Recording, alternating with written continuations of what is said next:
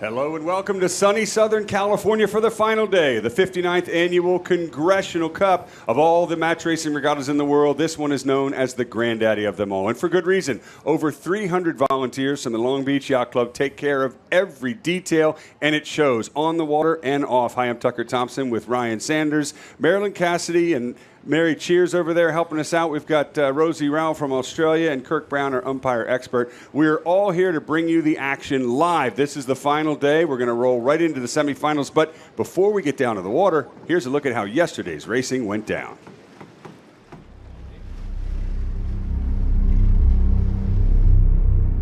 The penultimate day of the 5-day match racing marathon that is the Congressional Cup saw the top 8 of 12 teams advance to the quarterfinals. We're sailing against Nick, EJ, and we really enjoy sailing against Nick. Had the opportunity to go down and train with him in New Zealand before the Worlds in 2022. So he's one of our training partners. We both know each other really good, so it'll be a lot of fun on the water. Well, I think against Chris, he's got a very well-rounded package, so it doesn't really matter. He doesn't seem like he's got many weaknesses at the moment. So for us, we just have to sail very, very smoothly. There's a little bit more pressure on him maybe, so just make sure the races are close and see how we stack up against him at the end of the day. I think that's all we can do really. I don't think we've really can see a weakness in his game at the moment, and so we've got to make sure that we just don't put a foot wrong and see if he has a bad day. Yeah, for now we take it one stage at a time. We need to get this quarterfinals over with, and Eric is a hard team to beat. But hopefully we can find ourselves in the semifinals and still have a chance to win the Crimson Blazer.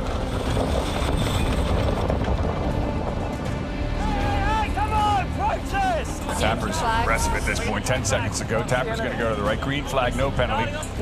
Spinnaker wrap. Come on, boys, get that wrap out. Got it. Yeah, coming away. And Eric Monnin on 2 wins. Bork finished second last year and wants to do even better. He's going to have to sail better than this as he's lost his last 2. Is Captain going to turn around the wrong mark here? Oh, that's a big mistake. Poole spins around inside of him, gets rid of his penalty with that move. Poole Spinnaker is up first. Brady trying to roll. Poole has pace, but Brady has the angle. Almost bow to bow, and I think Gavin Brady. Yes. Got it. What a match. We got a bit confused with the change of course, but he had a penalty, so it's a good race for us actually. It's a good one to get on him. Hey, come on! Closing range. It's a flag. Penalty from Chris Poole asking the umpires, did Brady make a mistake or not? Yes, he did. Gavin Brady, one of the most aggressive on the match racing tour. And there it is. Oh, wow. Brady did it. Neither team has a penalty. Not what you wanted to do. He tacks back. It's close to a collision. And there goes the Spinnaker collapsing from Tapper to Leeward, who now shifts into defensive mode as the current world champion, Ian Williams, rolls over him. Oh boy. He can't attack them! Straight. Down on 4. Way down. They're not happy with that. That's straight. Last jive for Nick Johnson. Last chance saloon. Oh, Hallion! Drops on Ian Williams' boat. It slows the boat down. They didn't run over it. They responded, but Nick Johnson had already completed his jive. EJ's coming from behind. This is going to be a photo finish. Oh my goodness. Right at the last second, but Ian Williams still pulls it off. Incredible. Nice, Rick. Yeah, and had a little bit of a hiccup at the end there with us. Got to keep improving into tomorrow. Just that. Very close, though. The umpires, you don't want them to ever get in the middle of your match. And there's why. Yellow flag penalty to Monnin. With the semifinal stage now set, the 59th Congressional Cup comes to a close tomorrow.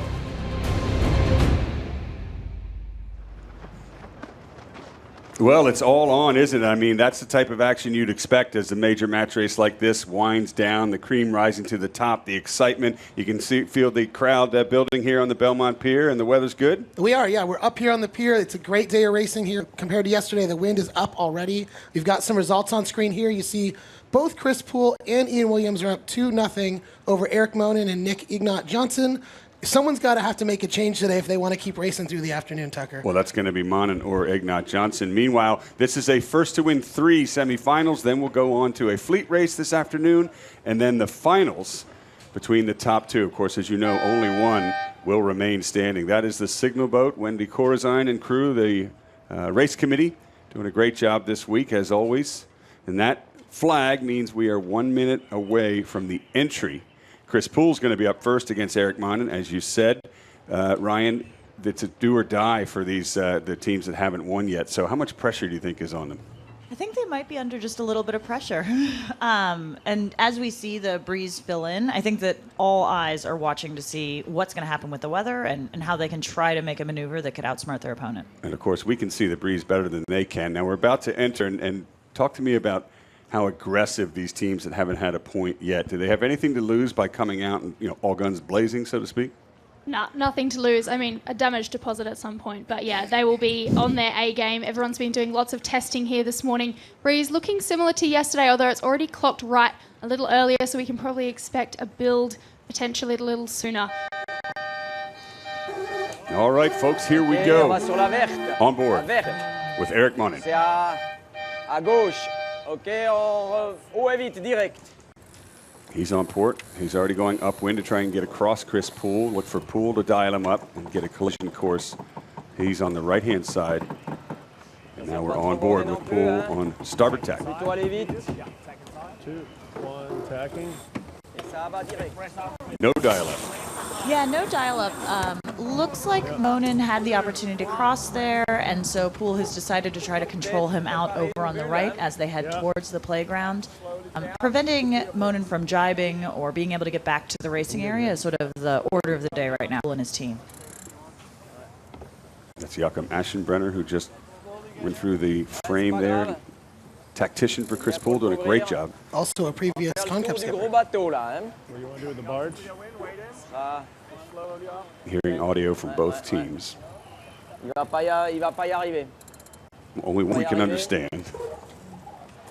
And for those of you watching at home, we have this great view on the cameras here, but also out on the pier here in Long Beach is one of the best views in all of match racing. So if you're in Long Beach today watching from your computer or your cell phone, get off your seat, get out here. Let's fill this pier for the end of these finals tonight. You can see all these giant boats out here from Long Beach Yacht Club. It's going to be a lot of fun, interesting racing to watch. Big roll drive, 2. Great view for the spectators. Being used as a pick in the pre-start. 2:25, and it's going to be Poole 2, 1, press.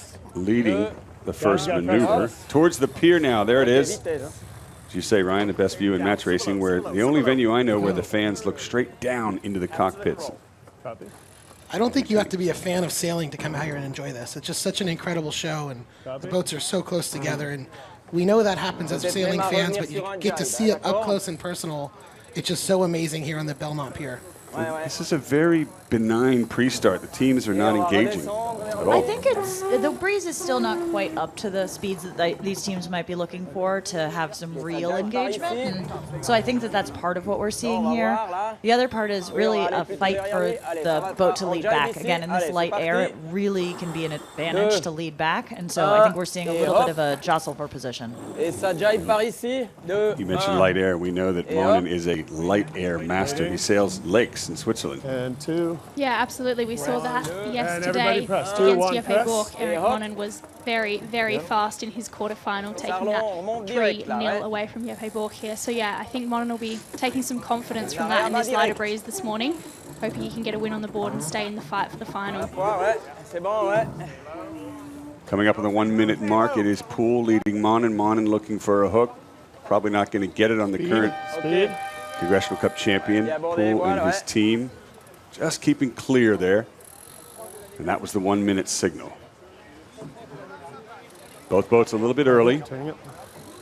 Look for the lead boat, Chris Poole, to slow down. Monnin spins just inside of him. And what a shot from our cameraman there on the bow, on the stern of Chris Poole's boat. Now both teams letting the clock run out. It's going to be Monnin to windward. Chip down. Chip down luff called from Poole's boat. Yeah.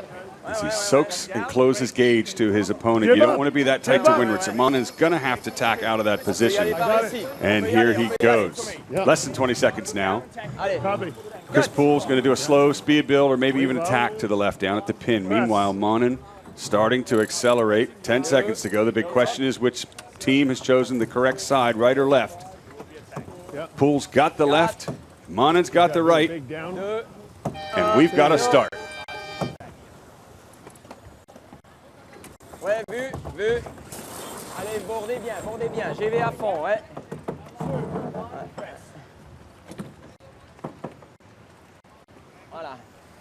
And now the game begins. Poole had to stay with Monnin. Now with you.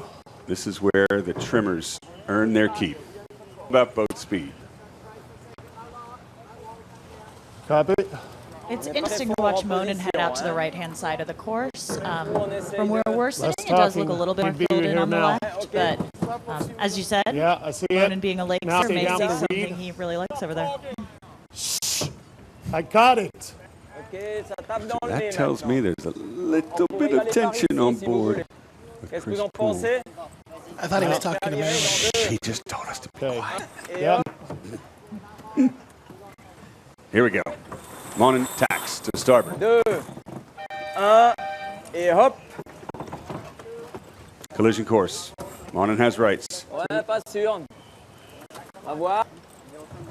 Ouais, ouais. Ça va Poole virer tacking there, direct. just forward and in front, strong position. Look for Monnin to tack away. Game on.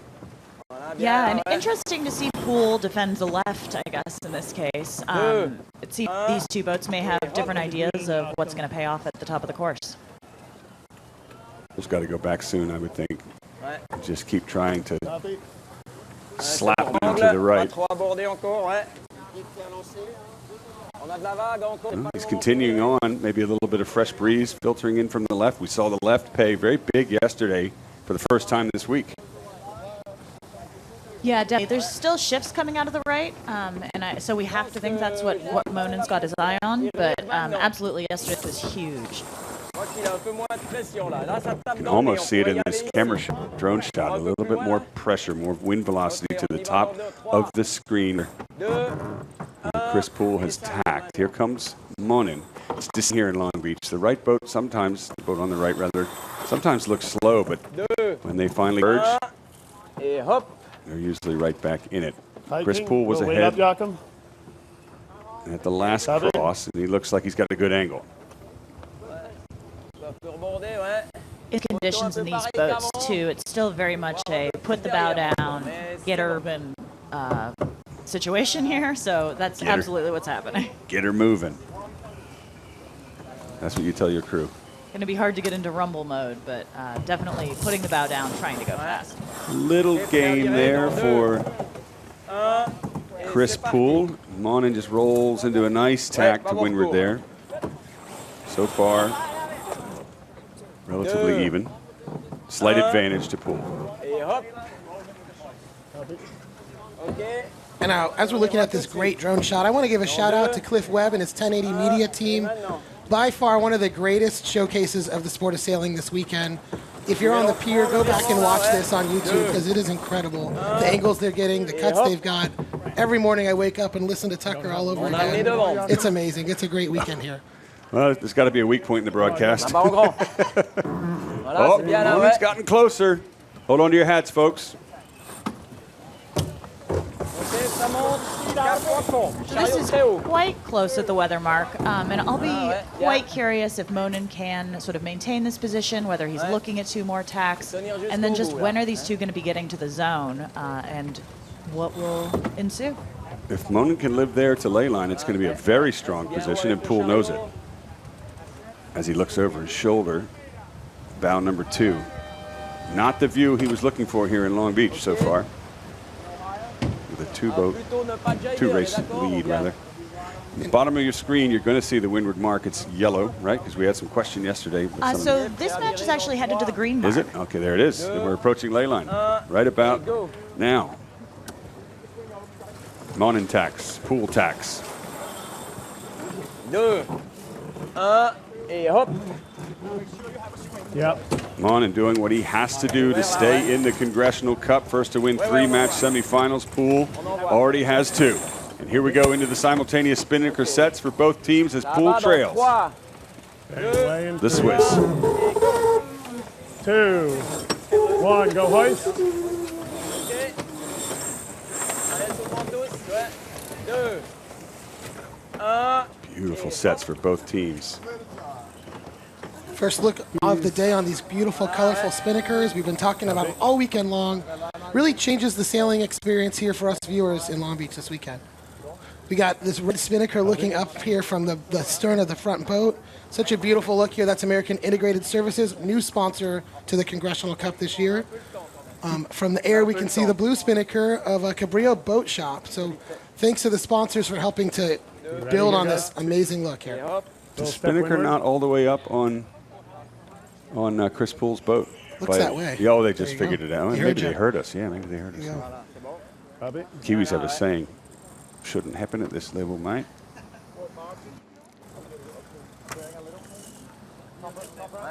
Easy guys on the waves. Something they've said to us is they can hear us down on the water. So we've got this in-cam footage like this from the boat. Some of the skippers can hear on the pre-start. It's kind of interesting. You better watch what we say then. Poole ready to pounce. Eric Monnin's wife and brother sail with him. They've got their eyes on Poole. It's coming soon. No. No jibe yet. I can hear Chris Poole just whisper. 2-1. He's rolling into a jibe. And Monnin can't match. He'd get his wind blocked, so he's got to sail 2 extra lengths at least to get his air free from behind. Advantage Poole. And I like that move. Poole jibes right back. Yeah, a little double jibe from Poole there, potentially trying to ask Eric Monnin for that jibe there. Eric Monnin looks like he's managed to keep his air clear here. This Poole jibes back again. Like Ryan said yesterday, in these boats coming downwind, jibing, you're not losing speed like you do when you're tacking upwind, so it's not as big a consideration to do multiple maneuvers. Interesting to see how this pays off for Chris Poole here. So what's the strategy for Poole? You're coming into this bottom gate here. You just have to stay close, right? You don't. You win this race, you're into the finals. What's the game plan from the racer standpoint? I think there's still a lot of opportunity for Poole in this match. As we talked to Dave Perry about yesterday, the advantage shifts to the trailing boat when you're going downwind. So I think he'll be pushing the team really hard in this leg to see if they can equalize a little bit. But do you follow the same gate as the lead boat, or do you split? Rosie's shaking her head no back there. First, you got to get to the gate, and Poole needs to get in the zone right now. Monnin is luffing and trying to keep him away from it. With that overlap, Poole can't jibe. Even though Poole is rolling and bow forward, Monnin is in charge of the match, and he's luffing the windward boat. Is Poole keeping clear? 2, 1, full jibe. Yes, both boats jibing now. It's Chris Poole looking for inside at the zone. I think he's got it pretty clear now. He's taking the charge. Keep it up. Drop your kite. Drop it. Speed. He's not dropping it. Avoiding. Is Monnin keeping clear? There's contact for sure. There's the penalty flag in the air. Allez, vitesse. Allez, vitesse. Faut qu'à faire. Allez, et c'est parti. Ça roule. No answer from the umpires yet. Ça rejibe en descendant un speed. Voilà. OK. And now it's Monnin's turn, but not for blue flag penalty. He's in control. Chris Poole gets the penalty. Monnin's having his way with Chris Poole. Going to see another penalty likely here. Is Chris doing enough to keep clear? Or down. Two blue flag penalties. Oh, no. Okay, building speed to the right turn. Allez. Ça fait rien là, ouais. Vernon, go. Nice, Harry. Okay, so that was Eric Monnin who just got 2 blue flag penalties. We're going to get the umpire's call from that, the explanation. Okay. Even though Monnin has rounded ahead, he's going to have to spin one of those 2 blue penalties right now. He's not doing it, guys. You're right, Chris. Speed. Kirk might have a media call for us here as Eric Monnin takes his first penalty. Why are you complaining so much? Yeah, low build now. Wow, what a match. Okay, one of those blue flag penalties is down. Slow build. And Poole is in the advantage position. Monnin now taking breaths yet, thank you. Has to catch Poole and offset that second penalty. Let's hear what happened. Pas grave, on continue. Allez. Media, we penalized the blue boat twice. One was for breaking rule 11. No, Charlie, still going green. Windward Lord for the first penalty and then not giving Mark room for the second penalty. Okay, so Monnin didn't keep clear of Chris as a windward boat, and then when they got into the mark rounding, remember both boats went over to the right, the other mark there, and then Monnin had rights. Yeah, no, it was still Chris Poole's zone at that point, so Monnin didn't have the right to come in there and do it again. But Monnin got the foul. Yeah, so he got two penalties there. Ouch. Still green, Mark. We definitely were seeing more of that aggression from Chris Poole and his team in that, which I think was maybe the conversation the umpires were having on the boat is how much is the right amount, how much is too much. What I like about Monnin is that he's so good in light air, and he is far from out of this match, even with a penalty. And Chris Poole knows it. Your boat, Jakob.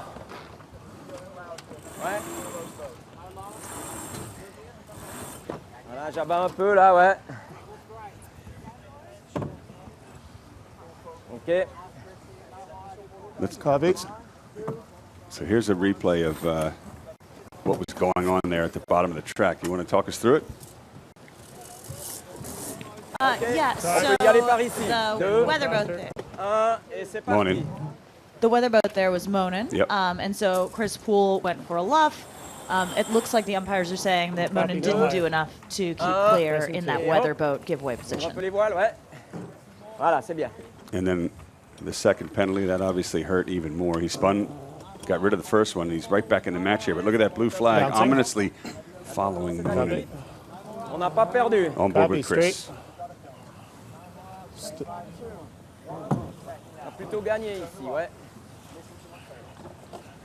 I mean, Monnin is right in this match. Chris Poole attacking on top of him, right in front of him, one length between the two teams. I thought it was interesting in that moment of high stress back there. We could hear Jakob talking to Chris Poole saying, what do you complain about? Sail your race, sail the boat, which is something that, as an amateur sailor, I get a lot from the tacticians. Scotty Dixon a lot when I'm worried about what's happening. Just sail the boat. Don't worry about anything behind you, right? So it was neat to be on board for that experience. Very, very entertaining. Oh, two quick tacks from Monnin in light air. Gutsy call. But I do think he appears to be in about the best pressure on the course as he's headed out over to that left-hand corner. Well, and Chris forced him over that way with that leave-out tack. Now we're going to have another port starboard situation. Chris was ahead last time. Green mark again. A green mark again. Ouais, je pense, hein. One, tack. Ouais. Malheureusement pas, c'était du gain pour lui. 37 feet long, and the crew still roll tack it like a dinghy, pumping their way to windward in the tack there. Speed, I'll come up. There's the mark. Il dépasse vraiment les lines là. And there's Il est les Monnin. lines ou pas? Moi je suis pas sûr. Ouais, ouais. C'est pas un problème. Monnin's much closer. I gotta get to Yeah, it looks like less than half a boat length between them based on that shot. Prêt à virer dans 2, 1, et maintenant. This looks a little bit slow there on the left of screen. At least he's got the mark. And here comes 1, et Monnin. hop, vitesse à fond, hein. Tacking to windward of his line. On fait que de la vitesse. C'est d'aller plus vite que lui là sur la manœuvre. So Chris Poole has rights at the mark as he sets up for attack. Yeah. Monnin's right there. Building in 2, 1, go hoist. C'est parti dans 2, 1 et go. Man, that was close. Chris looking to make sure he didn't hit that mark there. Look how close Monnin is, right on him. Allez, go, go, go. Your boat, Jakob, no risk. Sous le vent tous, sous le vent tous. 2, 1 et hop. Maybe the dummy. See the hand behind the back? That is something that Chris Poole does to refocus and calm Yeah, I'm going his to go nerves. between that and the kelp on That's the left. his go-to. Ok, ça va être. J'arrive, hein. Il nous reste. Non, il nous reste une. Guess it's working so far. Yeah, so far so good. C'est pas grave. Got it. Yeah. Ouais, ouais, on va essayer d'écraser au bon moment. 2. Et hop, Listen to voilà, how allez-y, ouais. calm Drive, go. Monnin's communication is. In such a high-stress moment. The whole regatta's on the line for the Swiss team right now. 2. Chris Poole seems to have really good speed in this downwind leg, too. Seems to have legged out just a little bit. I don't know. Might have just caught a puff that Monnin and his team didn't quite catch. Voilà, bien, ouais. Faut coller à lui. Okay. So this is a do or die downwind leg for Monnin here. C'est sûr, ouais. He can't pull it off here. He's into the Petite finals for third place. Ouais, pas très loin, ouais. With the regatta on the line, with Et Chris un petit Poole, hop maintenant. the reigning champion ahead, and a penalty still to turn, the communication on board Monnin's boat is so relaxed. And before they get down here can hear us, there's a lot of money on the line. $20,000 for first place. That's also a measly, very good point. a measly $9,000 for third place. Still equally impressive. I mean, I think there's $70,000 plus to give away this weekend to these skippers. So amazing deal that Long Beach Yacht Club put together to pay out the best skippers in the world here for the 59th Annual Congressional Cup. The World Match Racing Tour started in 2000 and since has awarded $24 million of cash prize. These boats might not be loud or very fast, but they're very, very exciting. And these skippers get rewarded for that, as they should be, right? That's pretty amazing. 2, 1, et hop. Chris keeping his air clear from Monnin, bow forward. Allez, on n'est pas très bon sur les bascules là, ouais. Right about now, you've got to be Plutôt pas mal nervous là. aboard Monnin's boat. There's the finish line in the background. 1, et un gros But hop without maintenant. knowing any French, I think that we can say they're still racing as hard as they can and looking for an opportunity.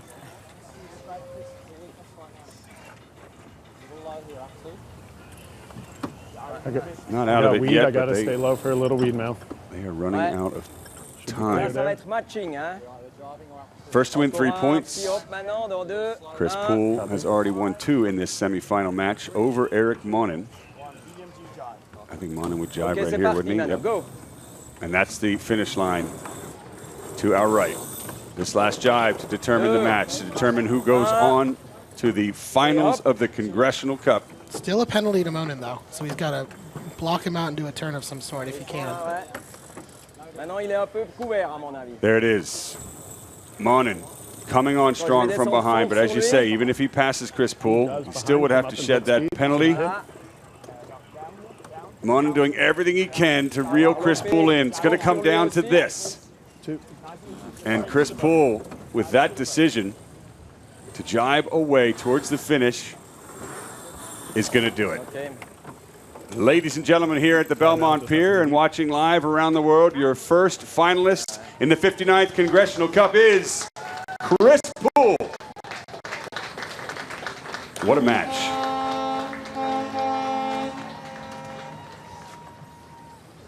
Hear the horn honk for one of the spectator boats out there. Ignan Johnson. We're going to try to get down to the boats. We still have a race happening up top that we'll bring you next. Yeah, the other semifinalists are Ian Williams and Nick Johnson. One of them will face Chris Poole, right there. And we'll join that action in a minute. First, we're going to hear from these two skippers. So Monnin now will fight for third and fourth, Petite finals. Let's go on board with Eric Monnin right now. Yeah, tough race to Chris.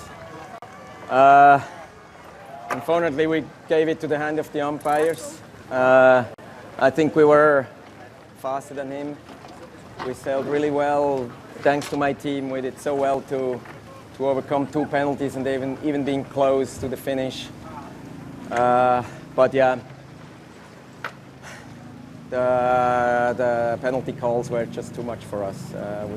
There's nothing to do with that. So yeah, so going for the Petite finals now, disappointing. I think we could have won that one, but it is how it is. So let's focus on the Petite final. Good man.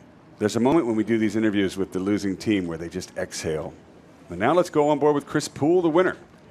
That was race 3 of the semifinals against Eric Monnin, who's from Switzerland. He's very much auditions, definitely probably played at his strengths.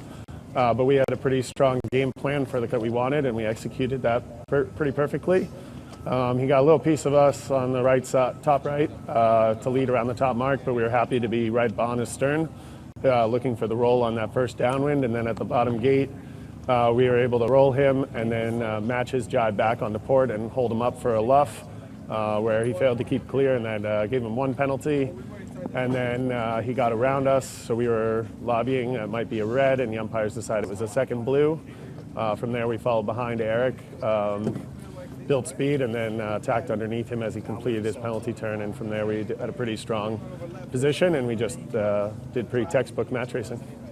All right, Chris Poole, and just behind Chris's head, you could see the other match on the course. Ian Williams is 2 up over New Zealand's Nick Johnson, but in this shot, it is Johnson doing what he needs to do to stay in the Congressional Cup and fight for a spot in the finals over Ian Williams. The finish line about 8 lengths away with that last jibe there. And Williams, uncharacteristically, is losing by about 5 lengths, maybe less.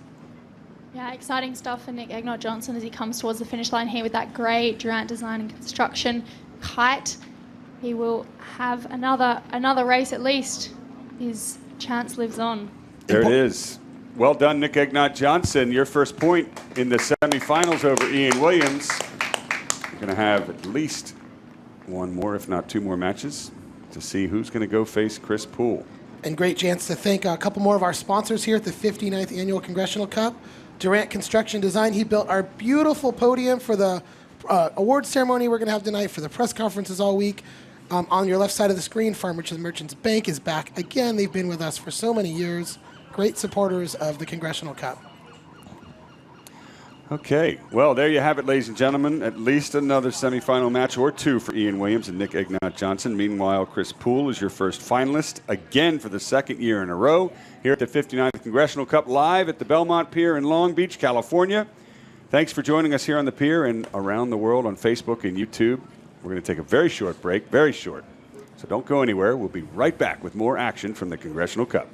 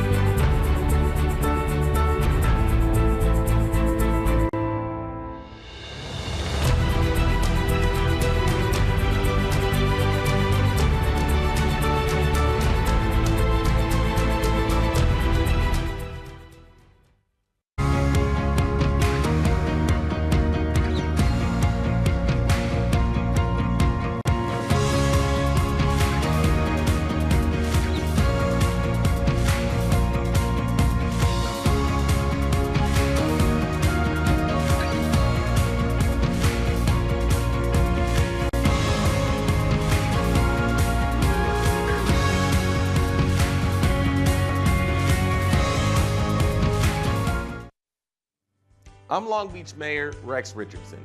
To the skippers, crews, and esteemed members of the Long Beach Yacht Club, I'm honored to extend to you a warm and heartfelt welcome to the 59th Annual Congressional Cup.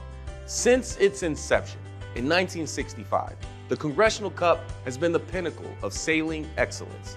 This event attracts top-tier skippers and crews from all around the world to compete in our beloved city of Long Beach. So to the crews and skippers, your dedication, skill, determination, and unwavering passion serves as a source of inspiration for all of us. You're not just competitors, you're ambassadors of the sport, showcasing the very best sailing to the entire world. And to the devoted volunteers and Long Beach Yacht Club members, thank you for your tireless efforts behind the scenes. You serve as the backbone of this extraordinary event. As we prepare to welcome the world to Long Beach for the 2028 Olympics, I would like to thank the members of the Long Beach Yacht Club for being a valued partner to our city. The club and its members are doing incredible work to put a spotlight on our city, particularly for the sailing competition. And as we embark on this thrilling journey over the coming days, let's embrace the spirit of sportsmanship, camaraderie, and fair competition that defines the Congressional Cup. To all those competing, and visiting Long Beach. I wish you a memorable and exciting week. Enjoy the race and the lasting memories right here in our beautiful city. So thank you for being a part of this incredible event, and may the winds carry you to victory. Take care. So we're here on day one of the Congressional Cup, so I'll try and run you through Academy 37, the race at this event. In the back, we have the skipper who's using the wheel. It's just like a car. Turn left, turn right. Pretty simple. He's not touching any ropes like the rest of us. In front of him, we have the main sheet trimmer. He'll be using these ropes here to trim the mainsail, which is going to go all the way to the top of the rig. He's very important when it comes to making the boat go fast. Further forward, we have these winches. We have a few here. Actually, quite a lot on this boat. We use these to trim the sails in the front, both the big Genoa and the Spinnaker.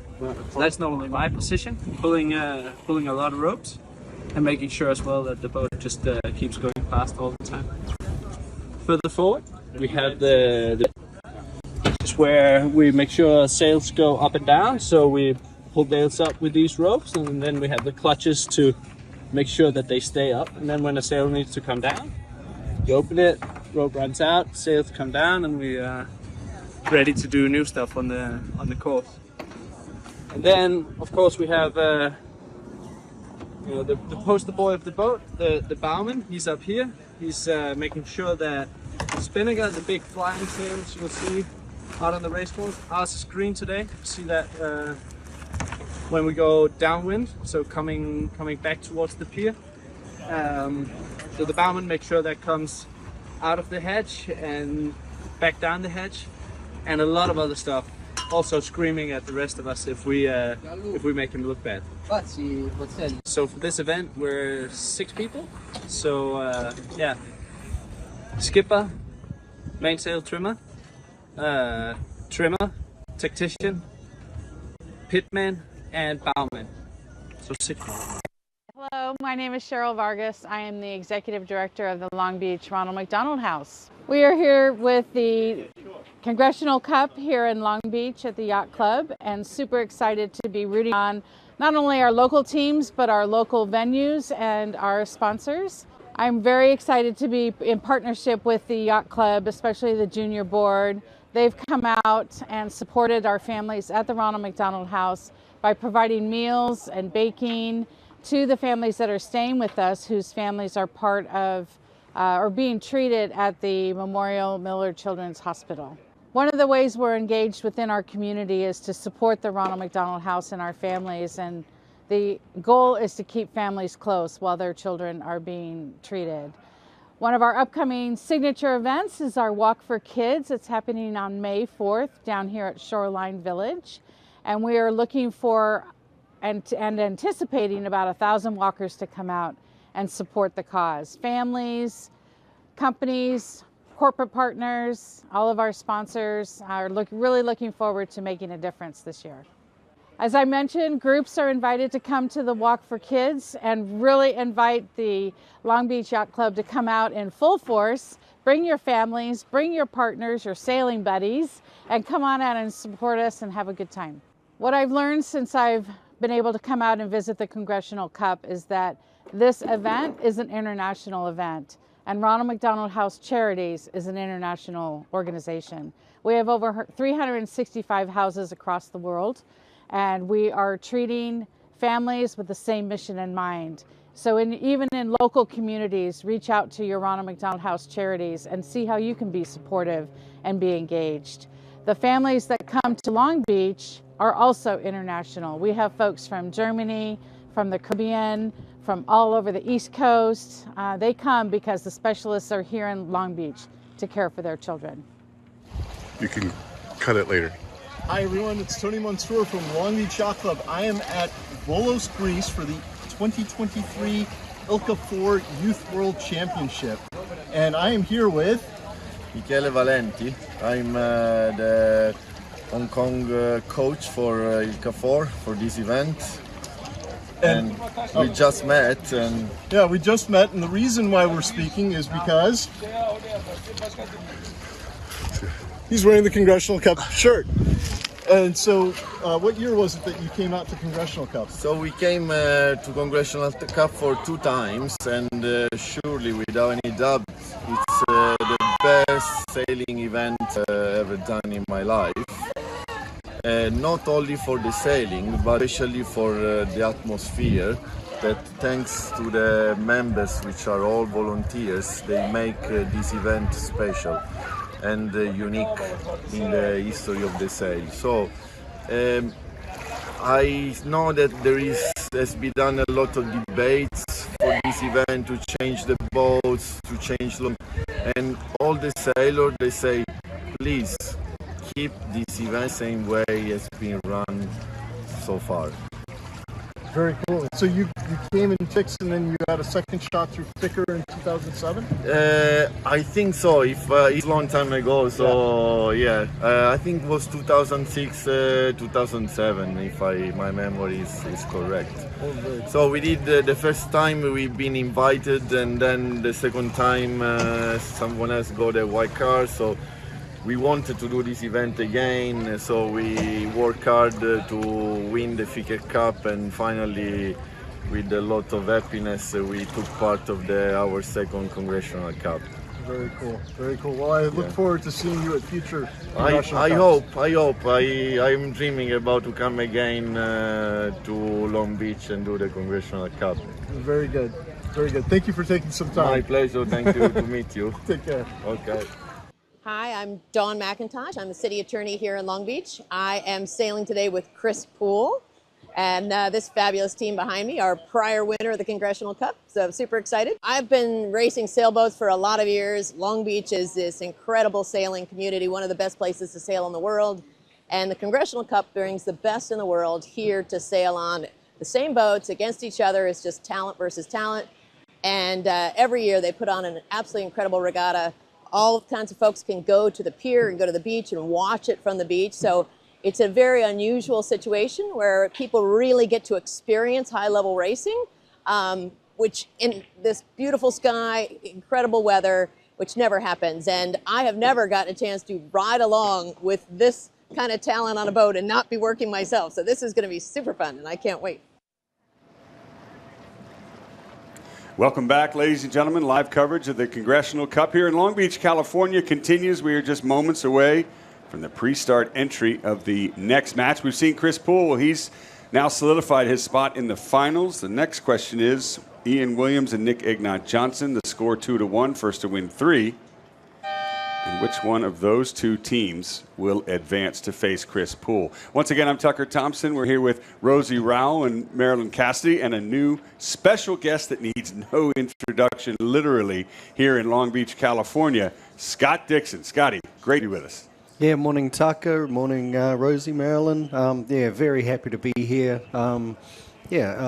Obviously a little disappointed I'm not out there on finals day, but come on. This is a better seat, isn't it? It is a very good seat. No complaints here whatsoever, and always good to be commentating with you, my friend. Listen, in all seriousness, it's awesome to have your insight, not only as a match racer, but also as a Long Beach local. You understand these waters, you understand these boats, you understand the pressure that Nick Ignat Johnson is up against. Yeah, Williams lost a match, but all he has to do is win one more, and he's got 2 shots at it to go to the finals, where he's won 5 times. EJ has yet to win it. This is the pre-start entry period.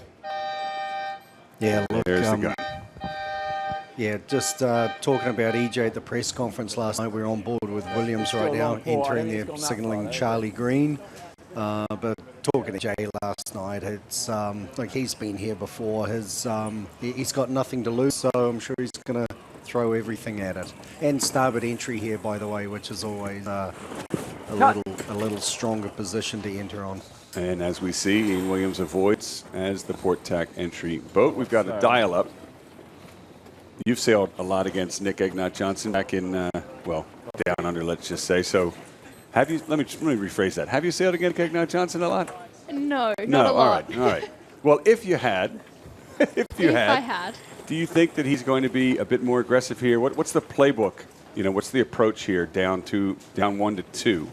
against the world champion Ian Williams? It's more of the same. I mean, he go did a with great him, job Mickey, in that first race. I was looking up wind. I think he was sort of heading out to the right-hand side, favouring that area. I believe Ian Williams led around the first 2 marks, and then obviously had a lead change. So it'll be more of the same from EJ, just trying to keep that focus there. And did either of you see what enabled him to get in front? Did he go from the right or left? Anybody see that? So the start I saw in the last race was Ian tried to, Nick was a little early and tacked to get away, and Ian tacked underneath him several times, and in light air just got a little too slow. Yeah, cut boom. This is going to be interesting here to see if Bow.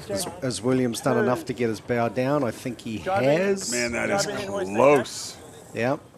That maneuver, one of the most aggressive in match racing pre-starts. So you can see there how slow the boats are, how it's a a nice breeze on the water, but when the boats get stopped, up goes a spinnaker on EJ's boat. Good call. That very strong. Yep. Perfect place to do it. Ian just asked, do we have a piece? Yeah. So Ian's looking to go back on starboard there. I think Nick's going to be pretty fast here. So Ian looking for the Driving back. Double jibe. Boy. Could go wrong. This could go wrong.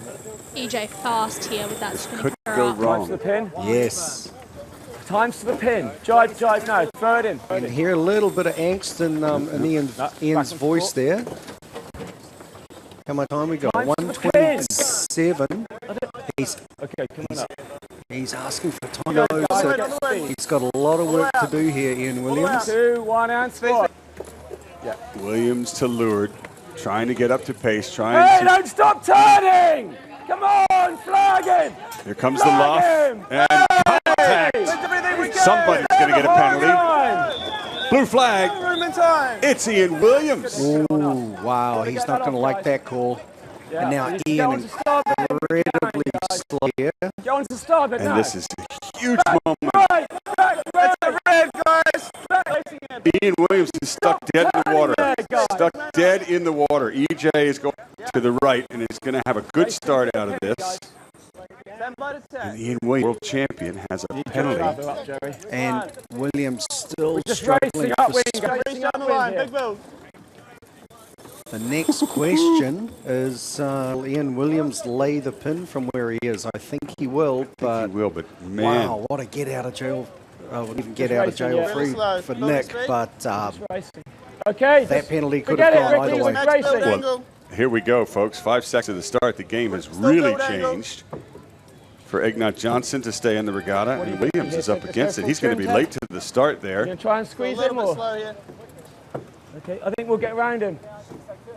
It's going to take a little while. Just So that last all the time, drone shot we had showed I'm already high mode. Showed EJ on time, up to speed, and I think he'll continue to. Almost take the early tack. Oh, EJ saying he can't live, so you can expect them to tack away soon. Okay, and very calm on board. Yeah, just conversely, keep it on, Max. Okay. Tacking in. The Kiwi boat. Unfortunately, we got gas off these boats. Yeah, that's happy with that. bad form from the other boats, just slightly on the race course there, throwing a little bit of bad air on Ian Williams' boat. Your call. It'll be interesting to see how this goes upwind, whether Ian Williams continues out to the left. You can see the race committee put in another top mark, the red one on the left. The boats are going to the green mark, but that shows us that there might be a little more left-hand pressure on its way. See if that can do any favours to Ian Williams here on the left of screen. Tell you what, Rosie doesn't miss much. That's what I like about her. She's on it. Here we go. It's a The umpire call. Analyzing the blue boat, but it was a mistake on the flag. We meant to penalize the yellow boat, the windward boat, for not keeping clear. So there was a mistake on the umpire boat. So, Kirk, I have a question for you then. It happens. It's human error. So the wrong flag went up. Ian Williams has a penalty. If the umpires see that they made a mistake, can't they just recorrect it? Or? No. The way that the system works is once we display the flag, that is the flag we've displayed. We have to live with that mistake. and umpires will feel terrible about it, but there's nothing that we can do I bet to Williams undo will feel that. worse. Well, Williams certainly feels worse, but there's nothing we can do to undo that. The reason behind that is so that competitors don't try to intimidate umpires to change their call. Once we make the call, that's the call. Every umpire has made that mistake. Wow, I did not realize that at all. This has just opened up a whole new can of worms in this match. Remember, Williams needs to win one more to go to the finals. He's already won 2, and he's got a penalty that we've just learned was put up by mistake. It should have been EJ, who's now, you said get out of jail free. That's exactly what happened. Right. For Has Nick that ever happened Egnott to you, Johnson. Scotty? Probably not in my favour that I remember, but yeah, no, it's very fortunate times for EJ on that one, but he still has to win the race on the water. So, do you think the competitors know that was an error, because Williams didn't seem to prefer the left, Sid, about yeah? it. He just took his lumps and kept sailing. Yeah, well, I couldn't quite hear the comms between Ian and the umpires at the time, but Ian was having a chat with them, and then he seemed to calm down pretty quick. So I'm not sure if the umpires going to put up their hand and fessed up to their mistake. But I'll tell you what, if Ian Williams pulls this off, it'll be hugely impressive. Let's listen in. No kidding. Yeah. We will definitely have a lead back. Then we just have to overlay it Just all. got waves, So Joe. he's got a penalty. So just happy to stay just behind him, minimising the loss. I'm not on the wind, okay? I'm just pressed for this waves. That's all right. So the comms that I heard there was Ian feels like he's in a strong position when the boats come back together, and Nick kind of verified that information. Definitely, 100%. Attack then. Attacking it. Both boats tacking at exactly the same time. And press. Just VMG, guys, for the moment. And we're going to the green mark. Don't worry. Yeah, we will. Got to build. Okay, let's go trim on, Ted. So sorry, what do you want for the run? Yeah. Get it rumbling before I'm going to be in 2, Sid. What do you want for the run? Williams is coming back into this match. So Big that time. that conversation there, that's we need to pull away, yeah? they're gonna be basically miles already ahead, aren't we? talking about the next Quite a long leg way. before they get there. So that Okay, when they go tacking into now. the maneuvers, Okay, they already he's have a just gonna go for strategy in extension for a place. How in the world did they just sail completely around Nick Egnott Johnson? Such a commanding lead in such a short amount of time. Bars on. Impressive for Ian Williams at the set. Turning. Out in front. Standing by. 2, 1. Attacking it. So now Ian Williams has done one of 2 things that he needs to. First, get Send back it. out in front. Okay, let's Check. just get fast. Now he's got to offset that penalty. Yeah, absolutely. You can't sort of dwell on the past as such, as we just spoke about before. Okay, So it's Ian a Williams just has to do side, everything he can to race this race, it on his get gas that and penalty drive back. clear. Long on Egnott the Johnson, other, we Sid. heard I'd him like say to drive, before, can I? he's happy to stay just behind, minimise now, the guys. further. Drive 2. 1. Already gone. Driving it. Add a little hot. Add a little hot to defend, okay, guys? So going for what they call a simultaneous jibe here, and Nick EJ trying to work up on Ian Williams' breeze. So if you watch the green and white spinnaker there, matching watch his for a angle. little Clear. shimmy, a little shake, and that'll be an indication feel that gas, but you EJ clear, Jerry? is on his breeze. Copy. Whereas Ian Williams is talking about gas. That's the bad air from If he comes EJ's up, we're going to spinnaker. drive, guys. Just being aware of the lockout here. Yeah, We do touch get on faster him. now. Yeah. Ian Williams is so good at keeping his boat on the knife edge of You got any clear thoughts air on the gate, Sid?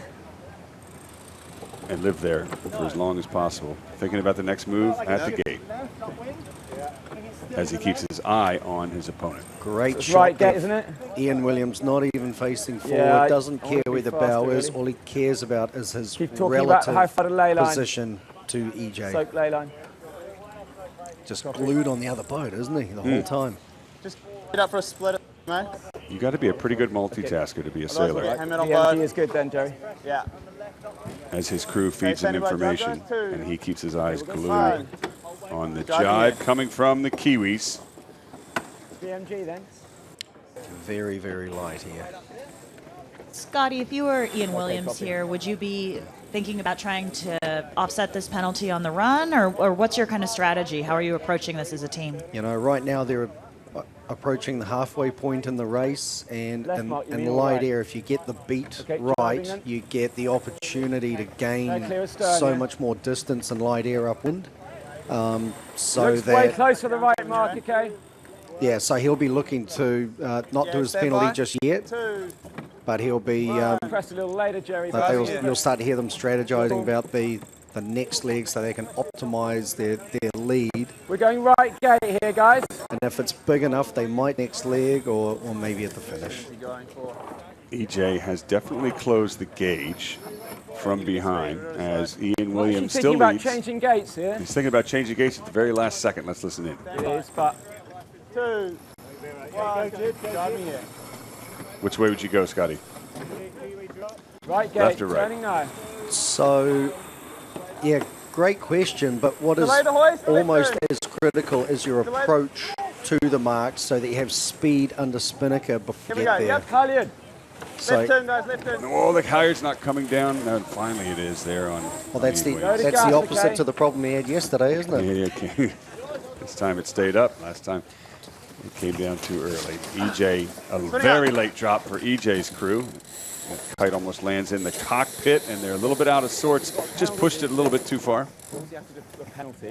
Yeah, but still pretty calm on board EJ's boat there, for sure. Building space, we're on the wind. Back under control. It's a split. EJ has the right, has starboard tack advantage. Ian Williams has the lead and has a penalty to get rid of. Tell you what, that left still looks mighty powerful to me. Yeah, I was about to say, looking like more pressure on the left-hand side of the course when we're wetting. Not sure what EJ can see over there. So this time Ian Williams tacking to cover because he doesn't necessarily want to maximize his leverage out to the left. He wants to work back towards EJ so that when they tack on ley line, he can push him back further. It's still loss minimizing tactics here. Time to just clean up things and set them for a long port tack ride. As EJ looks around at his sails, happy with what he sees.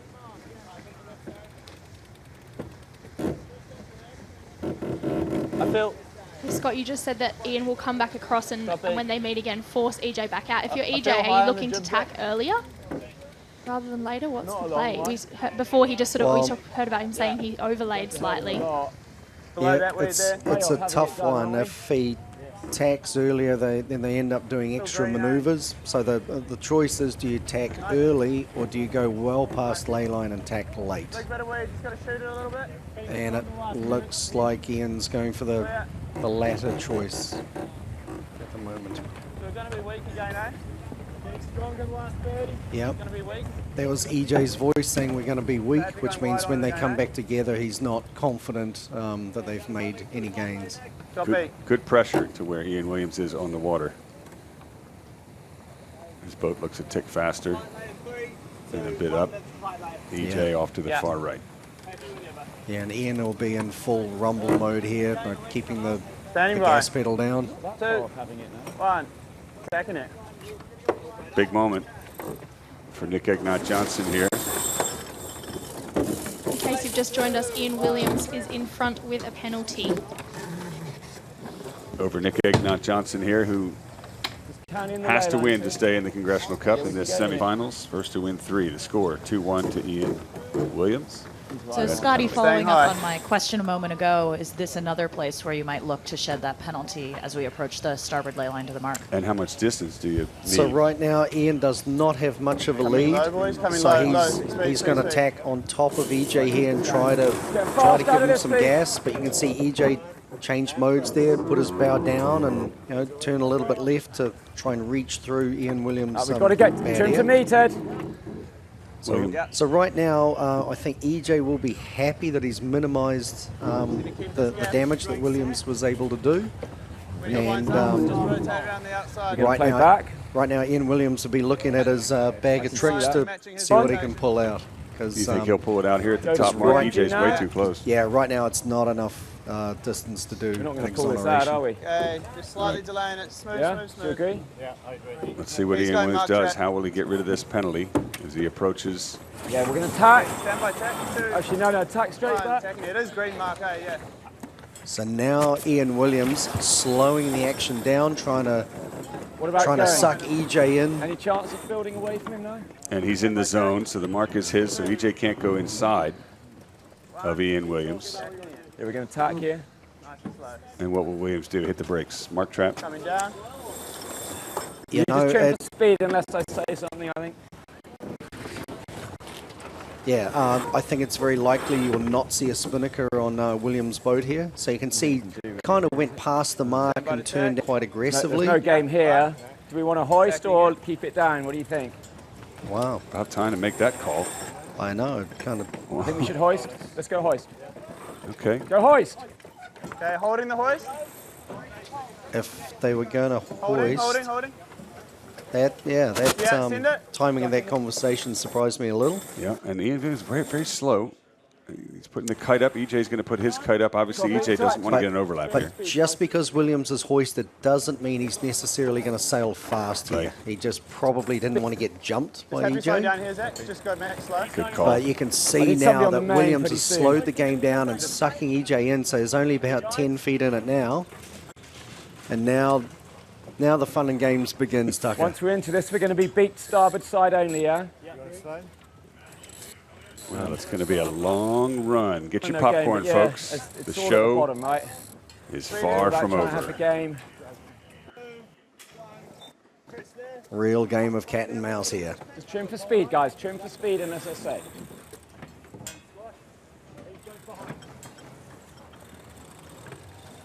They're jiving. I wonder if Williams is Keep up driving a little bit the late side there. now. No, okay. Make sure we don't get it split. EJ's I'm getting just his going bow real slow. out of phase with Ian's. Speed on, guys, jiving. Speed on. I think Williams might be at risk here. He looks very slow. Yeah, we just got to build speed now. Got to be careful not to get overtaken here, guys. Goodness. Yeah, so EJ's just trying to pick. Ian looks really slow. Yeah. That is by design. He's trying to suck EJ in. Yeah. Yeah, only rolling on port if we can, eh?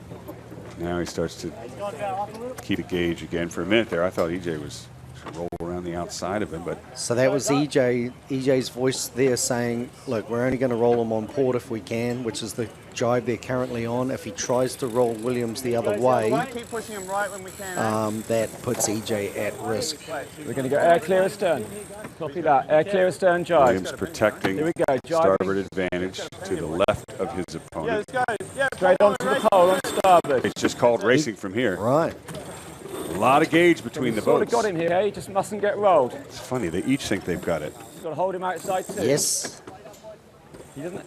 Now you'll see if you watch the land in the background, you can see Williams' bow. If you start to see that moving left to right on the trees, that's an indication that he's sailing faster. And he is just... And he'll be sucking up to EJ quietly but surely.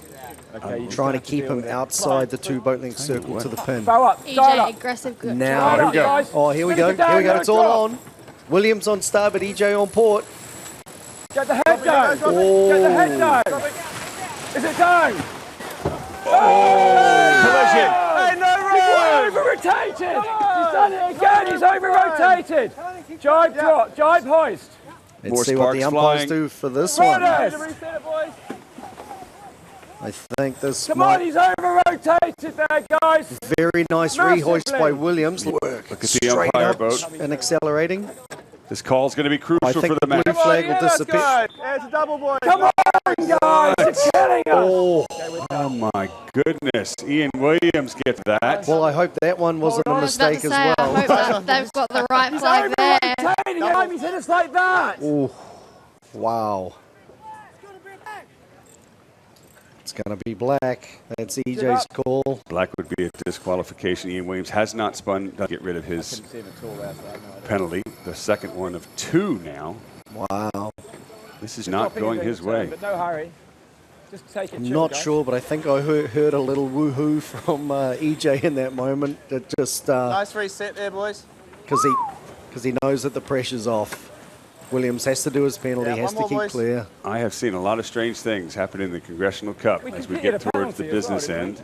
But wow, did this not go Ian Williams' way at any time, despite all of his best efforts? And Nick Egnott-Johnson is crossing the finish line, folks, taking a crucial second point and forcing a deciding final match to see who will go on to face Chris Poole of the Congressional Cup. Give it up for Nick Egnott-Johnson.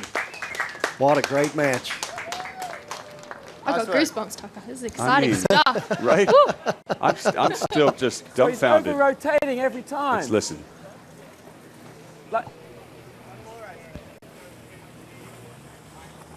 Your mistake. Oh, here's where, he's just learned it. Oh, wait, You're kidding me.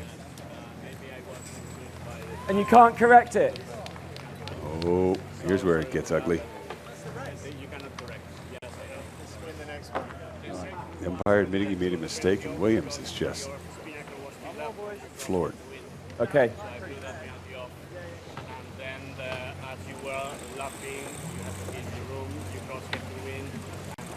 Oh, he's going to need a moment to process this one. Copy that. Copy that. Good Right, change response. flags. Oh, is he mad? That is the only response he can give in that moment. And quick credit to him for not using more words. How many things could have gone worse despite all of his best efforts, Ian Williams? Wow. Not out yet. Not out of it. Got one more match. Not out of it at all, but pressure on.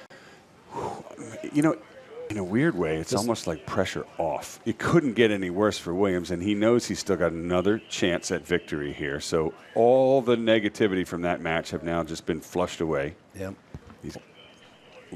Let's go down on the water. I can't wait to hear from Ian Williams. Here we go.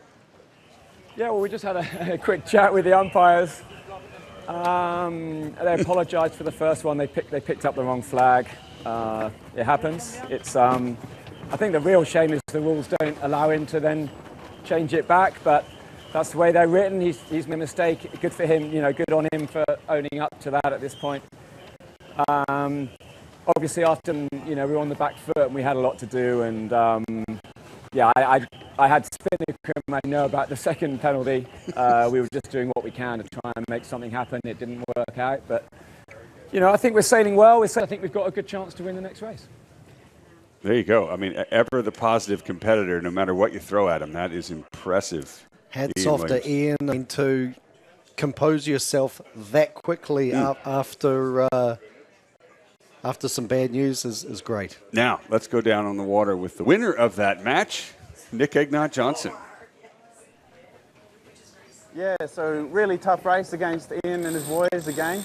It's two close races now, but feeling confident in the starts up against him. It was a bit of a crash-bang wallop there at 40 seconds to go. We had his kite sheet caught around our stanchion, and it's done a little bit of damage to there during the penalty. But I mean, the race was all on after that. Boys did a great job. Then a very spicy last run where we were just trying to stay behind him enough to not get overlapped any side, and kind of made the mistake to try jump and go early on starboard. Realised we weren't going to get it. Had to jibe back and dial up with the kites up. A little bit scary. But the boys did an amazing job of getting the chute back up and in one piece, and then double penalty straight for the line. Well, the one thing I wanted to hear there, I wasn't sure if Nick was aware that the umpires picked up the wrong flag. Ian certainly wasn't. I don't think Nick knew. No. No. Well, let's relive a little bit of that race if we can. We've got a replay from that match. We'll see what we've got because there was a lot going on. Scotty, here we go. So this is about 40 seconds to go. And you can see there's clear contact there. Yep. And this must be the one where it's the leeward mark rounding. Thought Nick was a little late, but came out nice. Coming into the top mark. See that. On. And then downwind. This is where it got ugly. Cat and mouse. So, yep. contact again. And that is the one where Ian got penalized a second time. And is that because Nick was doing everything he could here? So in Ian's words, Nick was doing too much. Like he over-rotated, which meant he turned harder than he needed to, and that's what created the contact. And you can't correct it. And this is what created a massive amount of frustration, But I'm sure. Hats off to Ian for just to have a camera shoved in your face so quickly after some bad news like that. Very classy. His response and his whole attitude. All right, well, ladies and gentlemen, we're going to take a short break. I think I need a mental reset after that, and so do the competitors. We're going to come back with what will be the final race, one way or the other, for Ian Williams or Nick Johnson. And then this afternoon, we'll roll into the finals of the main event here at the Congressional Cup. Stay with us.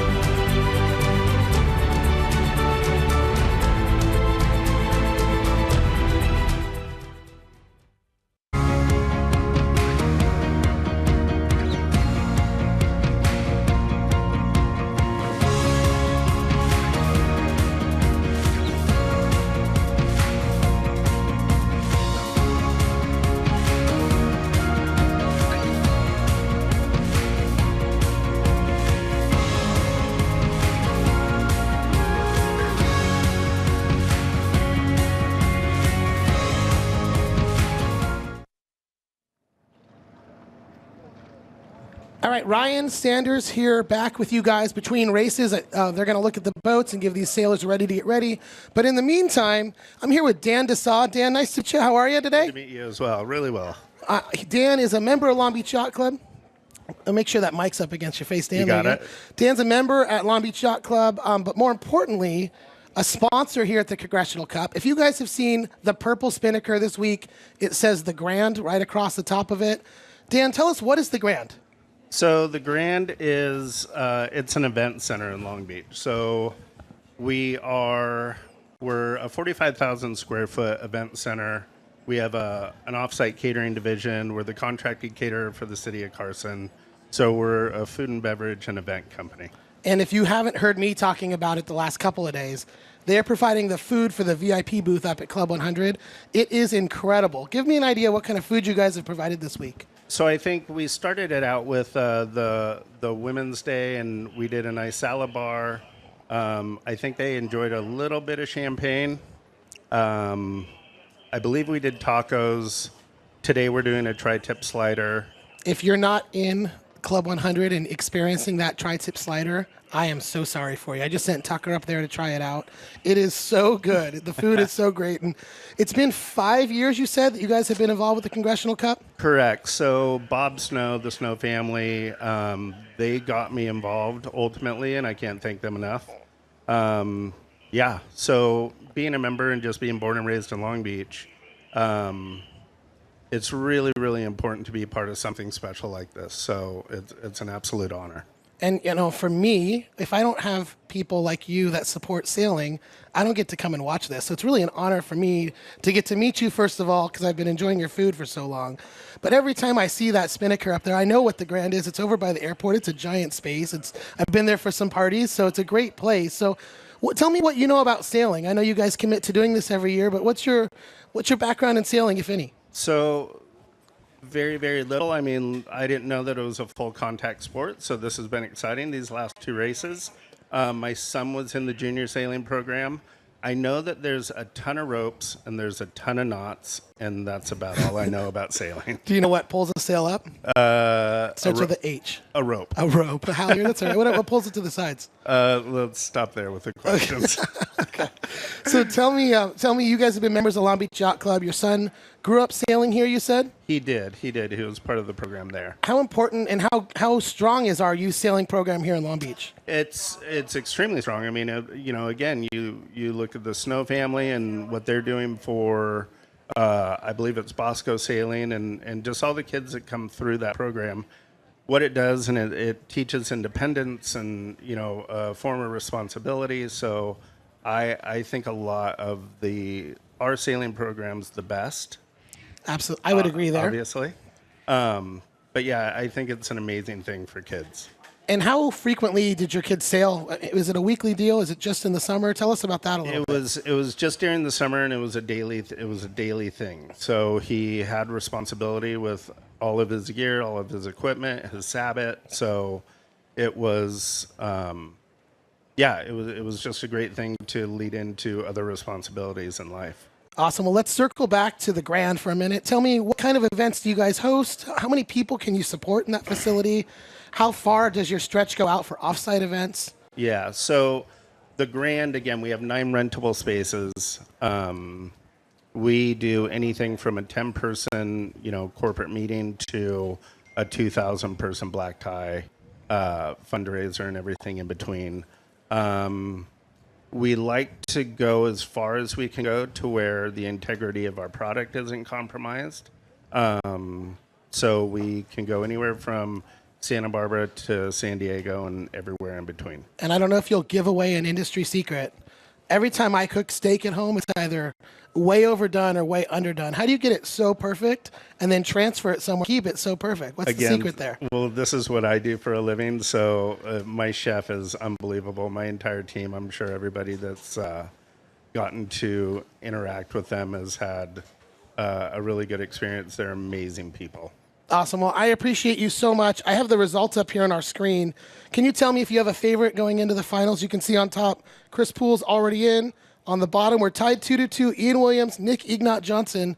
Who's your favorite to take a Congressional Cup win this year? I mean, I think I have to go with Chris Poole, right? And I wish I could change out his spinnaker to put the Grand one in there. Well, you might get lucky. They swap boats at the end, so maybe you'll get lucky. I don't know. Yeah. Don't quote me. I might be promising something that's not true, but yeah, I think they might swap boats here. No, I think Chris has this one. Awesome. Well, I appreciate you so much, Dan. Yeah, and the food has you. always been so good. I love the facility there. I just found out you're a Long Beach Yacht Club member. That makes me so excited. It's fun to support each other because we all like to do that here in Long Beach. If you're watching at home, you get the chance to come to Long Beach for some kind of an event at the Grand. It's an incredible place. Look for that purple spinnaker. He says, go Chris Poole, the only American left. Pretty cool. There's 4 countries represented here as we go into the finals and the Petite finals. We're going to keep a little bit of action coming here and more sailing coming back soon. Thank you so much, Dan. I appreciate your time. Thank you. Take care. Thanks, guys.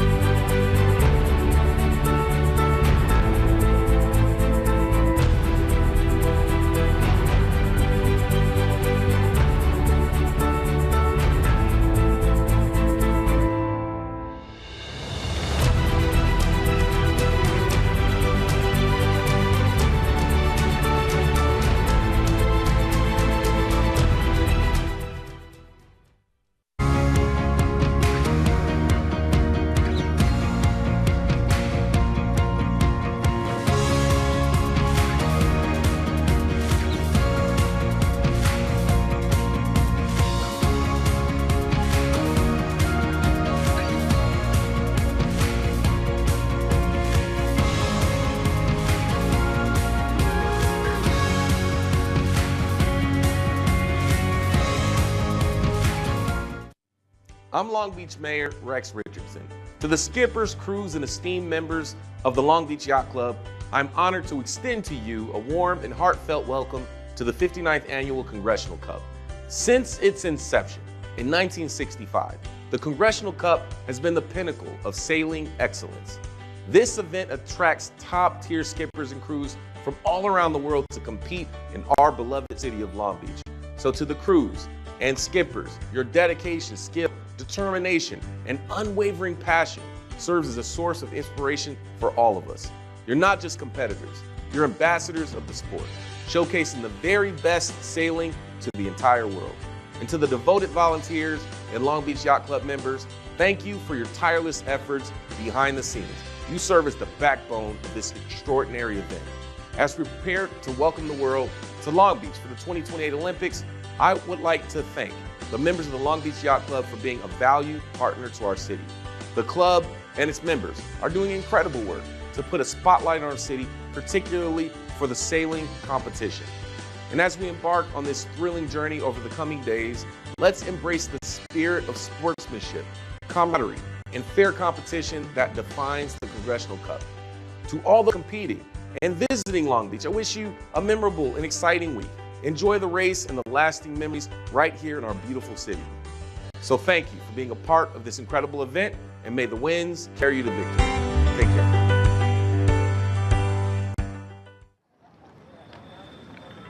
All right, so for those of you watching at home and those on the pier, we've heard from a lot of local Long Beach members of our local Congress, our mayors you just saw. I've got another very special, important person with me here, Carling Freeborn. Carling is a member of Long Beach Yacht Club, a member of the intermediate program, which I'm also a part of. Here at Long Beach Yacht Club, we have an under 40-year-old group who primarily have now become sailors. We've all learned to sail here, and it's important that a club like this fosters youth that will help and push back into the events like this one.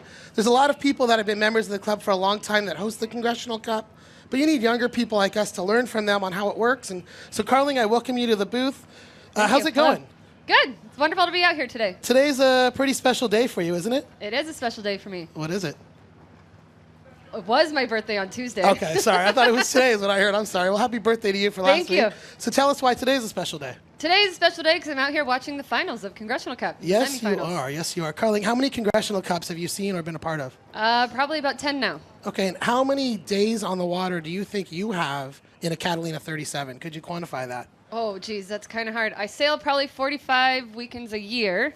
So I'd say maybe a couple hundred. Yeah, so Carling has been influential in helping the intermediate program have a boat for our Wednesday night sailing series. Yes. She sails on a team for our Linda Elias Memorial Race. Correct. Yes. Tell us what Linda Elias is. So Linda Elias is a memorial regatta after a woman who was very pivotal in women's racing here, especially out of Long Beach Yacht Club. And so every year we get a bunch of women in the community together to sail and compete and promote women's sailing. And that's pretty cool. How many teams do you guys normally get? We get about 8. About 8 teams for that Linda Elias race. When is that one? That is in October. I believe this year it's October 16th, 17th, 18th, or somewhere right around there. And unlike a match race like we're seeing today, that is a fleet race, is it not? Correct. That is a fleet race, which I believe is going to be coming up here in a little bit. Yeah, as soon as we see the end of the Ian Williams, Nick Ignat Johnson match, we're going to see our fleet race. As I hear the horn in the background. Carling, before you go, I just want to let you have a chance to kind of... Is there anyone here at Long Beach Yacht Club that you would like to thank for your sailing background? I know you and I have learned from a lot of these pros here. Some of the names we've seen today, some have been sitting in the booth today. Is there anyone that's been influential in your lifetime of sailing here in Long Beach? Yeah, a big shout out to Scotty Dixon, who taught me how to sail as a whole. Threw me on the bow, kind of threw me to the wolves and was like, hey, guess what? This is what you're doing. And here I am 10 years later.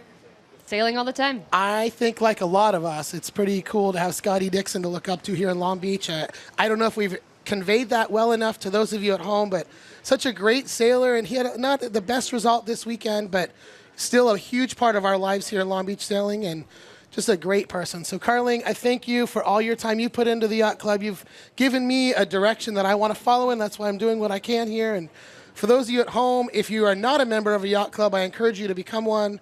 If you are a member of a yacht club, I encourage you to tell your yacht club to get involved with match racing, get involved with the World Match Racing Tour.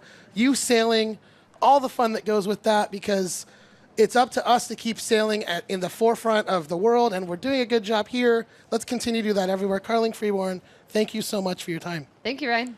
All right, we're going to be starting here shortly. I'm going to round up Tucker and the crew. They're still eating their food from the ground. There's a giant plate over here. Tucker, that steak sandwich looks really good. I'm going to come get a piece in a minute here. So we'll be right back with everybody as the racing action continues.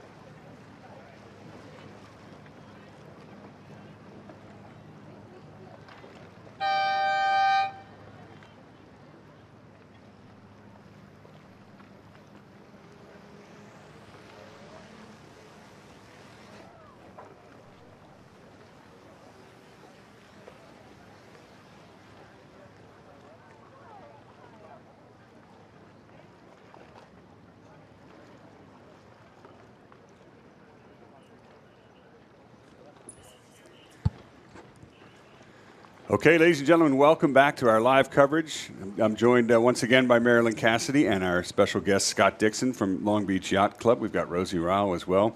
We're about to see the last race in the semifinals between Nick Egnott-Johnson and Ian Williams. And Scotty, while you were away and while we wait for this pre-start entry, we just received word that Nick Egnott-Johnson received a 3/4 point penalty because of the damage in the collision in the pre-start that even though Ian Williams got penalized for, Nick Egnott-Johnson was penalized for the penalty. So EJ still has to win 2 matches in order to go to the finals. Has to win 1. So the game is back on here in the pre-start as we see Ian Williams on starboard against Nick Egnott-Johnson, who needs his work cut out for him, and here we go. Yeah, so just to clarify that point that Tucker was making, the distinction here is it is the first to 3 points as opposed to winning 3 races, because as you can see, EJ has won 2 races, but he only has 1 1/4 point. So it is 3/4 of a point deducted for damage. And I suspect that might have been a stanchion on Ian's boat. Yeah, so deducting points, that is damage. So you see these boats collide all the time. But this one, in this case, they decided it was serious enough to take some points away. And Scotty, don't they deduct additional points as the stages continue? So later in the regatta, it's a harder hit to your damage deposit. Yeah, correct. That way. Both boats. Sorry, just I was paying attention to a little bit of sailing going on in front of us. I didn't mean to interrupt, but no, all good. So you can see Williams on the right peeling away on port. As both boats rush to accelerate, Williams looking to gain distance over EJ. We've got 2 minutes 15 to countdown. You know, EJ did a good job there because Williams got his bow rotated down to a reaching course pretty early, and I was surprised how quickly EJ was able to follow because he was a fair way behind on the rotation. But he's, you could hear Ian Williams say no peace. That is to say, if Ian Williams was to come back, he would not be able to get to Egnott-Johnson on starboard. No danger, hey? Good shot there, and what the crewman on the right is doing there is holding the jib out and down, and that is to control the leach. Just a little better performance, a little faster. And EJ taking the lead off Ian Williams with 1:30 to go.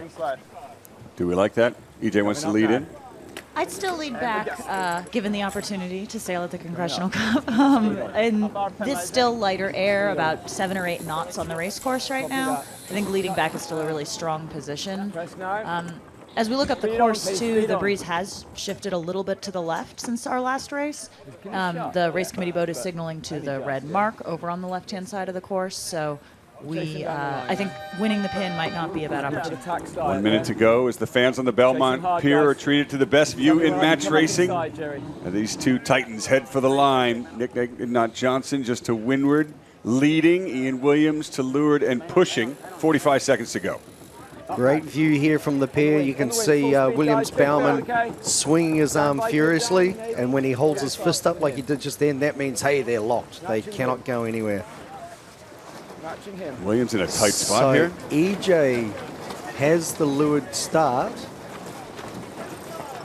I think Williams just might be happy to do his classic wide right start here, so you can expect to see Williams, split tack start. Not very wide, though, because he's got the committee boat right in front of him. He's going to have to have a lot of room to play there.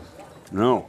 EJ's going to get a beautiful wind up to full speed, and Williams is going to have to do a down speed tack to starboard with just 3 seconds to go to the start. Here's the gun.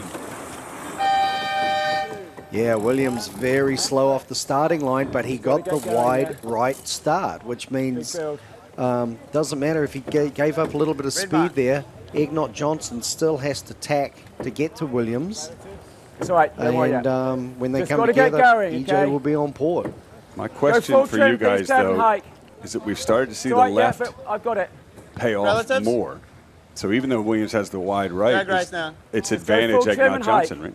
It's tricky, though, because we're still definitely seeing shifts out of both directions, and even though it's gone left just as we enter this race, perhaps the next pressure is on the right. There's definitely some activity up there at the top. Good point. Okay, all right. Yep. We're going well here. Williams to windward, yellow flag. Looking at him as well, Jerry. Looking good. He's got nice separation there. Good boat speed. He's forward, but well down there, yeah? Yeah. If he tacks, dial. Okay, so that's Williams pretty confident in his position. Copy. So again, we saw Williams with a slower start, but the tacking maneuver costs and then 2 or 3 boat lengths, Marilyn? Be slow, right? Yeah, definitely. Who's watching his wheel? Can you see it, Jay, or not? Did come up quite quick. Okay, I'm on him. You stay on the. So get ready for some fireworks here. EJ will have to face the Piper at some point. Special occasion, nice, Ted. Copy, mate. Special occasion? I'm just heading a little. Yeah. That's a new call. Do they have a birthday on board? I don't know what that means. Yeah, little reload here.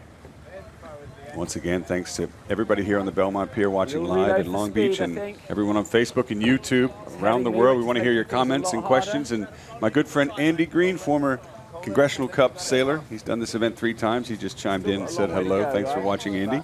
We miss you out here. But we're okay. Hi, Andy, fellow countryman of Ian Williams. In the comments, if you know what special occasion means, shoot into it, please put that in there. So it has to be quite solid. Okay, it's heading me again. Just Simo now, eh? Yep, so EJ not confident he can. Here, Sid, so. Not confident he can tack and get a front of Ian. Okay, the further we go, the worse it is. From this angle, though, does look like EJ's moved up, No, closing the gap between the boats just a little bit. I'm thinking about attack. Yep, but you can hear EJ continuing to say Simo, which means he's just waiting for Williams to tack. It's getting any worse for us at the moment. So the wider this is, the better. Easy lay now. Coming up. Approaching ley line. Rotating with him. Time to tack. Here we go. Williams goes first, simultaneous Big tacks. build, okay, big build. EJ to windward will look to put the bow down. He sails extra That's at distance. the mark, trim to me. So it's advantage Williams. Yep, you can see the red mark top left of the screen there in line with the Big Royal heights, Island. guys. Great Thoughts view for the there. run? So the boat's almost out of bow. It's advantage Williams, but EJ breathing heavily down his neck. EJ had to sail extra distance, but he can put the bow down and really rumble. Now it is a speed race into Mark 1. Yeah. Just got to stay high off him and we'll try to swing down on his tail. So again, EJ calling the mode, but already talking about the maneuver at the top mark a minute away. Okay, mate. Little smile on board from Williams. Maybe that was a special occasion. That's gonna be like a match racing meme. Okay, long port, eh?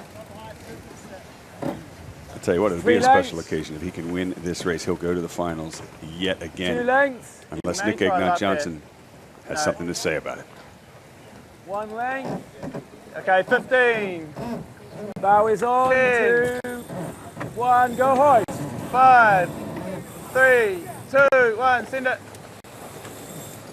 Ready for a squash. Williams is around. 1 length later, EJ is around. Both kites are up.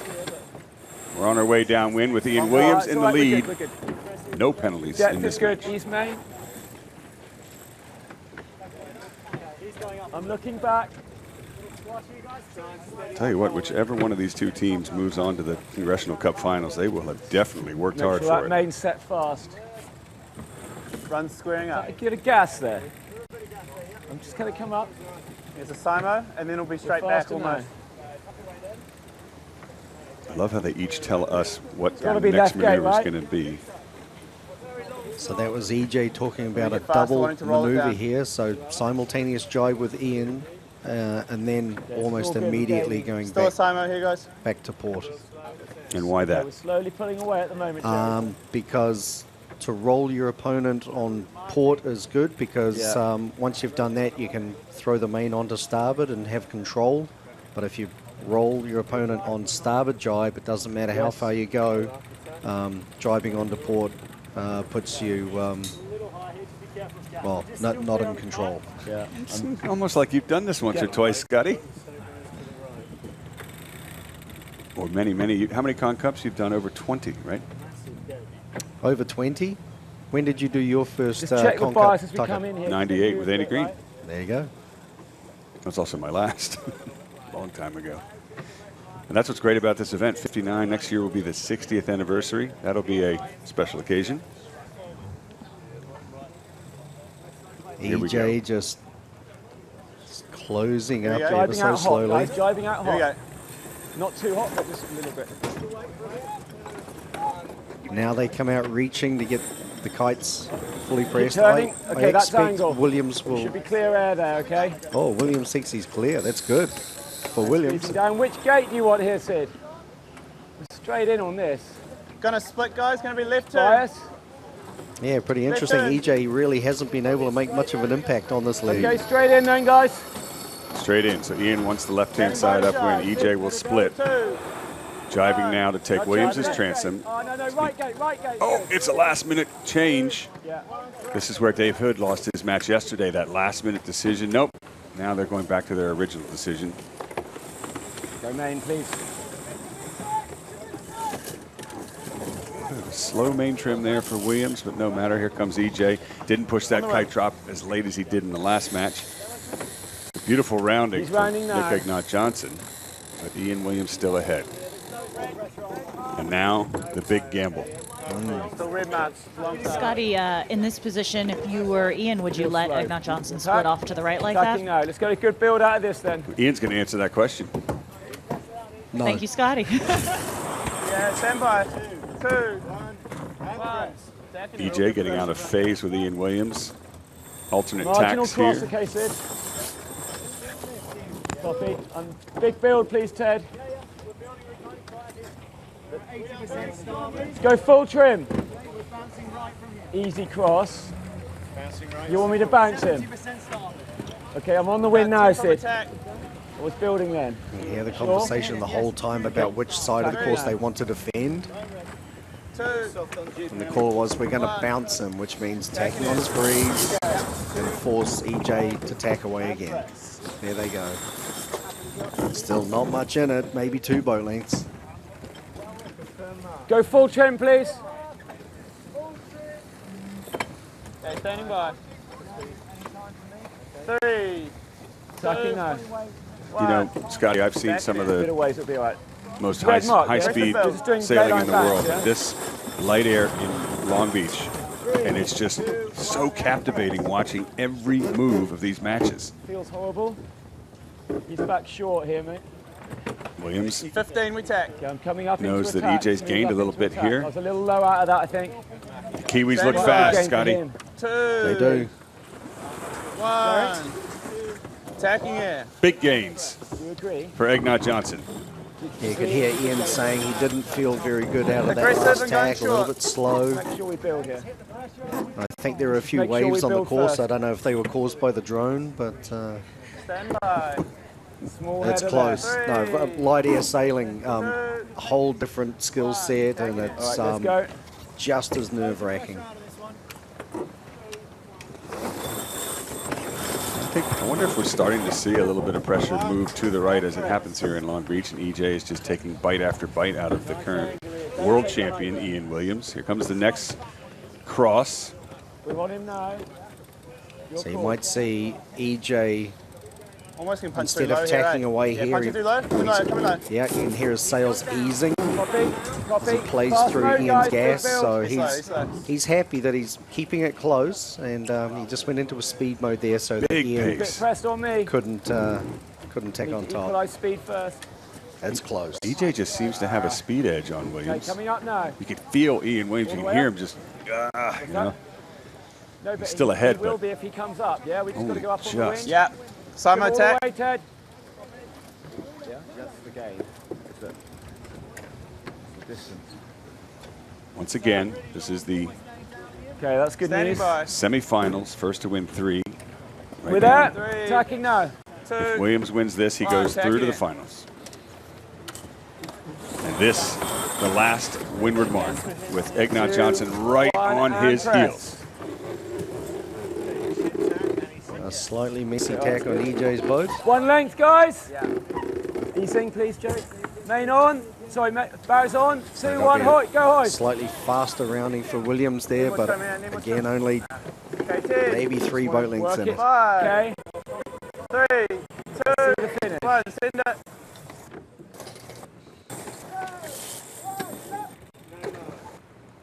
Beautiful set, Egnat Johnson. Williams held extra low there I noticed after that set, and now he's just starting to come up to match EJ's. Somebody's got to do the men. Oh, sorry. Okay, I can do it. Sorry, I can do it. I can do it. Tell you what, just matching EJ's, him, okay? he's not out of this. Okay, copy. I'm just matching him. Right, let's start working it down now. Yeah. And you're right, Scotty, just like we saw in that last race. Williams Bias must be boat bias, that right? sails the whole downwind leg with his eyes on his opponent. Not the That's boat, not a, the sails, not the angle. Yeah, He's jibing. We go to VMG. Slow turn down. that's an incredibly well-drilled team Might for be a bit of gas in the Ian jibe. to, So. Basically drive blind yeah, exactly. as EJ jibes and Williams Best pressure, extends. Sid. Once we get speed, driving back down to the line. Maybe a little bit better the other way. Jibing now. Standing by, Slow guys. turn. Wait left. Wait left. 2, 1. Driving. And Egnat Johnson jibes as well. Which side? It's getting lighter. Back side to protect Sid. The for breeze. pressure. So it'll be an earlier jibe Back from and five. EJ here in about 3 seconds.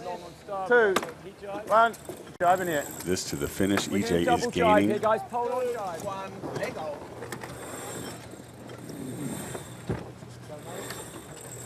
That's the finish line in front of both boats off the Belmont Pier. Okay, As and Williams jibing straight protects back. Speed will go for Pena. Helms to the down. left side of his opponent, Nick Yeah, Egnat let's go. Johnson. Nice build out of this, please, Egnat Joe. Johnson needs to pass Ian Quite a hot Williams. build, okay? Needs to get around him before the finish. And the clock is running out for the Kiwis to stay in the Congressional one, Cup and contention for the finals. Chris Poole has already earned the first spot, and he's the reigning champion from last year. Ian Williams They might have got a mark. Can I won go the first below it? 2. Certainly had his work cut out for him in the Copy that. third Come match up. against the Kiwis. We'll come up a little after this mark. He's jibed. But now approaching the finish. He is clear behind, but it's quite close to us. He's quite close to us. He's close, I'd say so. but not close enough. EJ put on a good fight all the way to the finish, but the race is going to go to Ian Williams, which means, ladies and gentlemen, your second need to get finalist to for the line ahead Congressional of him, Cup Ted. is now Ian Williams. Well done, guys.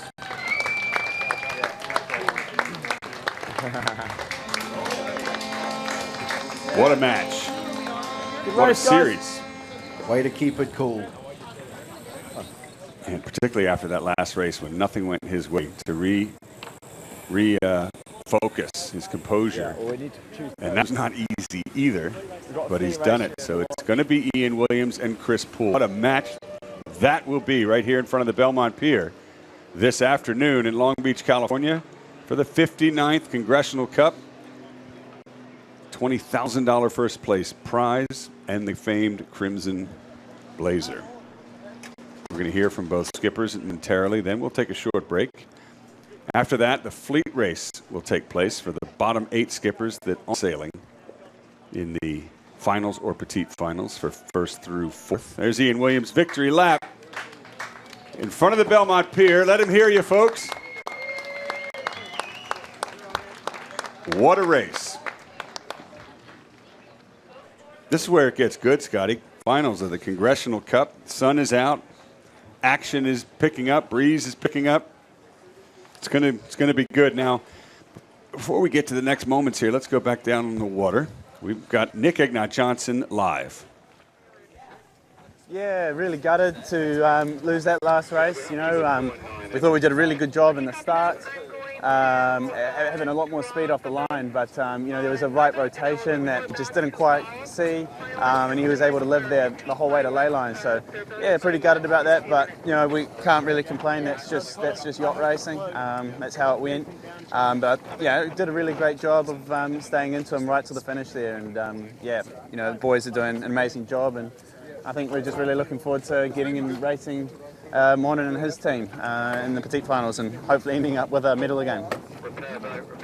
All right, Nick Johnson, positive after a difficult loss, still happy to fight for third place. Now we go back down in the water to the winner, Ian Williams. Yeah, well, it was a pretty even start.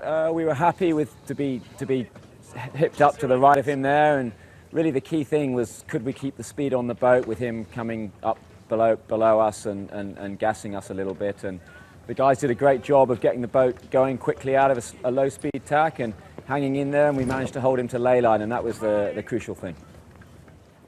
A few more moments, I think, happened in that match, but that was a great, well-sailed race, particularly given the amount of pressure Ian was under coming off that really weird double penalty race to come back and win this one. Yeah, well, we heard our good friend Dave Perry yesterday say, you know, 85% of it comes down to the start, and that's pretty much what Ian just said there. So even though he was down speed, he got wide right. So there we go.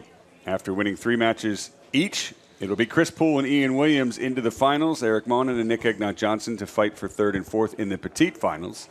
Both beginning this afternoon here in Long Beach, California, momentarily. But first, we'll take a very short break. Then Ryan Sanders has some special sponsor guests to introduce. After that, the fleet race, and then the main event itself to determine who will win the 59th Congressional Cup here in Long Beach, California off the Belmont Pier. Stay with us.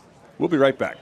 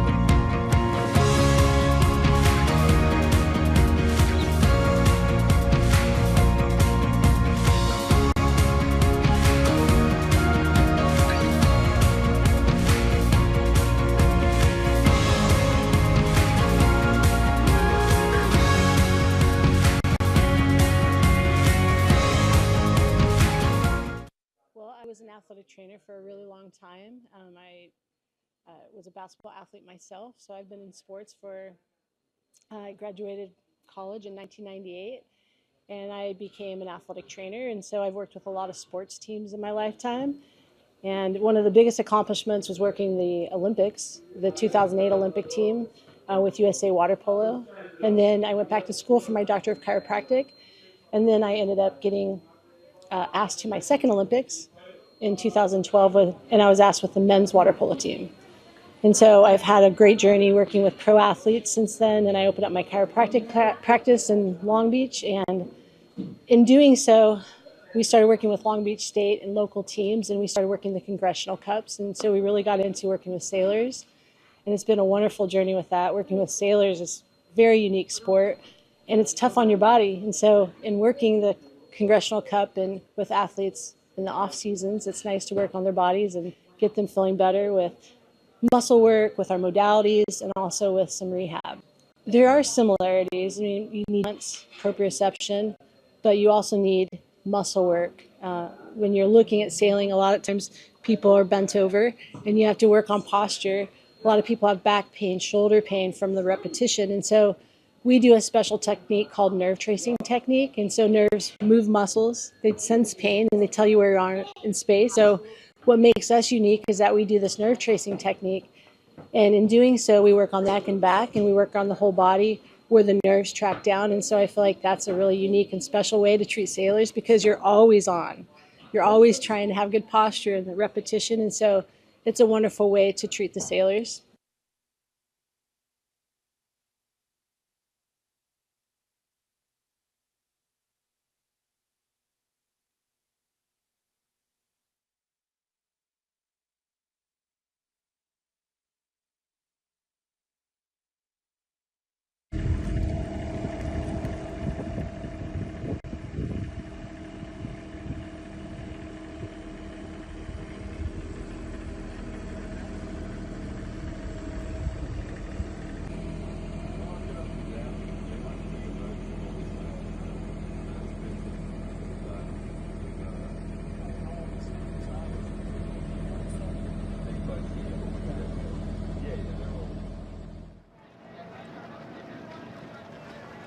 Okay, everybody on the pier and watching back at home, we are getting ready for a very exciting final. Congratulations to Chris Poole and Ian Williams. Some great racing today.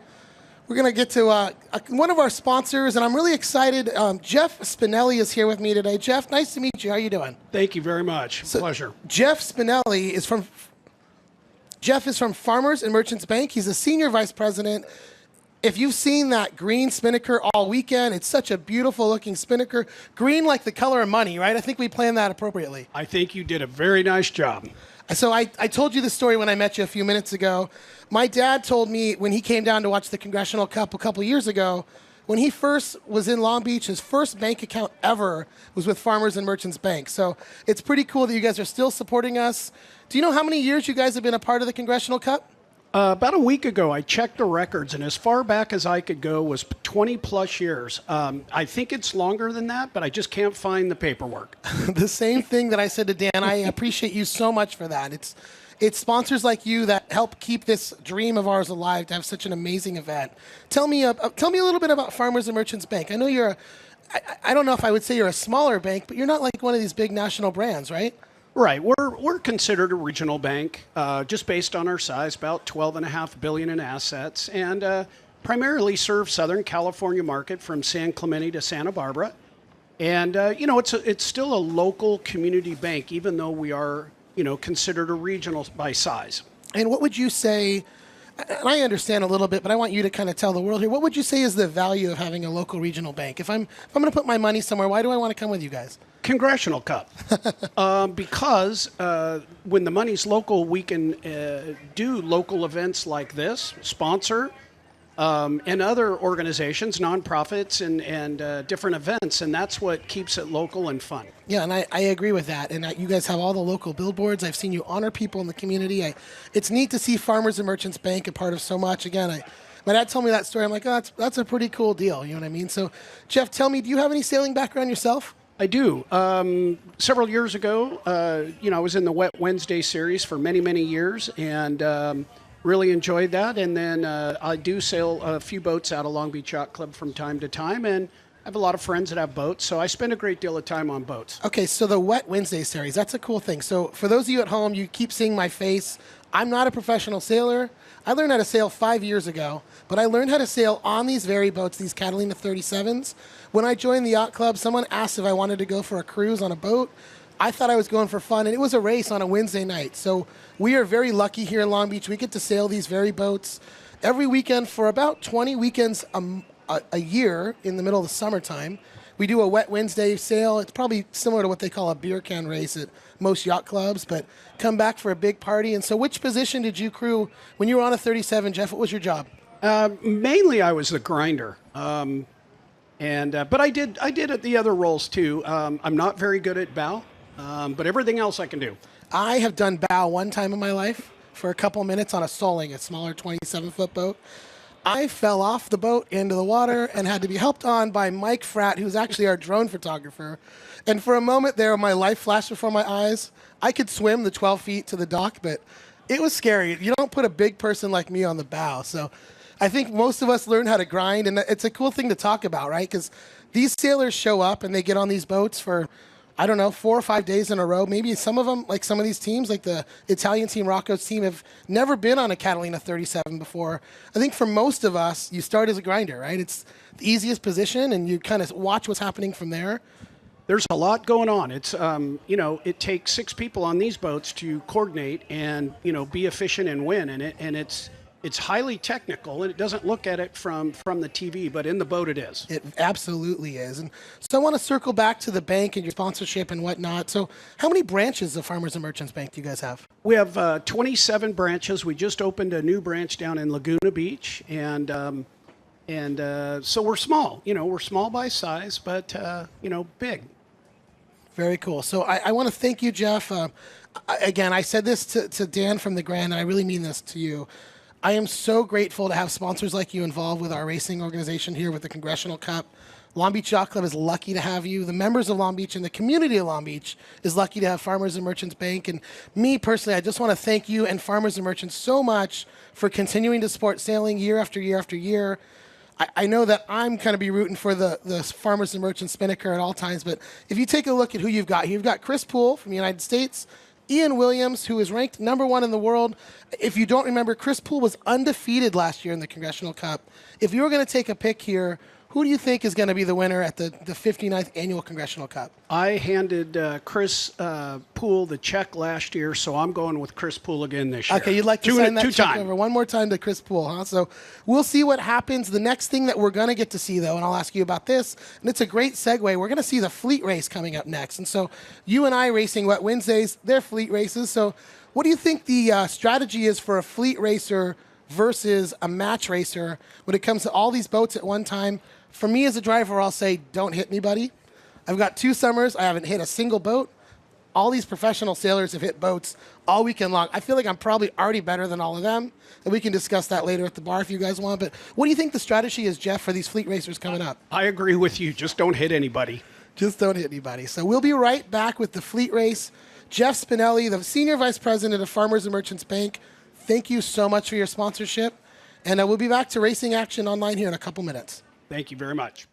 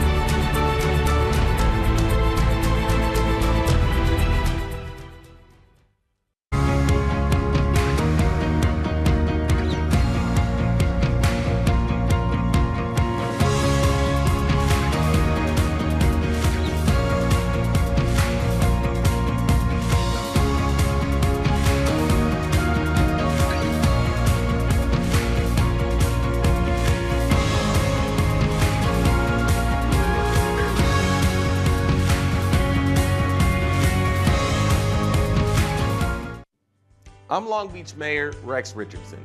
To the skippers, crews, and esteemed members of the Long Beach Yacht Club, I'm honored to extend to you a warm and heartfelt welcome to the 59th Annual Congressional Cup. Since its inception in 1965, the Congressional Cup has been the pinnacle of sailing excellence. This event attracts top-tier skippers and crews from all around the world to compete in our beloved city of Long Beach. So to the crews and skippers, your dedication, skill, determination, and unwavering passion serves as a source of inspiration for all of us. You're not just competitors, you're ambassadors of the sport, showcasing the very best sailing to the entire world. And to the devoted volunteers and Long Beach Yacht Club members, thank you for your tireless efforts behind the scenes. You serve as the backbone of this extraordinary event. As we prepare to welcome the world to Long Beach for the 2028 Olympics, I would like to thank the members of the Long Beach Yacht Club for being a valued partner to our city. The club and its members are doing incredible work to put a spotlight on our city, particularly for the sailing competition. And as we embark on this thrilling journey over the coming days, let's embrace the spirit of sportsmanship, camaraderie, and fair competition that defines the Congressional Cup.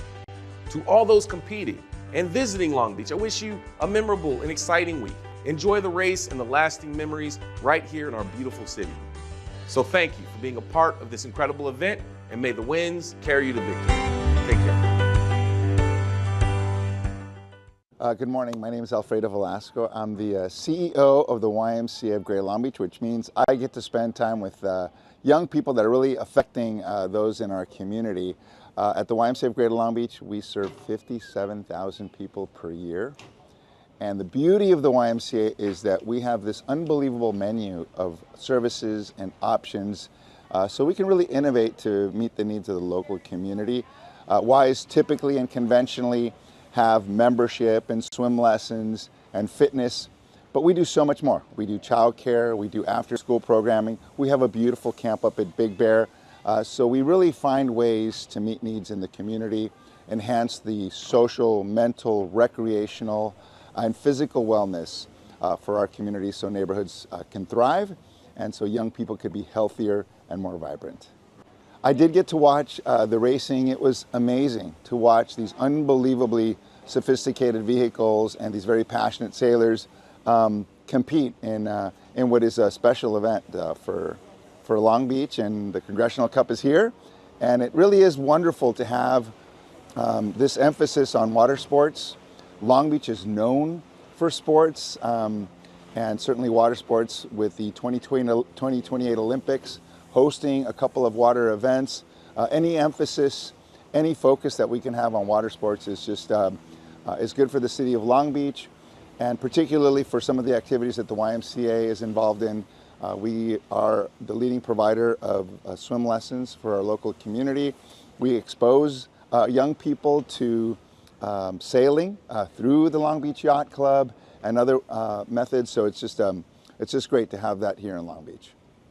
I was at the race a couple of days ago, and to think that the Catalina 37 boats, that these international professionals are maneuvering and navigating and competing, these are the same boats that our young people were able to navigate and maneuver right here in Long Beach at the Long Beach Yacht Club through Wet Wednesdays and through the lessons that were provided here. I just can't, it just makes me think, what a wonderful experience that they have had. And again, young people being exposed to these vessels and to be able to navigate them, I think it just broadens their minds and expands their horizons. So a wonderful opportunity that we get here through the Long Beach Yacht Club. So yes, because of the Olympics coming up in 2028, it offers this unbelievable opportunity to shed light on water activities for the YMCA. And swim lessons are extremely important for all young people, particularly under the age of 14. Drowning is the leading cause of death, second leading cause of death for kids under the age of 14. So having kids be water safe and the drowning prevention programs that we could provide in the community are pretty critical. So leading up to 2028, the YMCA is making swim lessons, water safety, drowning prevention programs for particularly second graders an absolute priority. We hope to get as many kids become water safe in a deep body of water, because here we are in Long Beach. It's a coastal community with waterways and canals, and to be able to have them be comfortable and to be able to be safe. Anytime young people feel like they're more in control of their environment and they feel like they can really expose themselves to the world, really opens up their minds and has a transformational effect on themselves, on their confidence, and it buoys them to be able to feel like they have more control over their destiny and the world. And so the opportunity to provide swim lessons for as many kids as possible is an imperative for the YMCA of Greater Long Beach, and we look forward to making that happen. Well, I'm not a sailor, and I haven't been exposed to a large degree, but I have had the good fortune of helping young people get exposed. Right here at the Long Beach Yacht Club, because of our connection and collaboration with Lisa Meyer, who is incoming Commodore, we have actually had our kids from under-resourced community come here, be able to maneuver these vehicles out in the water and have these unbelievable experiences that they would never be able to have. And again, I mentioned that when young people get to avail themselves of things that they would never be able to do under normal circumstances, it really opens up their minds and it opens up their thinking and their perception of what they can actually do and accomplish, and has this transformational experience. I also, in the past, have run a sailing program for young people at my YMCA in San Diego in partnership with the San Diego Yacht Club. We had a fleet of 18 Opti boats, and we'd take kids from under-resourced parts of our community in San Diego County, bring them for 2 weeks at the San Diego Yacht Club, get taught by their unbelievable and talented staff and instructors. And again, it was just the same thing. It was just this unbelievable opportunity for them to get exposed in an area that they would never get to, and to just grow as young people and expand their minds and their horizons. And so I have had those opportunities in the past through the YMCA. Good morning, my name is Alfredo.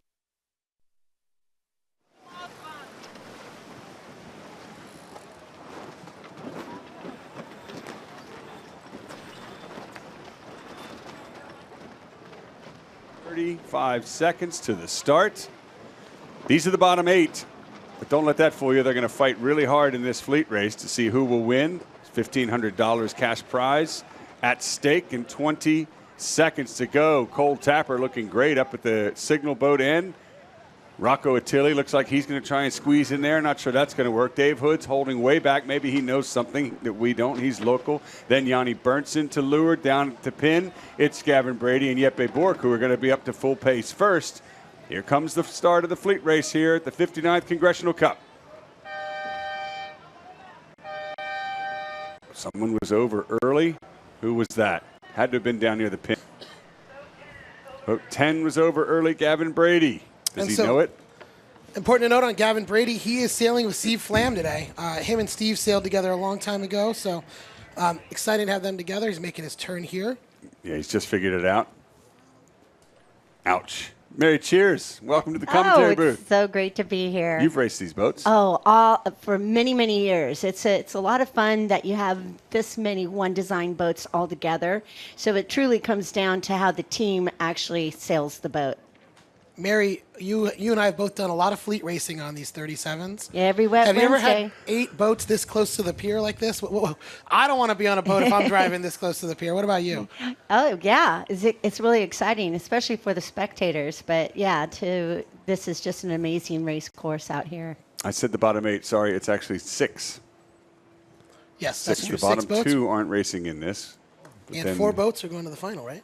Yeah, and then the top 4 being used in the match race. Now, who's that in the bottom there? Number 8, Cole Tapper. He tacked out first at the signal boat end and is pushing hard to the right. You guys are local. You know a lot more about this area than I do. You got 2 boats going way out to the left and 2 boats going to the right and 2 up the middle. So, well, the wind today is definitely left favored, but typically down here we always say as the day progresses, go to the right, go to the right.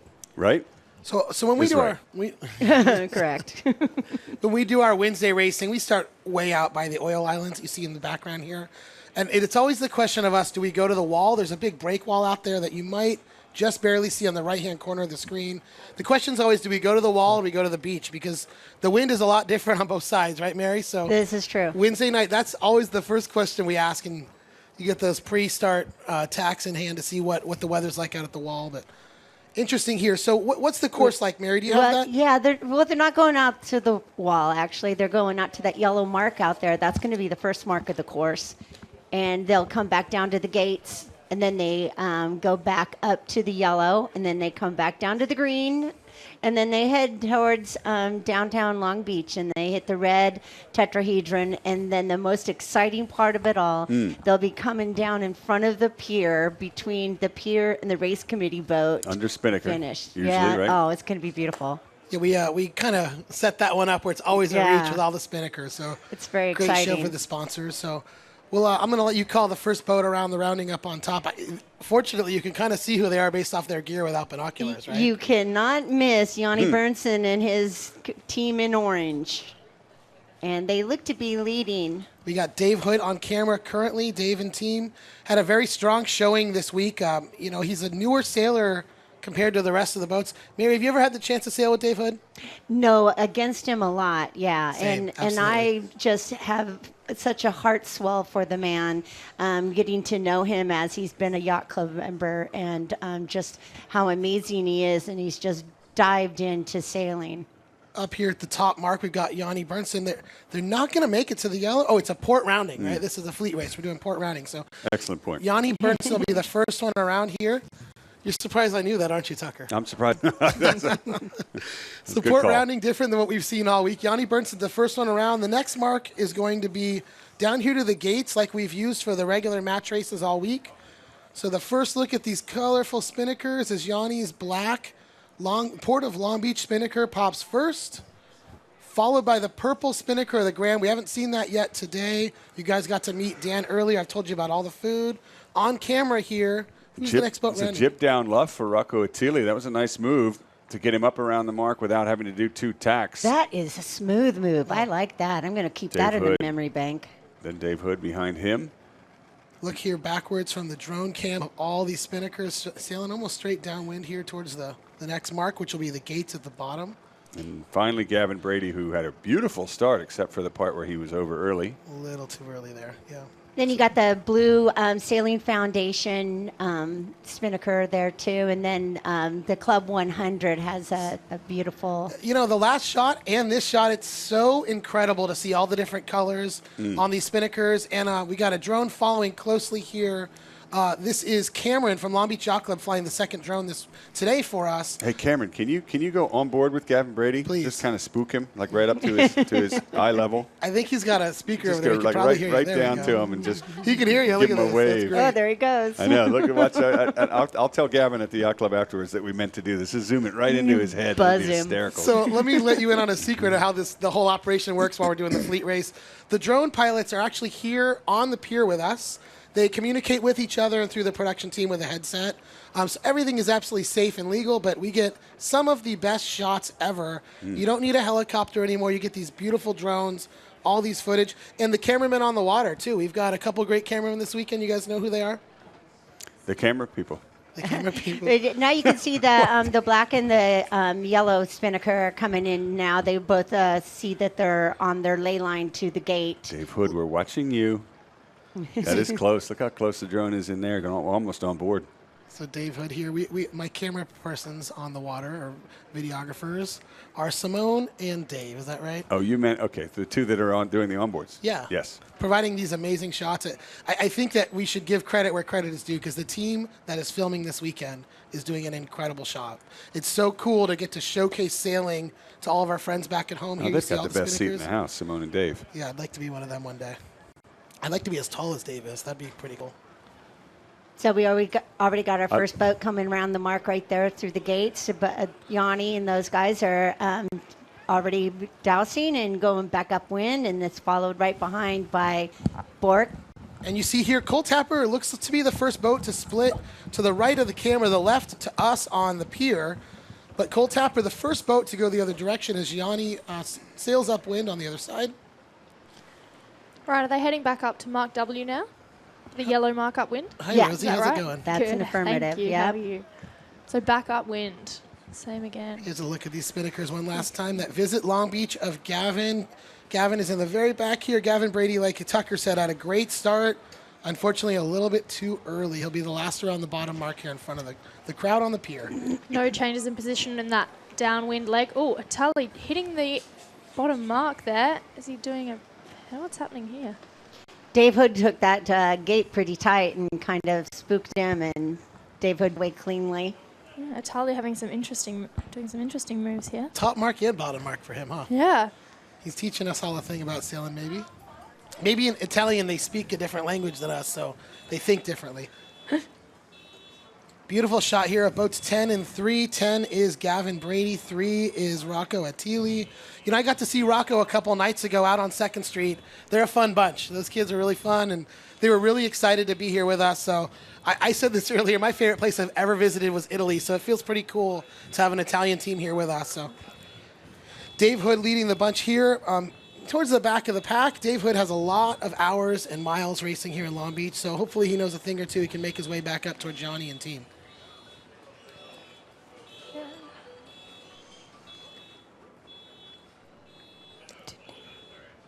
You still have some pretty good wind out there. It's been blowing about 8 knots today, and it's coming out of the south. The next mark we're going to hit is our weather mark up on the very top of the course.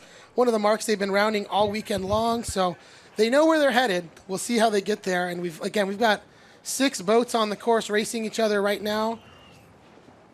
It's hard to see the camera here with so many boats going. But thank you all for joining us on the pier and online. It's another great Sunday here, the final day of the 59th Annual Congressional Cup. You're watching Yanni Bernson here? Yeah, Yanni Bernson out there. Looks like he's on starboard lay. His typical orange gear, making it very easy for us to identify him. People on the pier there, you can see or in the background of this shot, you've got Jeppe Borch and Cole Tapper there coming in on port lay. Isn't this such a great shot here? To get in so tight. I don't think we'll take that risk in a real match race where we might cut a sail in half. I don't think Mary wants us to take that risk, but thank you for Cameron for getting so low and close. Last week when I was racing in the Figure Cup, we actually had a drone reverse into us, hit our stay, bounce off our sail, and we just caught it, put it downstairs for the rest of the race. They came and retrieved it later. Okay, well, it wasn't my drone. No. It might have been Cameron. I'm not going to say who, but that's very The drone funny. was fine. Everyone was fine. No big deal. Yeah, drones have really changed the game when it comes to live coverage of anything. So Great shot appreciate right we here have that. of Yanni coming up and rounding that top mark again, and then they'll head down to the green mark. Have extended their lead here. Yeah, they are appropriately on boat number 1. They're leading the pack. They are in first. So it'll be fun to see here. The Port of Long Beach spinnaker that has just popped is going to sail towards the Port of Long Beach. Going to be a great shot for somebody with a camera, the long angle lens here. Chris Borch on screen coming by. Chris? Who's Jeppe. Chris? Yippee. There's a lot of I names. know. We're so used to only having 2. Having Two at a 6 of them time. is quite a lot. Yeah, Jeppe Borch. And then it'll be Cole Tapper behind. Same 3 again. Who was that? Tapper. Sorry. I was like Cole. Tapper! Those who don't know, we've been giving Rosie a hard time all weekend long about saying Cole Tapper's name. She's got the best accent for announcing, except that Tapper doesn't sound that great in Australian, right? Yeah, sorry about that. Alrighty. And they're popping their beautiful yellow spinnaker, the Long Beach Junior Sailing spinnaker. Many sailors, probably every sailor on the water here has come through a junior sailing program. So we're excited that Long Beach Junior Sailing is a sponsor this year at the 59th Annual Congressional Cup. There comes Dave Hood around the windward mark there. Quite a lot of distance between 3rd and 4th place here. See what they can do to close that up. And they're flying the Long Beach Sailing Foundation spinnaker. Long Beach Sailing Foundation's and Mary Voigt, they do such a great job at keeping these boats in tip-top shape. And so great shot here of the fleet sailing towards the last mark before the finish. We kind of make this a little bit of a scam in that we set it up so all the boats finish on a reach, showcase those beautiful spinnakers as they cross the finish line here. So we can't see it from where we are on the pier, but somewhere down below there's a red mark. They're going to round that and then come into the finish. Here's a look at Visit Long Beach and the Club 100 spinnaker. The Club 100, I've been talking about all this great food up on the pier. If you're a Long Beach Yacht Club member and you join Club 100, you get the most amazing access to the most amazing event in match racing. The Congressional Cup, front and center with great food from the Grand. Rocco Attili here from Italy. Girls, what do you think? Yeah, Yanni Bonson's just extending away there, that black kite. Jeppe Borch with the purple, the Grand, and then Cole Tapper in 3rd. Long Beach Junior Sailing, the yellow kite. Just following down there, but I'd say Yanni's extended here. I can't actually see that mark behind. Oh no, I can't actually see it behind the boat here, but it looks like Yanni's going around it now and making his way towards the finish line. So as we come in for a finish, we're going to see these spinnakers reach straight across the pier. Get your cameras out, folks. Now is the time, if you're here on the Belmont Pier, to get the most amazing shot. Beautiful drone shot here. I'm not sure if this is Mike or who this is, if it's Cameron, but thank you for this. This is so beautiful right here on screen. Shot. When I tell my friends I talked on TV this week, this is the moment in time I'm taking them to. There you go. What a great shot of all the spinnakers. Thanks to Mary Voigt and Long Beach Sailing Foundation for putting this setup together with the beautiful spinnakers.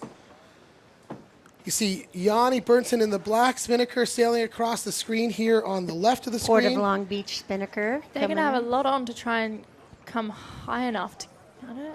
I think they'll be able to hold their spinnakers here.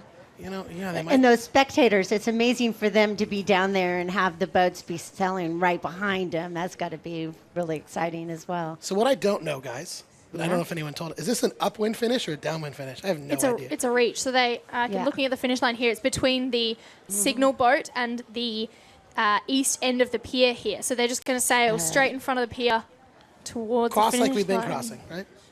Because Yanni kept the lid. Yanni's below. Everybody, the other boats are on top. everybody cheer for Yanni and Give the it up for team. Yanni Burnson here. Let's hear it, ladies and gentlemen. Yanni Burnson, the victor. Yanni Burnson. End of the pier here.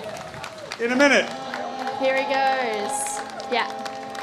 No, that's Oh, I see. The finish is between the end of the pier and the start line. I gotcha. So Yanni Burnson crossing the pier here. You guys can see the beautiful shot of the Belmont Pier here, Congressional Cup Stadium. Oh, I've just seen Jeppe Borch right at the signal boat there. I don't know if he was able to get close enough. We'll have to check in with the signal boat. Yeah. The angle of the line there. Maybe Yanni didn't quite have that number. Yeah, the spinnakers look amazing. We'll receive confirmation of that in a moment. I am too busy to have a camera out, but I hope somebody does because this is such a beautiful finish here. Fleet race. So Yanni Burnson won $1,500. Oh, that's not bad. So he buys drinks tonight. What's $1,500 or whatever currency they use in Sweden? Euros. Okay, $1,500 in euros. Enough money to buy us all drinks. Drinks on Yanni at the yacht club tonight. Yanni, one of the nicest competitors out here. Great to see his team take the win there. Special thanks to all of the rest of the sailors here. We're not exactly sure who won, but Yanni was the first to cross, so congratulations, everybody. This has been a fun fleet race here at the 59th Annual Congressional Cup. As the last couple spinnakers come across the pier, thank you to all of our sponsors this year. We've had such a great list of sponsors. I'm going to run down them now. On the screen, you've got Visit Long Beach and Club 100. Club 100, Long Beach Yacht Club members. We've got the Port of Long Beach that took the win here with the Black Spinnaker. The Long Beach Sailing Foundation, Long Beach Junior Sailing, Durant Design and Construction. I'm going to say Popcorn Mary to finish off the list for me here. Well, all of the boats also have a hull decal, and that's the Morgan Stanley, the Shadden Group. Rest? Going up this way. And then we've got Cabrillo Boat Shop, and they're in the light blue, and American Integrated Services, they're red. And Farmers and Merchant Bank isn't flying right now. It got a bad rip in the last race, so they're going to have to repair that some other time. And then we've got Club 100. I think you already mentioned. It's an amazing club with all of the Long Beach Yacht Club members. All right, that boat you see right at the pier is Jeppe Borch. Jeppe, sorry, got your name wrong a minute ago, but thank you to all of our international sailors. I feel so proud to be a part of this yacht club that draws so many international sailors in and year out, the Congressional Cup. I've got Kirk sitting next to me, who's taught me so much about sailing from the umpire standpoint, from the coach standpoint. We are very fortunate to have such a great event, and I thank you all for joining us here. Beautiful sunny day in Southern California, here in the city of Long Beach. Long Beach, which will be the host of the 2028 Olympic Games here for sailing events. City of Los Angeles, the official host. Long Beach will host a lot of the sailing events. Taking a look here at one of the member boats. I think this is Plan B.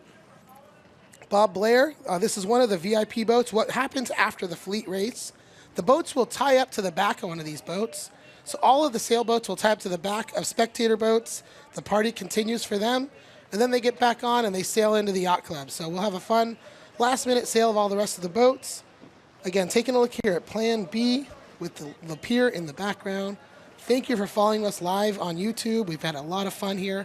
Mary, what do you got?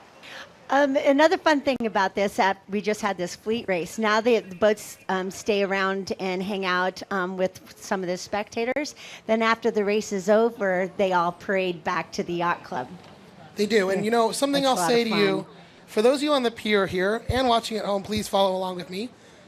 You have the best sailors in the world.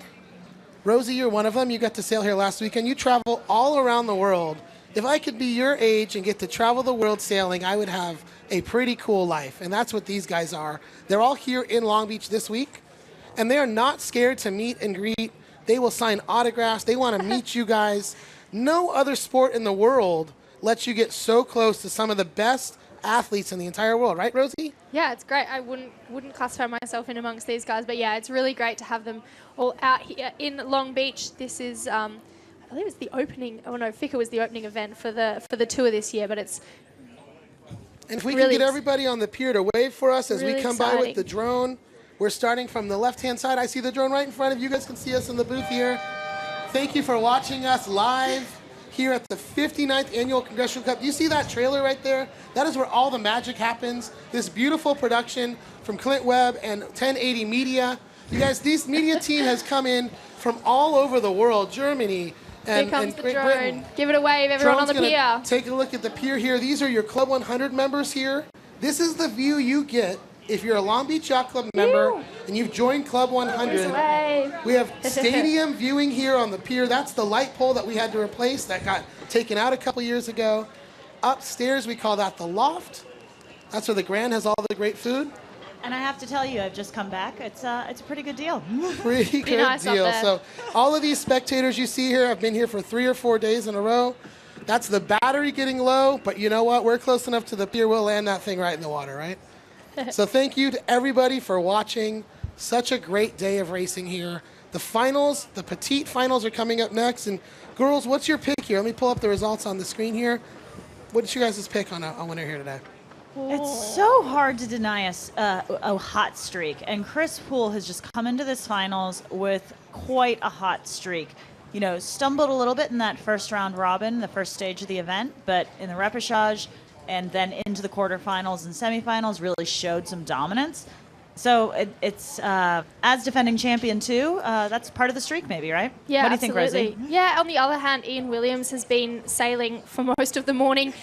Nick Agnott-Johnson pulling that out to a five-raced semi-final there. Ian Williams won the first two, lost the second two, bit of a controversial one in that fourth race, and then managed to win the fifth race to get through to the finals. So either way, it's going to be really close, and I'm excited to see what happens. Absolutely, and I think, you know, we're in a really fun position here too, just because both of these competitors already have at least one Crimson Blazer in their closet, and so Yeah, absolutely. they're looking for multiples now. Okay, so one of the questions I was asking, I think we all know the answer finally now. If you've won 4 or 5 Crimson Blazers, do you have a closet full of Crimson Blazers? What's the answer? And I know it if you don't. So we learned yesterday from Dave Perry that you only get one. Okay, I don't know that Dave Perry got the correct treatment for Crimson Blazers because the other sailors had told me they have multiples. And in fact, Chris Poole told me his goal today is to win a second Crimson Blazer so that could hang in his host yacht club back on the East Coast. Well, and it would be awfully nice too. He spends so much time in Long Beach, he could keep one in the closet here. Go, right, girls? Make the suitcase a bit lighter. Every Okay, time you're traveling, absolutely. you'd have to pack it everywhere. I don't know if this is a thing you do around the world, but in Southern California, a lot of times when brides get married, they go out after their wedding with their dress on, okay? They go to the local bars or they go to sing karaoke, whatever they like to do. Is that what happens with a Crimson Blazer? Do you go parade around town? Are they going down 2nd Street tonight with that Crimson Blazer? I'd be shocked if we didn't see that Crimson Blazer on 2nd Street tonight. Yeah, we'll have to keep an eye out. The other for thing, it. and I'm going to ask this because our boss, Lisa, isn't in here with us, and I hope she's not listening up in the loft. Do you get to drink out of the Congressional Cup when you win it? Not just the winner, but I think a lot of people at the after party will also be enjoying the odd beverage out of the Congressional Cup. Yeah. I think winner gets to pick what's in it, though. So Okay. there's definitely a reason to play. Do you think it might be a little bit of a, you think it could be some Mount Gay? You think it's going to be a beer? What are they drinking out there today? It's going to depend on the winner. I can't tell you. Yeah, I have no idea. Okay, so we've got, so here's me with the girls, and you got Mary in the background there. Everybody wave, say hi, Mary. Stay in peace. Mary has helped with this event for so many years. She helps keep score over here. She keeps Tucker straight on the points. She gives us a lot of info on the boat. She's raced these longer than any of us have. Marilyn, you've raced these boats a few times. I've been in these boats a handful of times. Yeah, almost as many days as Rosie at this point. I've done not a lot at all. First time in Long Beach. Yeah. I was just here for FICA, but yeah. I've been really fortunate to get to do the Linda Elias Memorial Women's One Design Regatta a number of times, sail on some of the Wet Wednesdays, compete in some of the local match racing events. These boats are a hoot. It's so much fun to bring a team together and get to sail these. It is, and it's one of the things I've said, and Rosie, I think you can talk about this. I keep bringing up, these are some of the largest boats on the circuit, right? Certainly the heaviest boats, definitely the heaviest boats, but having a crew of 6 or on some of the teams 7 sailors is not something that most of the match racing events do, right? Yeah, absolutely. I'm more familiar with the Women's All Match Racing Tour, and these are definitely some of the biggest boats that we've had to sail. We often sail with sort of 6, sometimes 7 members on board, but for the open tour, this is unusual to have such a large number of crew members on board, and that adds another element. You know, you've got more people to communicate with. When the breeze gets up, really hard to hear the skipper sitting all the way to the bowman. It adds an element for sure, but it's not looking like a super breezy day in Long Beach, so it shouldn't be any communication issues today. It'll just be all about that boat handling and But it's a good point. Let's think about the weather as we get ready for the finals to start very shortly here. We are still a little bit maybe south, a little to the southwest now, and really holding steady at about 8 knots, so we don't have a big sea breeze building just yet. Yeah, which normally, I said that yesterday, happens about 2 o'clock. It's almost 2 right now, so we'll see what happens as these finals play on. I'm Ryan Sanders here with Rosie Rao and Marilyn Cassidy. We're giving Tucker a break. Yeah. Got to keep those vocal cords ready for the finals, and he's got a lot of talking to do. If you've had the chance to watch any of the recap videos over the last couple days, so I know that at the end of the day, they do this beautiful cut. You can watch the whole day sailing in a little 5-minute clip. And in my head, I always thought that Tucker sat down and recorded this whole 5-minute long thing. And I know he does some of that. But I got to watch this morning. It was like a freaking highlight reel. So much happened yesterday. They're playing the live audio minute after minute of thing that has happened. It has been so exciting here on the water this weekend. Yeah, at the Congressional. Just an action-packed week, and with the Foxtrot flag just going up right now, you may have heard that in the background. We're going to grab the time and get ready for the finals. In the background there, I did hear the 7-minute, like you said, and we're going to show you guys a quick ad. Get the A-team back in, which includes these girls. I'm going to go upstairs and get a drink and a snack from the Grand. We'll be right back with more live racing. I heard that we've got a special guest calling in. Tucker will be back. Scotty Dixon will be back. And stay tuned, girls. Yeah, we've got the finals and the Petite finals. Get ready.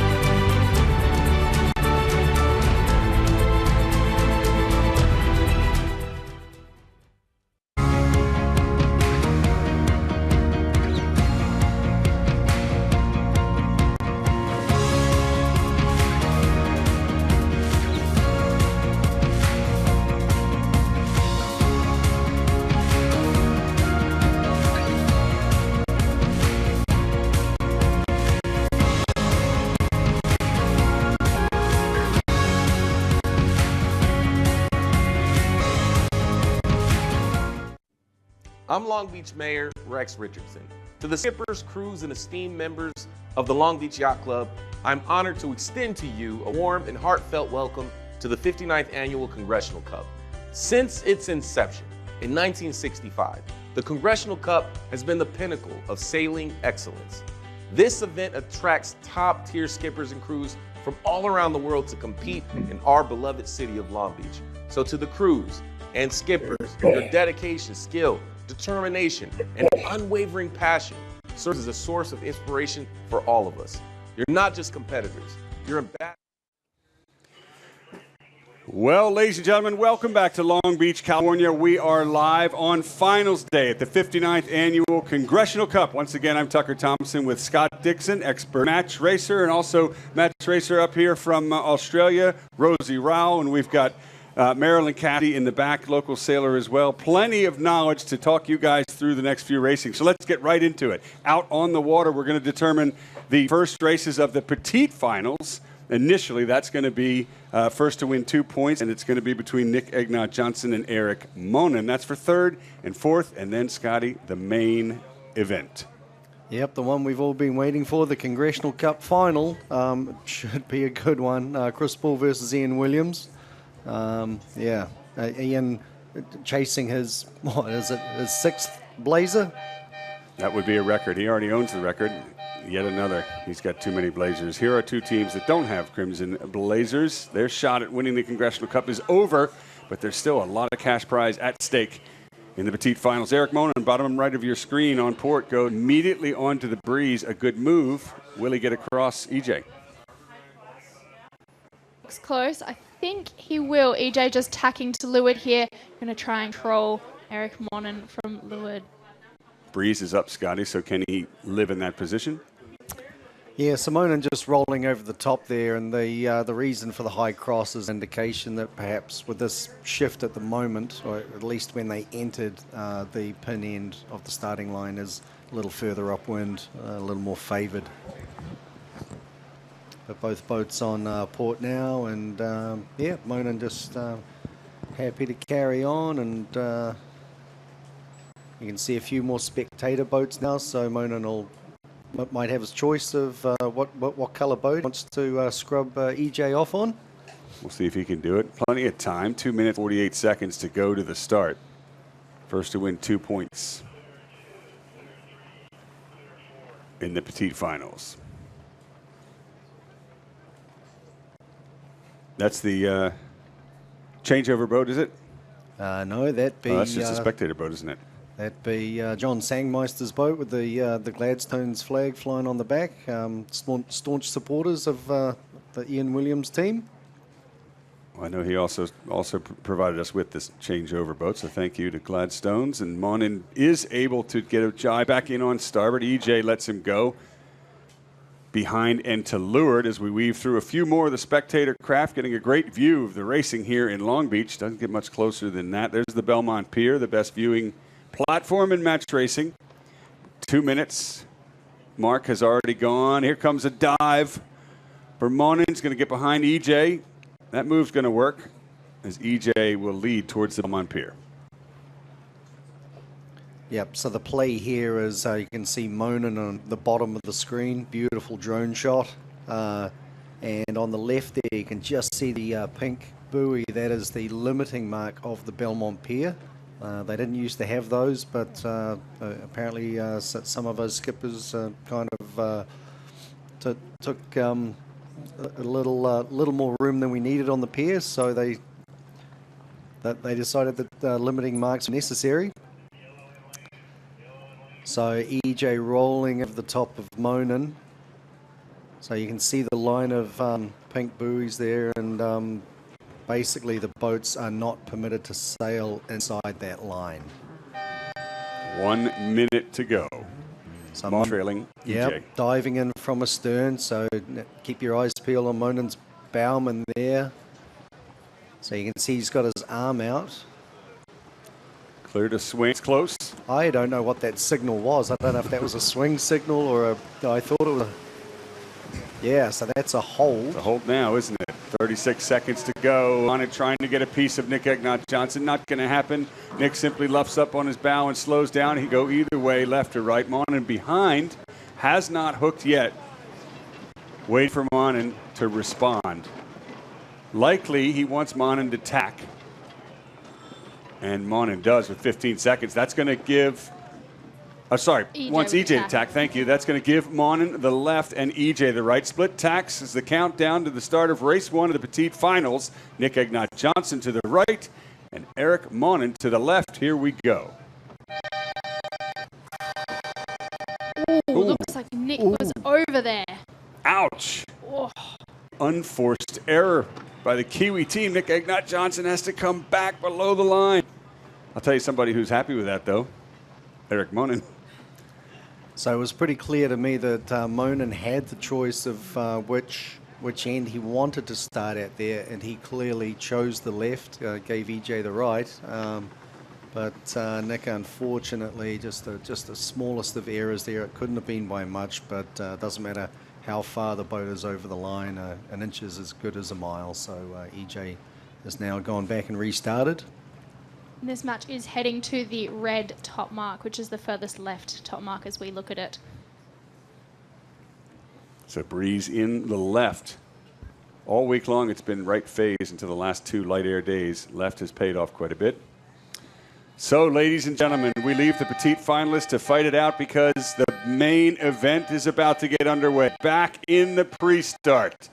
Race number 1 of the finals of the 5th Congressional Cup has Ian Williams entering in the background there on starboard, and Chris Poole, reigning champion, entering on port. Here we go for all the marbles and the crimson. Hold.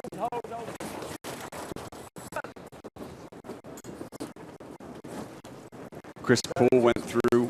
Didn't happen this year, but he's still in the finals. Ian Williams has won this event 5 times. We've got a match on our hands, folks. So the call there from Ian was built at him. A little bit of speed to sail in. Bowmen are steering the angle of the bow in when they're headed to win when they're down speed. Quite impressively, I might add. Garvey on the bow there, and you can see him looking back at the skipper, waiting for the skipper's instruction which way to back the sail. Ricky, swing or not? Oh, man. Need to be clear, okay? A little bit of tension there. Copy. Okay, coming up.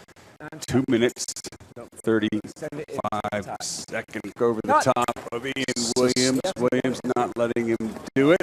Still controlled at this point. So Poole's different here. So Poole's got to get across. Williams just. Time running out for Poole to get back below the line. Will Williams go back? So you can see like 120 his opponent most of the time. So Poole must keep clear here. He's on port. You can expect to see him start fast here. Is Poole doing enough to keep clear? The question. Let's go. Williams tacks away again. Poole is in a bit of trouble here. This is Ian Williams' start to lure as Poole tacks back, tries to gain speed. You want to hoist and get speed into him? Copy. So that was Chris Poole talking about the option of hoisting a spinnaker there to accelerate and get back in the game. Ian Williams, I won't say let him off the hook there, but electing to just head towards a good start. Ian Williams likes to lead in. He's got a very similar pre-start pattern to each race, and he didn't give that up here. This is a very familiar position for Ian Williams. Just being in that position at about a minute to go. Classic Ian Williams. Well, he's going to lead in. Chris Poole's going to go over the top of the committee boat. Less than a minute to go as you heard the horns. Williams heading towards the corner of the pier will jibe time on distance into the line now for the current world champion against the current Congressional Cup champion as both boats now on starboard. Can Chris Poole get over Ian Williams' bow? Williams is now starting to dial up, trying to get a piece of him. A hook, 33 seconds to go. It's clear across, and Williams knows it. Williams shifts over to the right. Poole, is he going to go with him? No. Down, and then just sensed a little bit of hesitation on Poole there, so this will be a nice start for Williams, I think, coming up. Here comes Williams now onto starboard. He's got the right, he fought for it, and he wants it. Meanwhile, Chris Poole winding up to full pace at the pin end. Wide split for both of these teams as we wind up to the line. There's the gun, and we're off in race number 1 of the Congressional Cup.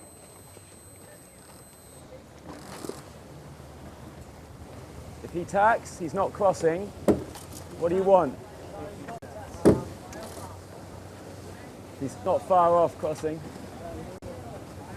Well, that's not good if you're Williams. No, so I think... He is higher than us, Jerry. Are we built? Are we fully built? You take any more main or not? Full trim then, Ted? Yeah, Ian just a little bit concerned about his mode, Yeah, we're about a his little relative faster now. I feel performance strong there. than I did. Speed build and leave out, just asking. Copy. Copy. Copy. Well no off high. him, it's just, he's not that Pressing far one off and then crossing, knock. right? Yeah, coming up with it. We've definitely got a match on our hands, folks, and a much Copy, calmer lifting ring, yeah. Chris Poole. Comms on board, very succinct compared to that of Williams, who's finally gotten into a groove, settled down a little bit. And here both skippers continually asking questions of their team, their tacticians. You know, should we do this? Should we be doing that? Am I in the right mode? We're generally a little lower, or well, maybe not faster, lower. I don't think so. We're faster lower, but We will have okay. to cross, won't we? Copy. Start building speed. Copy. Flowing telltales. The leeward boat, Jerry, I'm looking at him a bit. advantage position in this case, and the windward boat, Williams, Squeeze it up now. often struggle as the boats get closer. Right now, they're still gauge. Here comes Chris Poole. He's turning. Starboard! Starboard! Can he get him? That's close. Come on, all day. You almost think... I think that was clean by Paul. I didn't see a flag by Williams. I think the louder I'm Williams not yelled gonna go starboard, the it way he almost, yes, he was trying to will the boat into a collision course, but it's not to be. So first blood goes to Chris Poole, ahead of Ian Williams. Flowing telltales. Copy. Copy. Easy bringing. So I'm not sure you can pick up all the Copy, comms on board, but some of the information and instruction the skippers are getting, it's the Copy. tacticians Good. telling them Copy. what mode they want. It's Tell not me just a case of point and shoot and sail the boat Let's go upwind. then. Yeah, There are just keeping a so little many speed on. nuances of Copy. whether they want to go faster or higher based on a puff or their relative game, their opposition. But the comms are there the whole time. Yeah, just need to match him at the moment. Ian Williams, a tough spot Thoughts just for the behind run? Poole there. Tough place to live. That's a nice lead for Paul, isn't it? All right, let's try and probably work down inside him here. Yeah, I think it probably is. Copy. Felt like, except the beat felt long 1 length starboard, above didn't it? mark right now. Is he nearly there? Copy. Okay. Copy. Copy. Copy. Aim for the mark. Now we're going to crack About a in 4 boat 5. length lead for Chris Poole. This is race number 1 of the cracking. Congressional Cup Finals. There you go, and going hoist, Terry. 2, 1, go hoist. And so it is. Chris Poole out in front.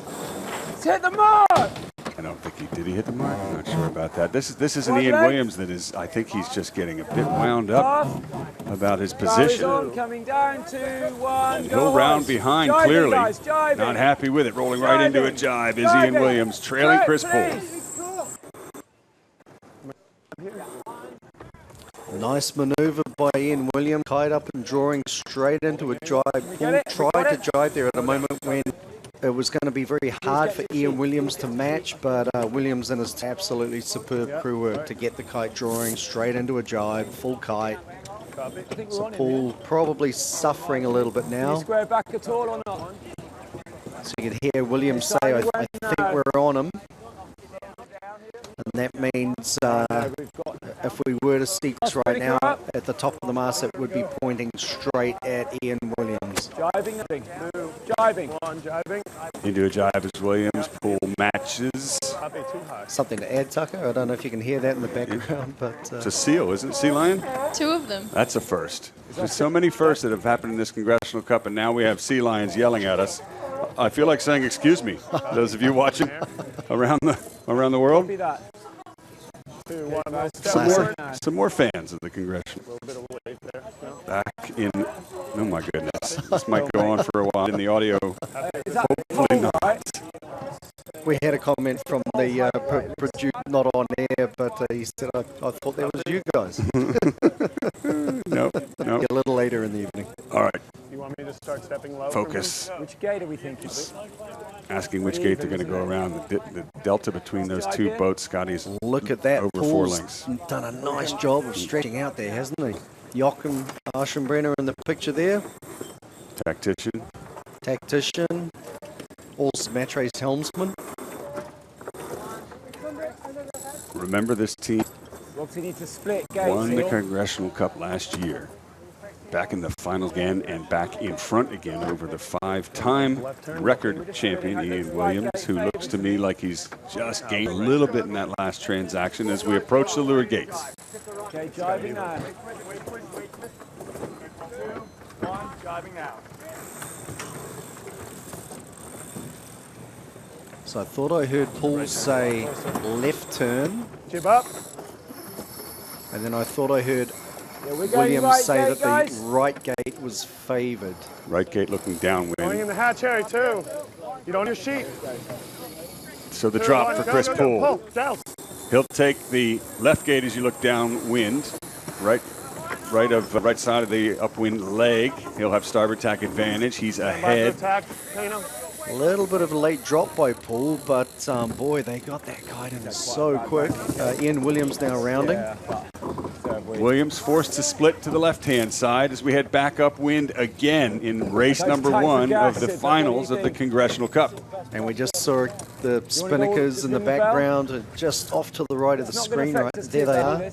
And that's the other match, the Petite final. And feel like you might be a touch that Eric trim, Monnin take in the your light call. blue kite, the Cabrillo boat shop leading Nick Egnott-Johnson. They're coming to the finish, so I don't think there's any penalties at play. Looks like Eric Monnin will take the first win in that Petite final. Thank you. Well done, Eric Mon, and one more to go. His first to win 2. Nick Egnott-Johnson will have to battle back. There they are, crossing the line. Big split. Oh no, we're back to the Petite final. That's for 3rd and 4th place as 1 and 2. Race upwind. Poole still leading Ian Williams. The choice is whether they come back slightly thin or not, Sid. No, it's knocking. It's Back knocking on Chris Poole, Dig into still it. on port tack, Copy. and Ian Williams still on starboard. So this is a massive split. Biggest we've seen all week. Seriously, and a nervous moment for both teams. Still going red, no Charlie. The breeze can shift just a little bit with that much leverage, Scotty, and give a huge advantage to either the left boat or the right boat as Chris Poole tacks onto starboard from the far right. And Williams is still going left. Just drive as fast as possible, right? You would think if Williams felt strong, he would tack. Yeah, But he's still going. Here he Pressure will goes come here in a now. second So we're on Chris bring Poole. me All the heights here, guys. There's the view from Chris Poole's boat. All the way in the background, upper right of your screen, is Williams. He has tacked onto port. Probably ley line for the top mark for both of these teams. They've gone as far apart as you can on the course. Now, who's going to be ahead? Great drone footage. Williams in the background, Poole in the foreground, and again, if you can see Williams, line him up against the land. If you see him not moving relative position on the land, that means the boats are very even. If he's moving left to right, he's ahead. It's man, it's very difficult to tell. There's still a fair way off. Very nervous moment for both teams. I feel like I got a little Lee Helm, or it's not Lee Helm, but it is dribbling. It's gone light. Okay, so Copy, yeah. Williams feels like he's sailing into a bit of a He's going to header. have like 3 lengths on support. Well, there you have So we it. just want a little bit, but Williams is calling it for us. I'd say it's pretty even, Sid. And there is the You view. make your own decision after you see him. It's going to be Chris It's gone a little Poole. soft on us since we tacked. And Poole's got one more tack to do. Yeah. Okay, let's try and work depth then. Can Ian Williams I reel see him it. in? Good gain to the American team over the Brits. Into the top mark for the 2nd time in this first race Need of to the be ready finals. for this early jibe here, guys. Speed build as much as we can. Advantage Chris Poole. 2, 1, go hoist, Harry. Go hoist. Those quick arms of the bowman on Chris Poole's boat there. Long port. Height goes up in no time. Barrows on, coming down. Go hoist. Jibing, guys. We're jibing straight away. Trip, trip, trip. You just feel like Williams has been on the back foot this whole match, and you can hear it in his voice. I like pressure behind on left. And Poole, to be fair, was a bit wound up earlier this morning in his matches, and now he just seems to have settled in, Scotty, and found a groove like any top athlete. That is huge, the mental side, to be level. Absolutely, and I'll tell you, from this shot here, that looks like a very similar delta to what we had at the first top mark. So these boats, these teams are just so even, aren't they? It's just that, that initial game that Poole had off the starting line. We're running out of time. Start working down. The first point in this match is just slipping away from Ian Williams' grasp, and he feels it. Meanwhile, Chris Poole has really had the better of him from the start all the way to the finish, which is ahead in about 2 minutes. Big jibe here. Nice jibe by Ian Williams to match Chris Poole. We spoke about this earlier, Scotty. This is the time when Ian Williams is comfortable to try and roll over the top, right, on port jibe. Then you can't get locked out to coffin corner. I think probably doesn't quite have enough breeze, but is that what Ian Williams is trying to do? So coming out really hot. Well, he's basically he's going to pick the longer jibe to the finish line. So you can see the finish line in the background. That's the committee boat, I believe. And so they have to figure out which jibe they're going to spend more time on, and that is the jibe that Williams will try to affect Poole's breeze the most. It's very difficult to defend both jibes or attack on both jibes in Williams' case. So yeah, Poole's done a good job of choosing to defend the port jibe because that is the longer jibe to the finish. Take it, bias. Yeah, let's try jibing. You hear Williams say it's worth a try. He's going to go for one last-ditch effort. That's it. Split. Last throw of the dice here. Just go a different direction to try to catch Poole in this race. We've got about 6 or 7 lengths to go, and there is the race committee boat in front of Chris Poole as he heads for home. This the first race of the 59th Congressional Cup. First to win 3 match finals, 3 points. And the first one is going to go to Chris Poole. Ladies and gentlemen, here on the Belmont Pier and around the world, let them hear you. Race 1 belongs to Poole. Now that's a big momentum shift as well, a big relief. Now this team is in a good groove, and Chris knows it. Yeah, as you said, he's certainly sailing very smooth. We can hear it on the comms, just hear it throughout the team. Now they're talking about whether or not they want to swap boats. They have the option. Yeah, I got to look more. If you're Williams, you want to. If Poole, you probably don't. You know, in the fight for the semifinals, Williams had a really rough match, and you saw him just refocus so quickly and get right into the next match, which he won to get to the finals. So Ian Williams has short-term memory loss. That race is done. Yeah. But this race belonged to Poole. You can hear the crowd giving him a cheer off the Belmont Pier. You don't get any closer to spectating in match racing. You don't get any better than the Congressional Cup finals. Here we are, guys. What a day. Now we've got cameramen on board, as you know, each boat. First, we'll go with the winner, Chris Poole. Let's hear from him.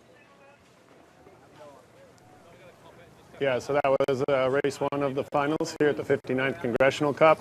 Job in the pre-start holding control for a little bit, but then we were able to just get enough ahead and get over to the pin end of the line, which we wanted. And from there, we had a good boat speed and height on him, and we're able to tack and cross on lay line. And then from there, it's kind of just nice defensive maneuvering.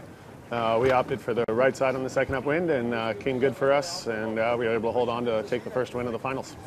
First win indeed, a very important one. Chris Poole seems very confident at this stage of the game, as you need to be if he wants to win his second Crimson Blazer in a row, which would be impressive for he and the Riptide Racing crew.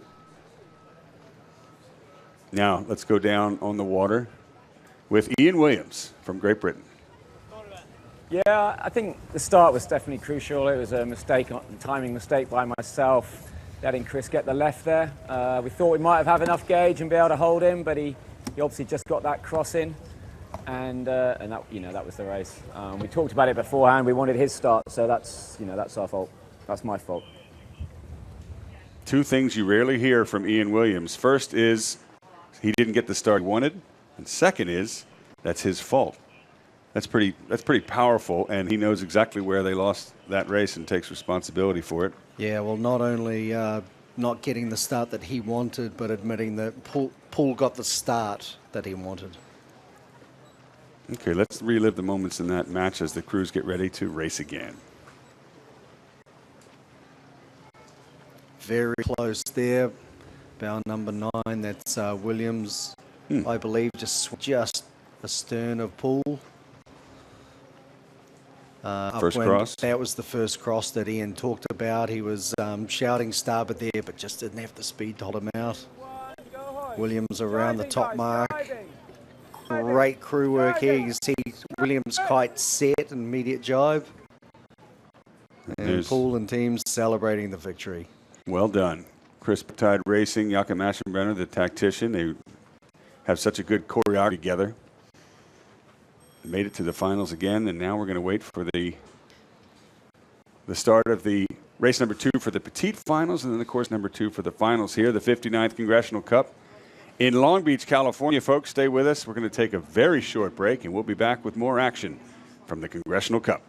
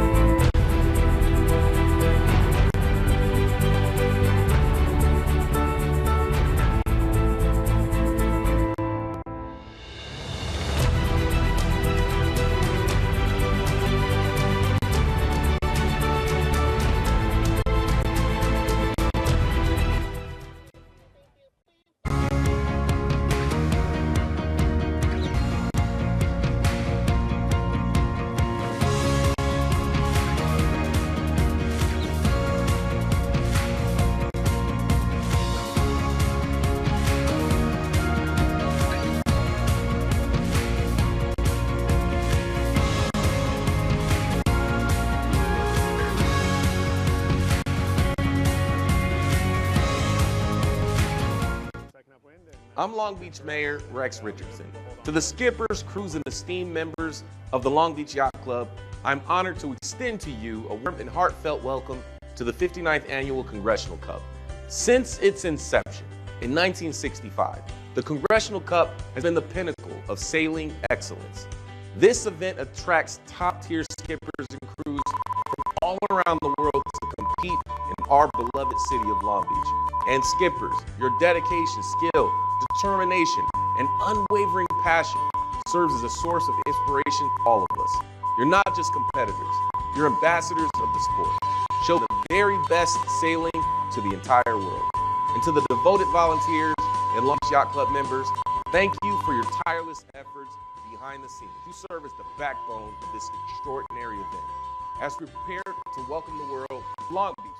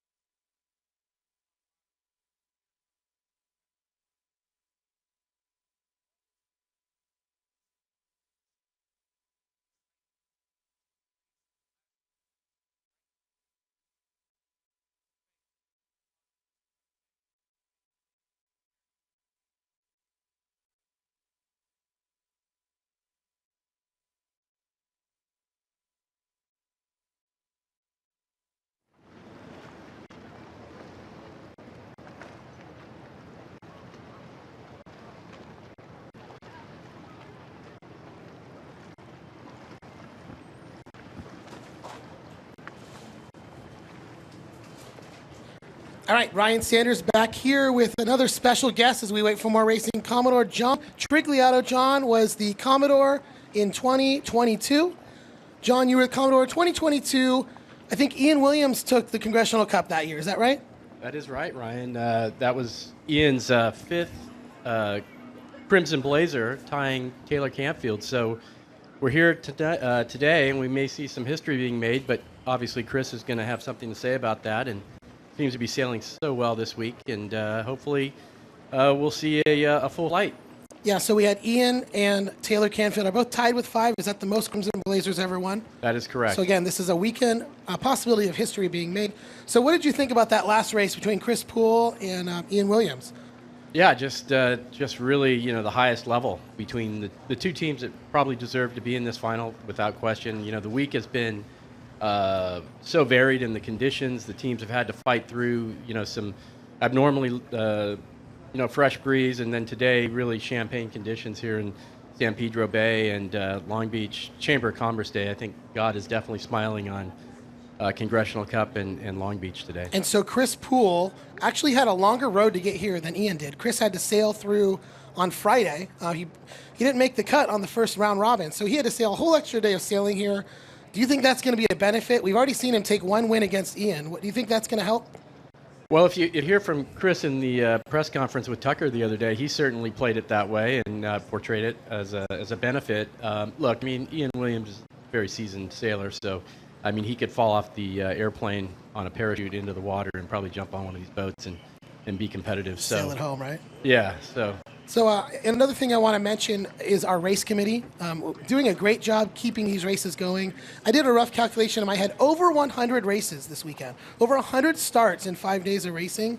Pretty incredible. Can you tell us who the PRO of the race is? Yeah, for sure. Wendy Corzine is the PRO this year, and she's fantastic. And look, it's always a challenge out here with the way the wind shifts here in Long Beach, and setting up the race course in an efficient manner gives everybody on the spectating side more action to see, and certainly for the sailors, not having to wait around in between flights and matches is fantastic. And that all credit to the race committee. And that's Wendy and her entire team out on the water, and there are dozens of people that make that happen. I was asked to give a special shout out actually to Derek Williamson, Davis Edmondson are working out on the weather boat, sitting up there alone floating for I don't know how many hours. It's been 5 days of 7-hour-long days floating on the far end. I think we sent him with a cooler full of waters and a sandwich and maybe a bag of chips. But thanks to them, they get one of the best views on the entire race course. But let's circle back to the next couple of matches. Let me just say this about Derek. I saw him this morning on his way to the boat.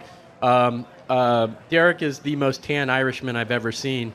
Hopefully Derek brought some sunscreen out there with him today. All right, I want to circle back to the racing because the people at home don't know who Derek Williamson is, but they know who Ian Williams and Chris Poole are. Chris is up 1-0 over Ian Williams.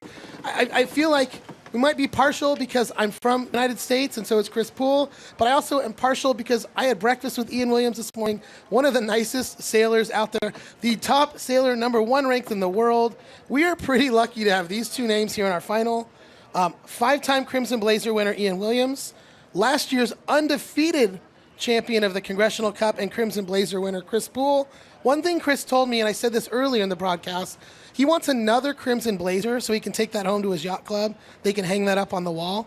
What do you think here, John? Give me some insight on what you think is going to happen. I'm not sure that's exactly how it works. Maybe Chris needs to be educated a little bit, But yeah, no, Chris, look, Ian is the best in the world right now. He has been for several years with Taylor, and Chris is going to be around for a very long time. His team has really gelled over the last couple of years, and Chris has really sharpened his skills on these boats, which do take some time to learn how to sail. So when you come back after a few years of sailing them, you sharpen those skills, and Chris is certainly showing that he's learned how to sail these boats very quickly.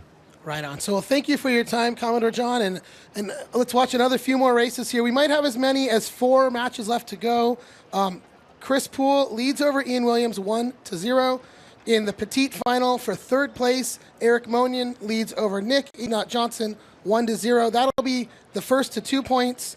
In the final for the championship, it'll be the first to 3 points. Yep. Thank you again for your time and your time here with Long Beach Yacht Club. We'll be right back with more racing as we approach the 7-minute morning here on the second start of the Petite final between Eric Monnin and Nick Johnson. Thanks for staying with us. All right. Cheers.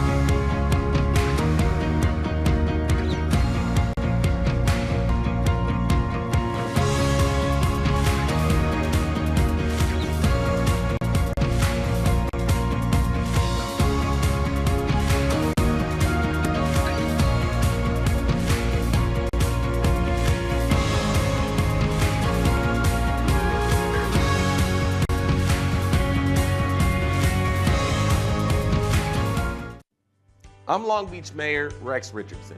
To the skippers, crews, and esteemed members of the Long Beach Yacht Club, I'm honored to extend to you a warm and heartfelt welcome to the 59th Annual Congressional Cup. Since its inception in 1965, the Congressional Cup has been the pinnacle of sailing excellence. This event attracts top-tier skippers and crews from all around the world to compete in our beloved city of Long Beach. So to the crews and skippers, your dedication, skill, determination, and unwavering passion serves as a source of inspiration for all of us. You're not just competitors, you're ambassadors of the sport, showcasing the very best sailing to the entire world. And to the devoted volunteers and Long Beach Yacht Club members, thank you for your tireless efforts behind the scenes. You serve as the backbone of this extraordinary event. As we prepare to welcome the world to Long Beach for the 2028 Olympics, I would like to thank the members of the Long Beach Yacht Club for being a valued partner to our city. The club and its members are doing incredible work to put a spotlight on our city, particularly for the sailing competition. And as we embark on this thrilling journey over the coming days, let's embrace the spirit of sportsmanship, camaraderie, and fair competition that defines the Congressional Cup. To all those competing and visiting Long Beach, I wish you a memorable and exciting week. Enjoy the race and the lasting memories right here in our beautiful city. So thank you for being a part of this incredible event, and may the winds carry you to victory. Take care. Yeah, I'm so excited. I know. I dressed appropriately, right? I'm ready to go. Hi, I'm Janice Eagle, and I'm here to do a ride along today with Megan Thompson and her crew from representing New Zealand. And I'm really excited to be doing this because, like I said, I sail with other ladies with the 37s and the Solings. So it's really cool to see professionals and how they handle situations, especially when they're rounding up and the start and the turns and all that stuff. So I'm really excited to be along to see how they coordinate with each other and how they do the dance.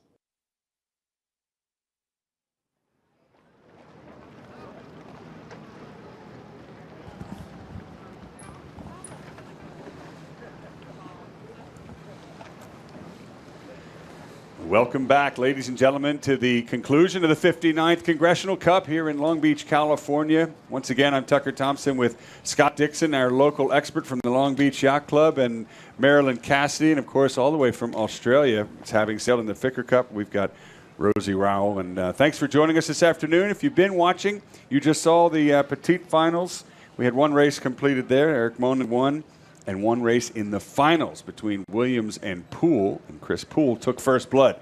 So now, can Williams reshuffle and get back into his winning form, or will Poole go up 2-0 in a first-to-win 3-point finals?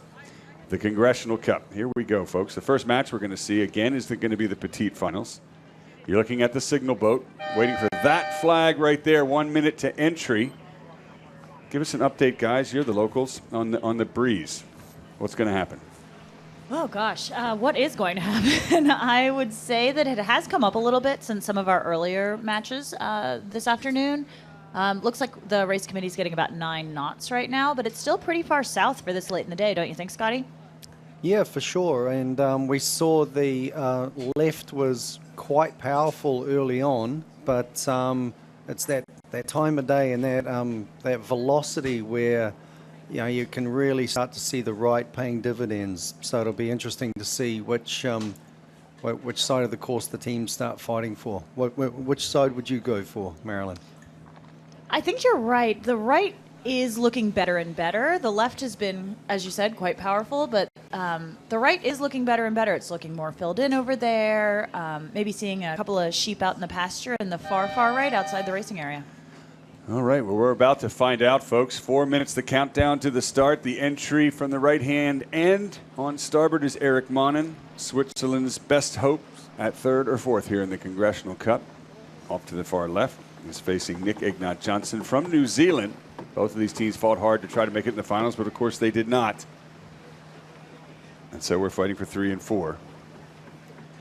We've had a lot of people watching around the world. Ed Baird actually just sent a message saying he's watching back on the East Coast, and including another former Congressional Cup winner, Dave Perry. Dave was with us yesterday in the commentary, and I've received word that he's going to join us again from Connecticut, from his living room, to relive the Congressional Cup moments that he has won twice before. As we come up on 3 minutes, 3-minute mark in the dial-up between Monnin and Egnot Johnson. Yeah, Monnin took first blood in this Petite final matchup and looks to be coming aggressively at Egnot Johnson again.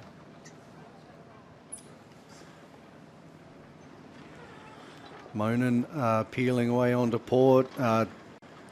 EJ doing a nice job of getting out of jail there, and they're off to a place that Dave Perry likes to call the playground.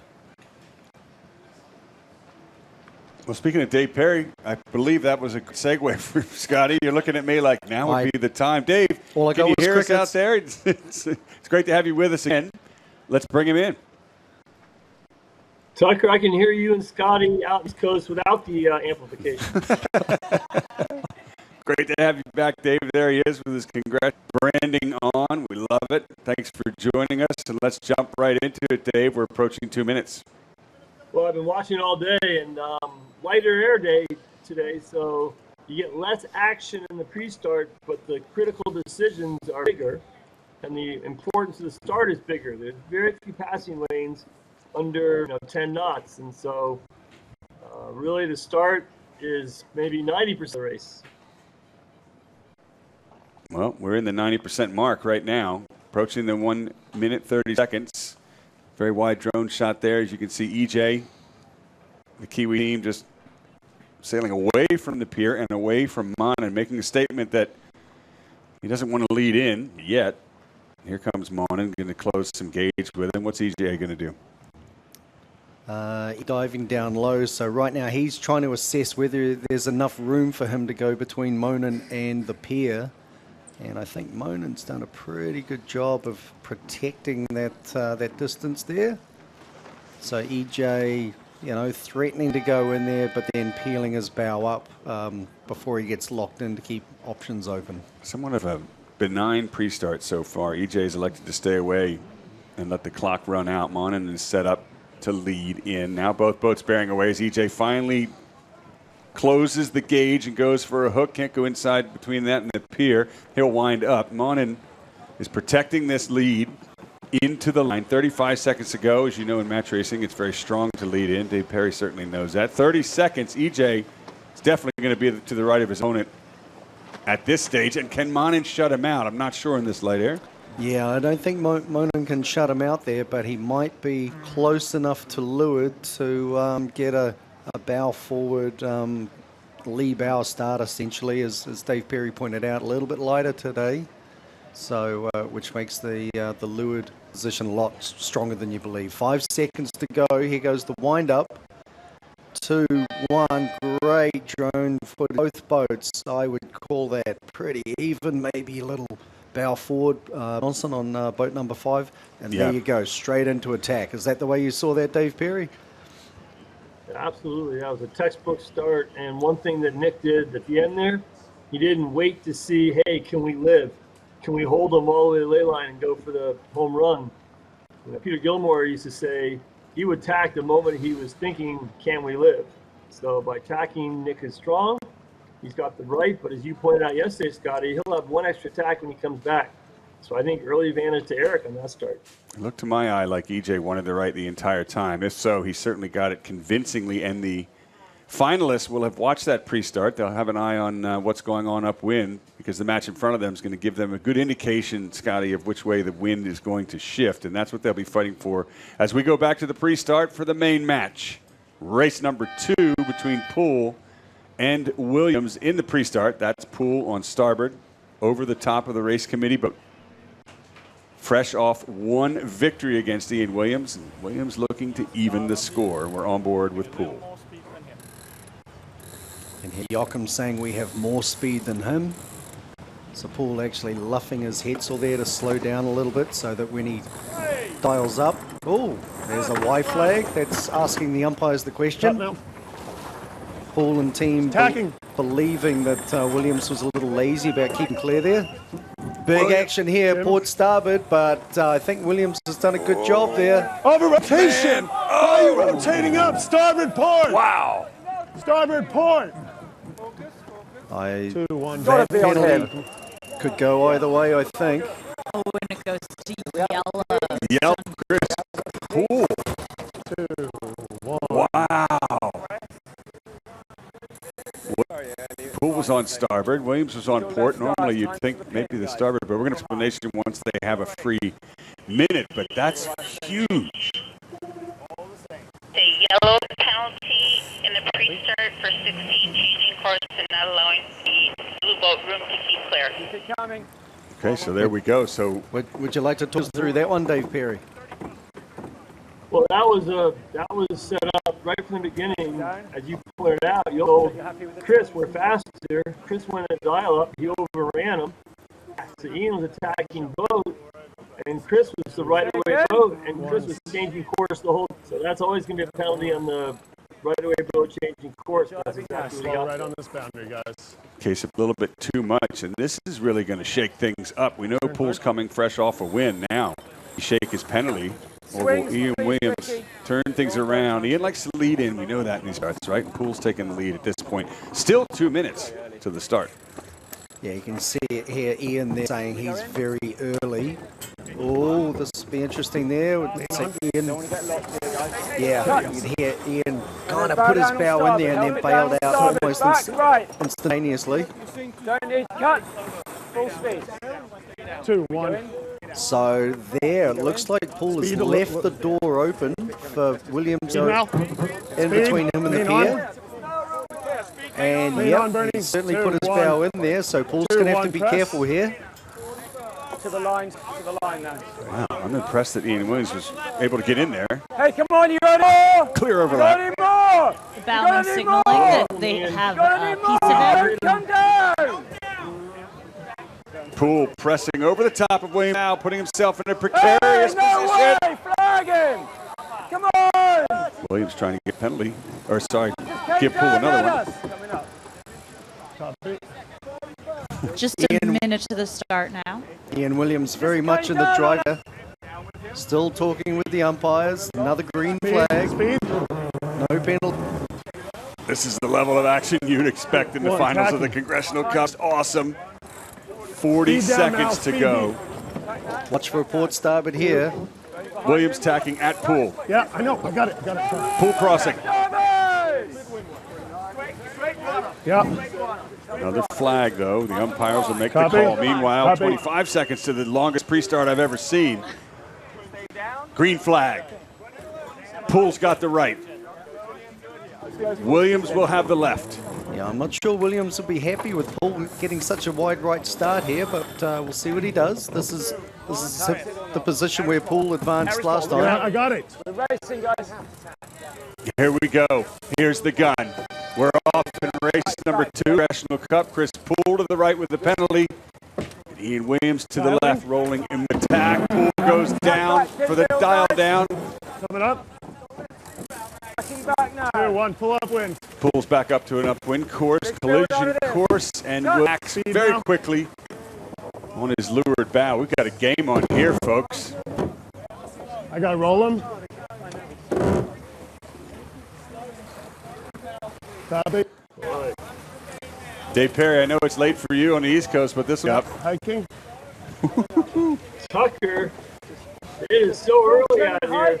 This is a great race to watch, but you can hear the tension in both their voices. Ian and Chris, it's really rough here. And both have to be careful not to make a mistake here. Hold a little longer. I want to hear Richard only, okay? Copy. Let's listen in. Yeah.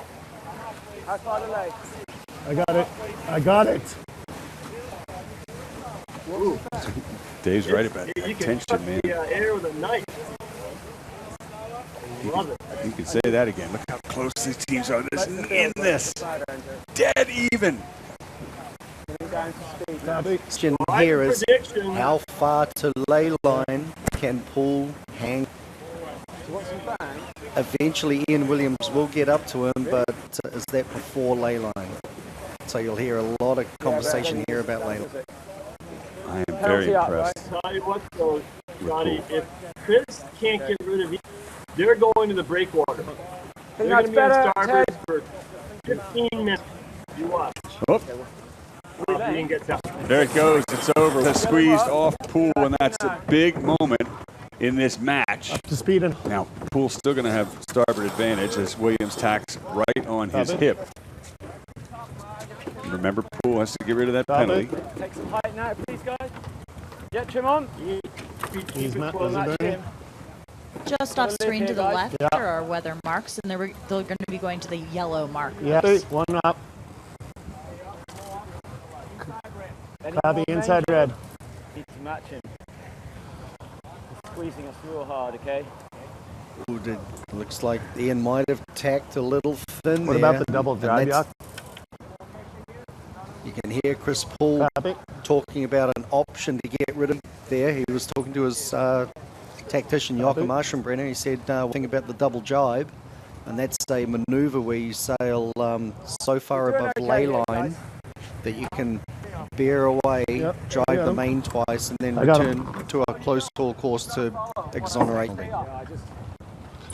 That's a lot to do in a short amount of time. Yeah, we should press at him. But Poole definitely putting a little bit of a squeeze on Williams here as he just higher and higher up onto Williams's line.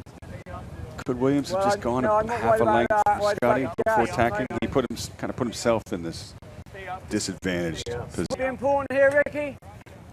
He did. He tacked a little bit, as we say. Which colour mark are they going to, Marilyn? We headed to yellow. Yellow, okay. Got a ways to go. It's the yellow just behind Ian there, right on the Oil Island Tower. Are you sure it's yellow mark? Are we sure it's yellow mark, was the comment from Ian Williams. The marks are so close. We have seen teams go to the wrong marks before. 2 lengths, guys. Pole's going up on both boats as they pass the red mark, so it's going to be yellow. 4 lengths. Yeah, it was one of the first start sequences where we haven't had a Charlie change flag up. No, straight, guys. Let's watch him, to okay? Matching. 3, Long starboard, copy. 2, 1, go hoist. Pulls around. 1 length. Easy, clear, a little more. Bows on, 2, 6 seconds. 1, go hoist. And here's Williams. We've got a race coming up the course here. You can see the Petite finalists going upwind, just splitting between these two downwind We're going to have to go below these boats. duelers. A little bit of a wind shadow from the upwind boat. Can we tell who that is? Which Petite finalist is ahead? Yeah, so Eric Monnin had won the start and has been leading around the racetrack so far. Okay, that could be, if he takes that point, he'll get 3rd place over Nick Egnott-Johnson. Back on board with Poole. A little bit of gas, Jerry. Down one, Chris. Down one more. You can see the team moving in unison there to flatten the boat when they feel like the kite's pressurized and just to get a little ooch forward and boat speed. I'd like to hurl Got down this it. run. Good comms, thank you. Every little bit helps. Puppy. Just a little puff, yeah, it's just a weird little puff. Say again. So I think the play here for Chris is go fast, go through the gate, try to extend his lead upwind. He needs about a 3 or 4 length lead on the beat to be able to do his penalty. He needs to be leading by 10 to 12 seconds to gate. You hear Joachim? Or to get that lead to do it on the upwind leg. So here, right now he's going to go fast, go through the gate, try to extend, and then he has to make a pretty big call up near the top, whether he does the penalty on the beat or whether he engages Ian at the windward mark or whether he tries to do it at the run. So it'll all depend on what happens on the first half of the next beat. He seems to have wheels on Williams, doesn't he? I agree. That's probably bottom there. But a big moment here when Chris rounds the gate, let's count and see what the seconds are. So Chris needs about 10 to 12 seconds more gas on the left, right, in order to do a penalty on the... Feels right gate bias to me. I guess he's got less than 9 Yeah. right now. He needs a few more, according to my... And the other thing, most people will not give up the lead to take their penalty. In other words, you won't do your penalty if you're going to come up behind you. Yeah. Coming into the gate here. Most would rather be ahead with a penalty than still be in control of the race. Which way will Chris Poole go? Oh, right or left? He's asking now, where do you want to go? It's going to be left, yeah, so there's jib the up. jibe, and Williams matches. And we'll start timing once his bow goes around the mark. 2, 1, Here comes go the drop. Don't pull it in, Ocean. You count, Tucker.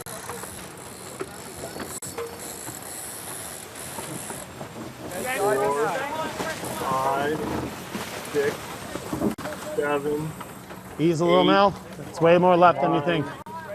10, 11. Copy, 12, pressing 1. Copy. 13, Going fast to the right. 14, 15 seconds. Well, there you go. Chris Just enough, probably has according enough to Dave Perry. do it. And a split up win. Little knock there. Williams, will he Copy, tack going and this way, stay his Bob. opponent or keep going to the left? Copy. As you all know, Feels like we're a little flat here, guys. Little soft pressure. Breeze starts to tick right Body late in down, the or afternoon we in good? Long Beach. And that's where Williams is. Copy, Or no Poole, higher. rather, sorry. Big split. Keep in mind, the closer Chris, the longer he stays on port, and the closer he gets to starboard ley line, he has to make a big decision. Does he tack or jibe? His penalty is to bear off jibe and come to close hauled on the other tack. He doesn't have to do a tack and a jibe, he just has to do a jibe in match racing. So that'll be his big call. Pressing a If he little. goes halfway up, then he's got Pressing a little. options. Copy. But if he goes out near the right, then he's got to decide. We'll tell right away whether he's confident he has enough to We're do it still or not. hiking, Ted. All right, well, Dave, have a look on screen. We've switched matches over to Eric Monnin Copy. taking his second race over Nick Egnott-Johnson. There is your third Copy. place finisher in this Congressional Cup, leaving Nick Egnott-Johnson to finish fourth. Well sailed for Eric Monnin in the Petite finals. Make sure we're in it. Small header, Sid. One of the nicest guys on the circuit. Real weekend warrior. Hard-working guy, very bright guy. I think he sails with his brother all the time. Yep, and his wife. Now we're back on board with Chris Poole. That little white dot background. Well, that was Ian Williams still going out to the left. Here's Poole having tacked on starboard. So Chris tacked, so he still has his penalty. Williams has tacked as well. Take your time. Such a nervous moment when they split like this, Scotty. They are big splits. That's a lot of leverage. That's a lot of gambling. Let's go BMG for now. I think just my first initial impression there was looks like Williams has made a gain on the left. No. He's wound up now, okay? Interesting. So I would we're agree him with you, just ahead but now. Williams has just said Poole was wound up. I'm expecting headers here, guys. Well, that's not good. Yeah, so it sounds like it might be a little bit of a right phase right now. Yeah, he's gone light again. That's not He's what gone it light We're again. back to marginal cross. I think this is going to be a lot closer than it was at the bottom. You can And- say marginal cross. Well, this will make you sit up on the edge of your seat. Man, there's that yellow flag penalty, remember? Jerry, I'm going to look at it. Williams is Feels fast. slow. Yeah, I have him marginal. Now up for sure. See Williams's bow Are we creeping crossing him, Jerry? to the right across the Yeah, you take a risk here. across the horizon there. Williams Huge. thinks he's got the That's cross. no fun. Everything just hiking, guys. I want to go for the cross here. Huge moment. Let's go all the way, though. Has he got it? 2. Now, don't worry about that, mate. Yes. Big lead change, big moment. Long starboard. What you Copy. said inside of him? One lane. Oh no. Has Poole took too early? Go hoist. Sorry. Oh, okay. Yeah, A little bit of miscommunication there. miscommunication. So that'll cost Poole some very valuable speed around the top mark. Oh, big moment for Williams and a big loss for Poole, as the lead has now shifted in favor of the Brits. And remember, the American team still has a penalty to shed, and now they're behind. So what does that That's mean? no fun. Best pressure, Sid. It's way more fun when the boat has a long, penalty. right? Can they just switch? I think we're close to laying on the other jibe. Totally agree with you, Dave. We want to Jibing. see the sparks flying. Our little hot, okay? Simo jibes. On board Williams going for the jibe. Both Spinnakers in perfect unison there. Should be clear. Should be clear. That's Williams thinking that he's got clear air on his opponent, clear air forward. Meaning he can sail I think we've just unobstructed by Chris Paul's bad air. There's Williams again, not watching his boat or where he's going or how he's driving. Glued to Chris Poole. Do not try this at home. Ian Williams puts on a master class of how to race a sailboat. Okay, just BMG, Jerry. You might feel a bit of gas. Everything he does is textbook and correct. He makes mistakes, but it's pretty rare. What he does is it's a master class. Everyone can learn quite a lot by watching him. Well, there's a reason he's a record 7-time world champion. Yeah. Coming down slow, turn down. Wait up, please. Wait up. And Dave, if he wins this, Down into a jibe. he'd be a record Crimson Blazer winner as well. He's had 5. You can go a little later on approaching Robert Scheidt level.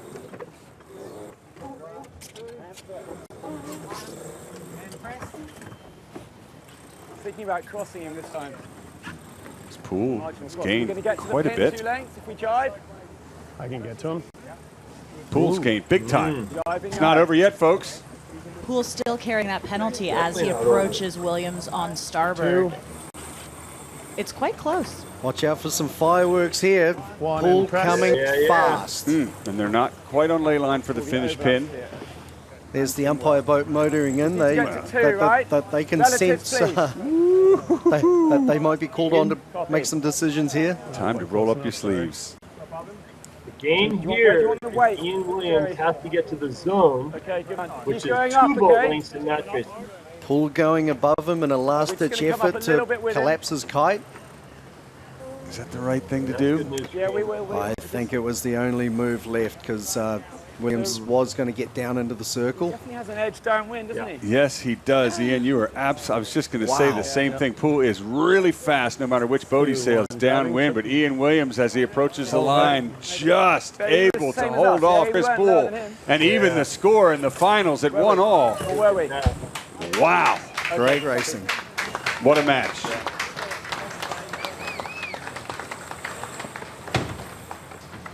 I love that. Definitely has an edge downwind, doesn't he? Yeah. Nice cool set up, that be.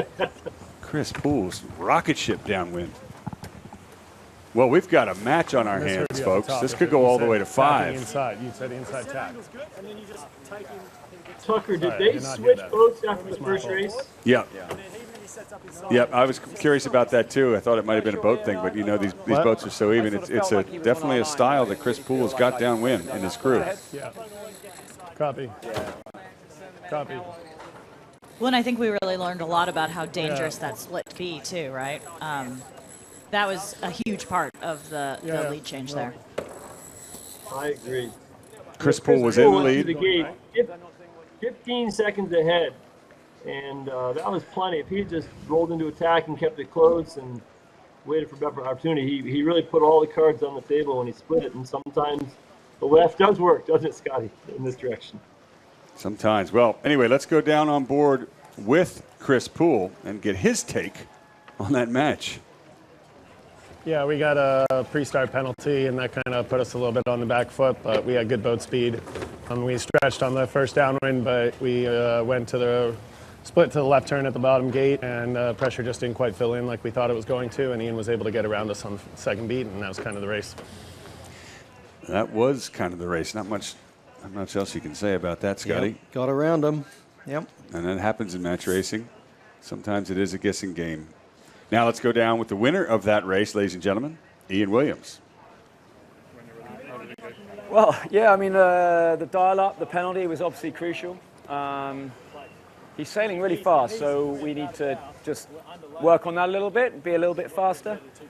We're pretty smooth. We've got great tactics from Richard, so yeah, if we can just get a click more speed out of the boat, I think we'll be good. Okay. Ian Williams, positive about that. The score is now 1-1, folks, in the first to win 3 points. Finals of the 59th Congressional Cup here in Long Beach, California, off the Belmont Pier. Scotty, let's relive a couple of the moments of the match. Here we go. Jim. So that was immediately after the dial-up. And look, there's contact. Up, starboard port. Both skippers yelling at each other. Ricky on the bow saying, no, you cannot swing. That's hold. That's so close there. It's Ian Williams stanchion right in the foreground there. Yep. Still in the pre-start here. Approaching the top mark. This was Poole in the lead at mark number 1 with a comfortable lead. And then, of course, crossing the finish line, Ian Williams. Only just. If that race had been another 10 lengths longer, I think Williams would be a bit nervous about the pace that Chris Poole had down. When you heard him say in the interview, he's going to work on. They got to work on their speed. They're going to talk to the trimmers and kind of focus, particularly downwind, and do something different because you want to match your opponent's speed. You don't want to be slow, obviously. Yeah, well, very interesting that Ian and his team, Chris and his team have been out here training for quite a while prior to the event, Ian and his team, the fact that they just sailed around Chris Poole. Nice shift, but they still felt like their boat speed was a little bit inferior.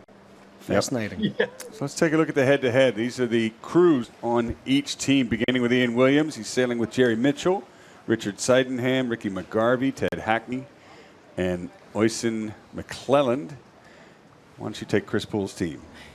Chris Poole, Riptide Racing. How is Oysen Jerry McClelland Mitchell on both teams? I'm sorry to interrupt, but that seems funny. What's that? This Oysen McClelland guys on both. We both knew these teams. guys were superheroes. Talented guy. I'm sorry to interrupt. Chris Poole's got Yoko Maschenbrenner, Bernardo Freitas, Mal Parker, Luke Payne, and Harry West on his boat. And of course, we already know that the Petite finals have been determined. Eric Monnin in third. So just going through that crew list, I think there's at least 3 Australians in there. Harry for sure, and I think Ted Hackney, and just wanted to give a quick shout out to my mate Neville Whitty, and he's down there in Sydney at the Royal Sydney Yacht Squadron with the youth training group, and watching the live coverage. So always awesome to hear from our international supporters and fans. Well, and you can also send us a note on Facebook or YouTube Live.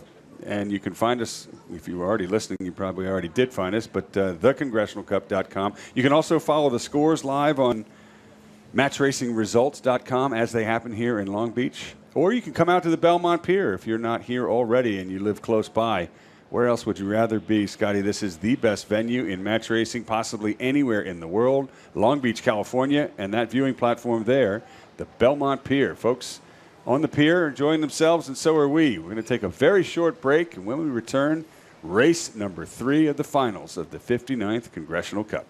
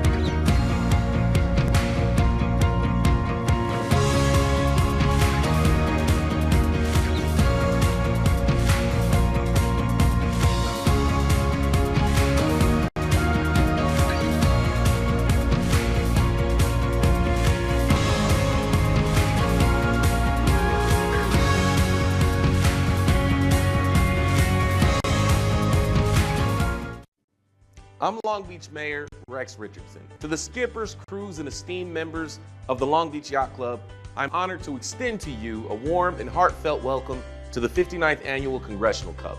Since its inception in 1965, the Congressional Cup has been the pinnacle of sailing excellence. This event attracts top-tier skippers and crews from all around the world to compete in our beloved city of Long Beach. So to the crews and skippers, your dedication, skill, determination, and unwavering passion serves as a source of inspiration for all of us. You're not just competitors, you're ambassadors of the sport, showcasing the very best sailing to the entire world. And to the devoted volunteers and Long Beach Yacht Club members, thank you for your tireless efforts behind the scenes. You serve as the backbone of this extraordinary event. As we prepare to welcome the world to Long Beach for the 2028 Olympics, I would like to thank the members of the Long Beach Yacht Club for being a valued partner to our city. The club and its members are doing incredible work to put a spotlight on our city, particularly for the sailing competition. And as we embark on this thrilling journey over the coming days, let's embrace the spirit of sportsmanship, camaraderie, and fair competition that defines the Congressional Cup. To all those competing and visiting Long Beach, I wish you a memorable and exciting week. Enjoy the race and the lasting memories right here in our beautiful city.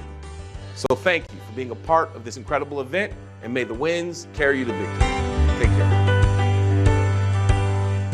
Hi, my name's Christina Duggan. I'm the local council member for Long Beach here in the 3rd District, and I am so excited to be here today.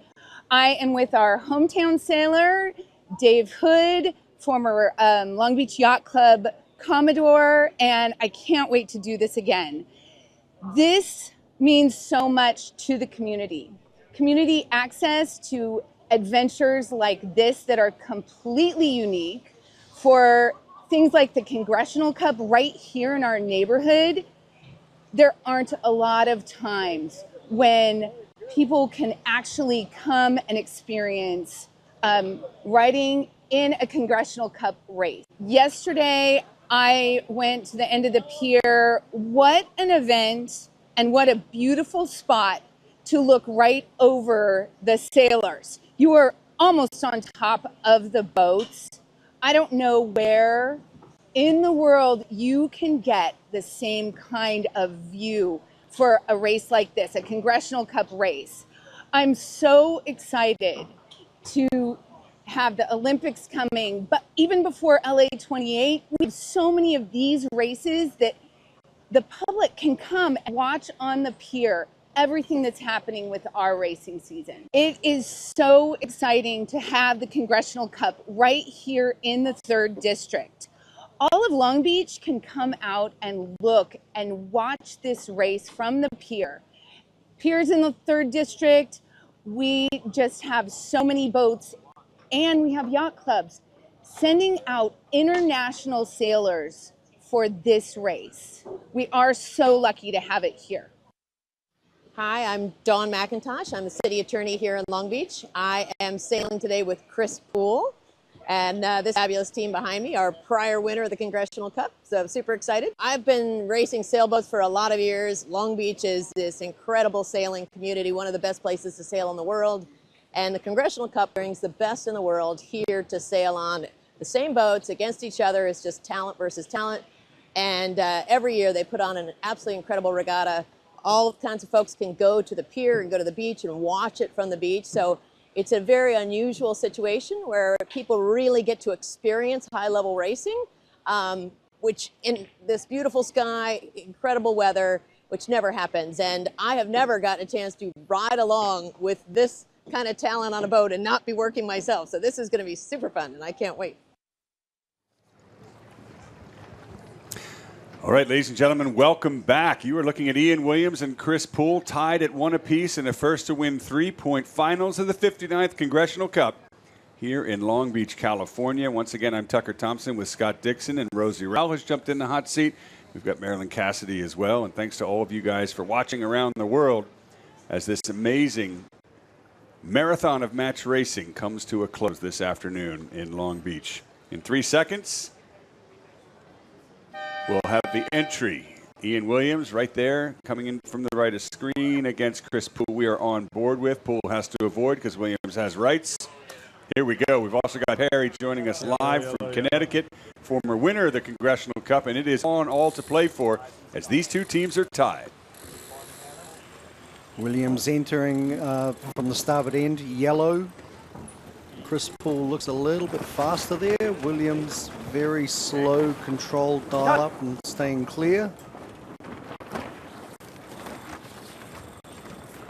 It's a good time to look upwind and see where the breeze is going to favor left or right. What do you think, Rosie?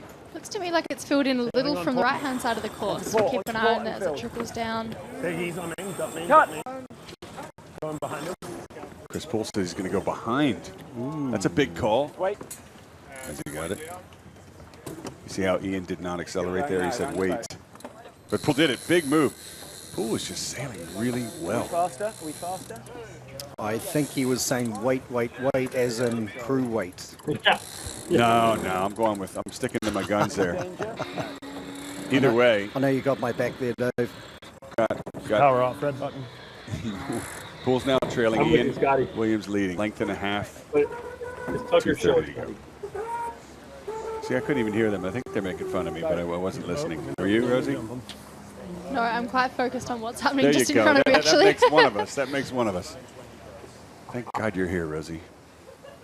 2 minutes 20 to go. Poole trailing Williams. So one of the metrics, the things that we measure before the start is the time from the end of the pier to the race committee boat, and I'm guessing that time is probably seconds. The end of the pier is just off right of screen. You're going to see it as both on to starboard and head towards it now. Main on. So Williams has come back quite early, anticipating that Poole is going to take the lead off him here. The pier's an obstruction. Trailing boat cannot go inside there. And he says he's got room. How's that, Scotty? How's that possible? He's still giving us room. Cut. Is he right? You're overlapped it to the zone there, boy. Right. Overlapped it to the zone. It's got to be. Oh, Poole has to be careful here. You see his stern. Don't go swinging in up. there. There's not room in there. Come on. Collision. No room in there. Going to be a penalty between no runners here. Oh, the boats are locked You're breaking together. up They boats. are What are you locked together. doing? Look at that. Look at the stanchions. There's no way there's room in there. They're locked in there. They are stuck. You've turned into that. You've turned down into that. You've turned down into that. This start's going to be in the hands of the umpires, and it's a blue flag penalty. That's Chris Poole. You should think about a red, guys. We're in trouble here. We're in big trouble. So that's Williams saying, hey, Poole got the penalty, but he got the advantage in the situation too. So a flag penalty would mean that Poole has to do it immediately after the start. I'll tell you what, folks, you got what you paid for coming out to watch this finals today. It is all on between Poole and Williams. Let's make sure we watch that replay again. The boats were physically locked together, stanchions intertwined. That was crazy. Okay, tacking. 15 seconds to go. Williams splitting to the right of Poole and have the left. Who's going to have it right when they go upwind? And Poole, remember how as the clock ticks down and the tension heats up. This is going to be a slow start for Williams. Watch him. You can see him lifting up and over. No, he goes into a full tack. He initially said he was going to shoot the boat, which is not what it sounds like. It's shooting head to wind. Because there was an overlap and Rule 15 was off at the moment, and we didn't answer. Squeeze it up. Thank you, Kirk Brown, our umpire expert. Look at this cross. Can Poole get across? No. I'll tell you, it was close, though. That was a conservative move, Scotty, to tack to leeward, but Poole has an edge right now, wouldn't you say? Yeah, so Poole, by virtue of tacking in front of Williams there, forcing Williams to do one extra tack each time they come together. We'll just see a bit of water, a bit of lefty on the water close to Poole's bow. Do you see that, or am I just things up? Yeah, I don't see it. It'll be interesting to see if he goes out there and commits to it, or if he comes back again trying to lure Williams in. Williams is out to the right. Scotty, that righty that before the start, it's out there, but I don't know if it's coming down the track quick enough. It is definitely not filling through to the bottom half of the course. It's just how hard you'll to roll the dice. You know, whether you want to put the family home, the farm, and everything on. It's still a very spotty race course. It is a big split, and Dave Perry, since you've got a sixth sense for the wind, which side do you smell all the way back from Connecticut in this split? I have a different answer for you, Tucker. When we were racing Congressional Cup back in the day, we had a mantra, which is hug the conservative book. In other words, when you have a choice, do the conservative thing. And you don't know what the wind's going to do. Think what the wind's going to do. How many times do you hear people say, "Oh, I thought it was more right, but it was left"? But Ian has a penalty. I mean, Chris has a penalty. So, and the left has been pretty strong. Ian better than the left. So, if I was Ian, I wouldn't give Chris any leverage to the left because Chris has a penalty. Dave, just as you say that, he's given him massive leverage, and it looks like Chris is getting nicely wound up. Would you agree? I don't think it matters sometimes what you think the wind's going to do. I think you're in control of the risk that you put into the situation. He is now up with pressure. I'll tell you right now, just looking at Paul and his team, they are all on the rail, fully hiking. And when we looked at Williams' boat a fraction earlier, they were not quite hiking as hard, were they? And there it is. That's a great shot there. That is Paul crossing. To my mind, that's close. It's going to be very close. You want to dial? Still close. Ready for a dial. Joachim, I don't have this. Joachim, I don't have this. That's marginal piece. I don't think he's got it. Wow. It's going to be close. Paul has to keep clear. Do you agree, Jerry? It's too close. No, it doesn't get much closer than that. This is fantastic. Williams doesn't tack. Hips up to windward of Poole, who's only just ahead after that tack. Big chop, unfortunately. The big call to live there for Ian. Yeah. But they are at ley line. You can hear Williams' team saying, "We're there." Okay, that's good. There's the mark. Good call by Ian then. Yellow Are they going to yellow though? So Okay, yellow in the mark. background you can see the mark off the oil island. It's confusing with all three marks. Yeah, and they're all quite close together, aren't they? A little bit unusual. Yeah, pole up. We're not going to. Did Ian take a little You need to thing go there? faster here, guys. Focus on speed, please. Still has that extra speed edge. You can hear Williams talking about it. Look at Don't Poole. forget, on the match racing rule, Ian can tack if that's the proper course here. On port. So Ian's going to round the mark, and I doubt he'll veer away. He might just hold Chris up here. Let's see. I was going to say to Dave, let's see if you're right, but I already know he's always right. There it is. He was luffing. Poole advancing. Hey, come on! Go high. I give Ian credit for his Hollywood efforts. Now watch for the jibe from Poole here. They're talking about the jibe. It's going to be close. No, I think Poole might have. I don't know if he had a window there. You can see Joachim Aschenbrenner with his hand on the main sheet. So another lead change. That was close. Big moment for Poole. Remember, he still has to get rid of that penalty. And this is like a replay of the last race.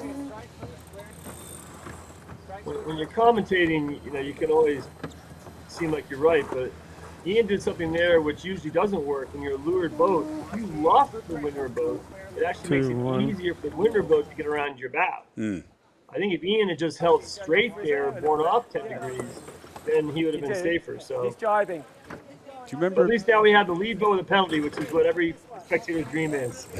Remember Who Wants to Be a Millionaire, where you could phone a friend? If I was match racing, I'd phone Dave Perry every time. Dave, what do we do here? If we can get it. Do you agree? The problem is, Tucker, I think Dave would be the one asking the questions, wouldn't he? Jibing now. Let's get a nice fast jibe here, guys. Anyway, it's a good match race for anyone who doesn't know match racing. They're seeing a really masterclass in how to do it. Teams coming together again. On your left is Williams. If he gets left gate, do we follow him or do we split? Listen to this call. You think it's too biased? That's Ian Williams talking about the leeward gates again, already talking about the next leg while they're halfway down the Spinnaker run. Coming up. Coming up.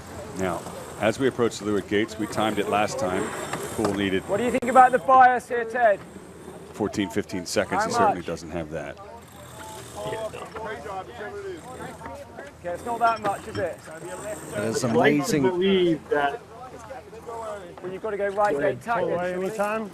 Unless you want to follow him left and try and hang. There's a lot of indecision going on here. It's the amount of information being exchanged on Williams' boat from the entire team. Did we get a decision yet? Left or right, guys? By dropping in the jog. We still I'm don't going know. to split them, whichever he does, we go the opposite. Go drop. So it's. I agree. I think if Ian splits, but once he's up to speed, he should tack and not give Chris leverage.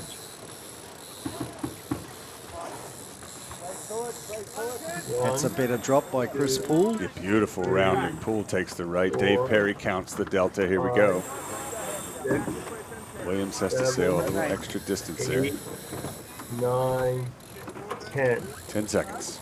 So And marginal. And what do you think the number is for a to do a penalty turn at the finish, Dave? I think we're going to need that lead Well, side. I think upwind it's about 12 seconds, maybe 4 lengths. I think downwind is about 16 seconds, about 5 lengths. More work to do. More downwind than upwind. Yep. I think it's marginal now for Chris. I think he's got to be careful not to go for the home run here. And then this is exactly what happened the first race, isn't it? Copy. Chris had the penalty split right, and Ian passed him on the left.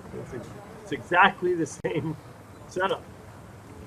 And both I'm teams surprised continuing. that Ian Williams is splitting. Copy. So hard to watch these big splits. Copy. I'm so surprised that Ian is doing this. If it works, he looks great, but if it doesn't work, small left, then big he'll left. say, what was I thinking? So you can hear Williams saying there's small left, big left. There is definitely pressure on Williams' bow as he proceeds down at the from starboard. The pressure's always out there to the left, but the angle really Tucking advanced the right hand. Stay in the boat. pressure And here seat, comes Ian Williams. Good man. Attacking again. Remember how good he looks when these two had this last time, and then Poole was right back in there when they came together. Poole was ahead, as Dave said, by 10 seconds at the mark rounding from the right. On board with Poole.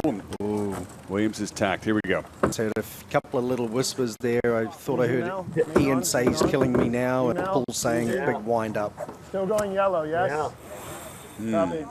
And that's what Wow. Dave Perry was talking about. It's okay to be maybe 4 or 5 boat lengths back, but you don't want to give them any more leverage and turn that into 10 or 12. It has got a little better already. I don't see him though. Oh. Yeah, he's a long way across. We can see him. He's a long way across. Ian, you don't want to know. Just keep driving.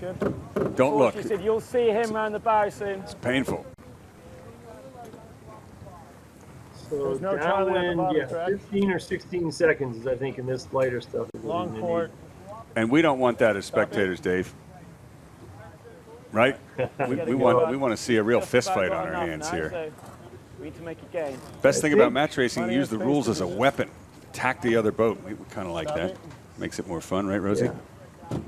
need. Chris is a mile ahead now, so.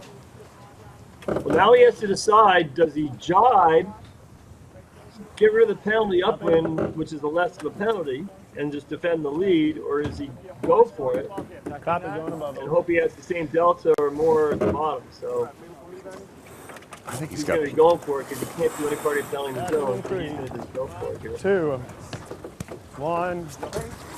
We'll count here. 2, 1. Go hoist. Poole with the set. Commanding lead. 4, 5. You're going to be counting for a while, Dave. 7, 8, 9, 10, 11. If those were Dave Perry's 12, seconds, we'd be late for the start, I think. It's a little faster. 14, Just saying. 15. You're right? 16, So he's- 17, Chris has the 8. It's just going on and on. He's got it. I was just messing with you, Dave. I know. We've heard all kinds of different seconds coming out of people on the race course in this regatta. We could have. You look at all of this technology we have on the desk. We could have just put a watch on it, I suppose. But nobody thought of that. Either way, you would think he's got enough room to get rid of that penalty, and Ian Williams would not be happy with that as he rounds way behind. That's the point. No argument about it. Ian's tactic was round the gate, take the split, get up to speed and tack. He did everything right except the tack part, Dave. Yeah, I didn't quite fully execute that plan, but. Still looking for a game. Joachim Aschenbrenner studying the race course there. Massive pressure coming from. And there he says, I was just going to say that's the quietest I've ever heard Joachim, but then he started talking. We want Max way left, Jerry. Way faster than him. Way faster than him. And that is the righty filling down between the two oil islands. Yeah, Poole has just gained on every leg, hasn't he? Yeah. Just spinning above the line. He's in a different league speed-wise, particularly downwind over Ian Williams, who's watching this race slip away from him. Boat length by boat length as Poole jibes for the finish. It is still first to 3 points. We're tied at 1-all. Boat fire. As Poole heads for home. But he's got to get rid of that penalty first. Scotty, why don't you talk people through what Chris is going to do here to get rid of the penalty? So because he is on a downwind leg of the course, the penalty he needs to complete before the finish line is a tack with the head of the spinnaker on the deck, well, below the gooseneck, below the boom. So you'll see Poole's jib going up here very shortly. Tack. Yeah. Driving on. So it will look like a bottom mark rounding where they go jib up and kite down, but then he needs to execute a spin right before the finish line. And the advantage of doing it at the finish line is that you don't need to get the boat back up to speed. Well, here we go. Doesn't have to be perfect, just get Check it what up. you guys think about the bias. Jib going up on Poole's boat. The pole is already down. They are one length from the line now. Here comes the kite. Up. Get the head down, get the head down. Get the head of the spinnaker down. So there's the head of the spinnaker down now. Doesn't look like a great chance. And spinning. And there comes Williams from behind, but the penalty is now shed. And as he crosses the line, Chris Poole has done it. 2 points to 1 over Ian Williams in the finals. Nice job, Bernie. Very relaxed crew on board Poole and his team. One race away from a second Congressional Cup victory if they can win the next match. Meanwhile, Ian Williams, up against it, needs to win the next one for sure. That's a great question that we have put in front of us, Tucker. Rosie, what do you think about that one? Yeah, someone just asked, could Poole potentially lose points because of the damage in the pre-start? That's definitely a consideration. We saw it in the semi-final with Ignat Johnson.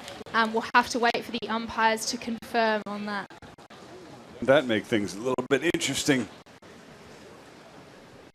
Do you guys know what the damage was? Nick lost a bit of a point. Well, we don't know what the extent of it may or may not be, but we do know that we've got Ian Williams ready to do an interview live on the water. So let's go to him now.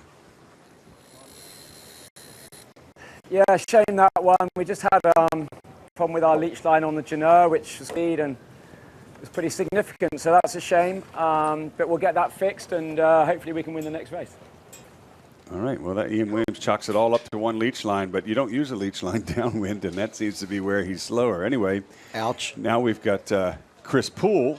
Let's go live on board with him.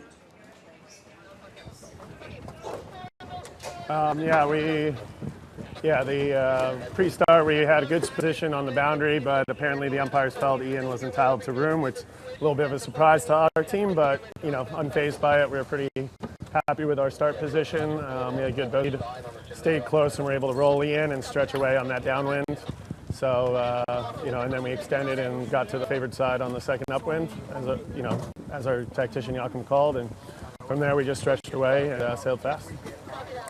Well, there you go. That pretty much sums it up. Now, Chris Poole sits 2 points to 1 over Ian Williams, first to win 3 points finals of the Congressional Cup. Give us a wave, folks. You are live. Everyone on the Belmont Pier, you're on TV around the world. There we go. More action to come, but first let's relive some of the moments from that last race. Scotty, here we go. Let's look at some replays. Room in there. Here it is. Here's the moment, the big impact. Come on. You can see the boats physically locked together there. It's Poole's push bit inside There's no way Ian's there's room in there.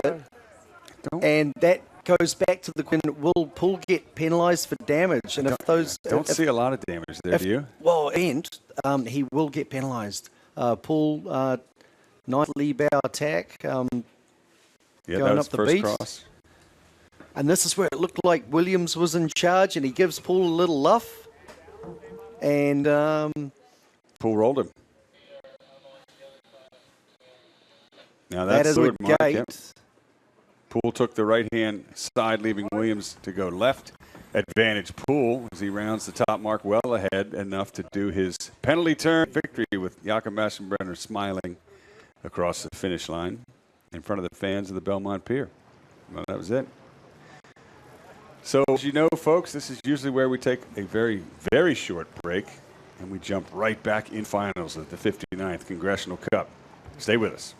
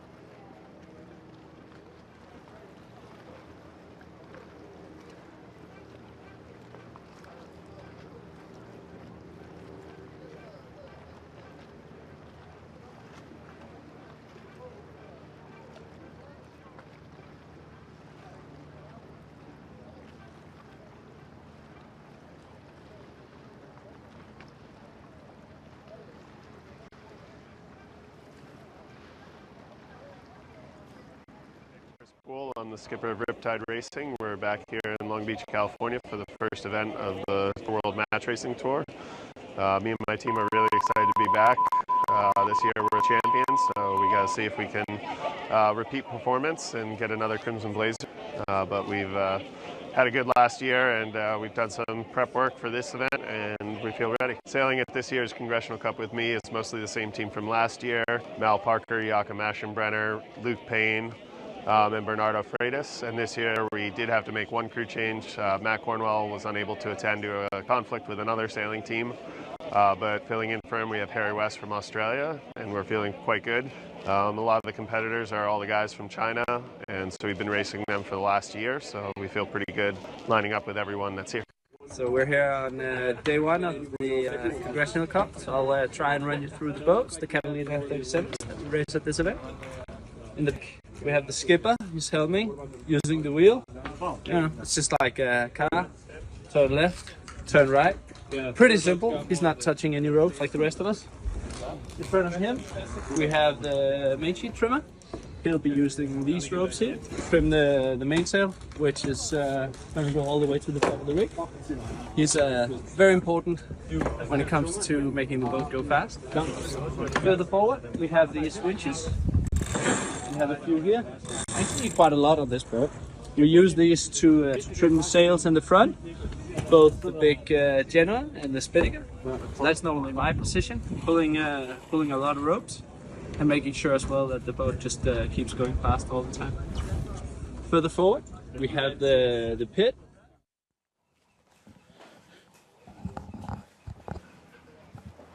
All right, for those of you on the pier, I've got one more special guest here with us before we get into the last racing of the day.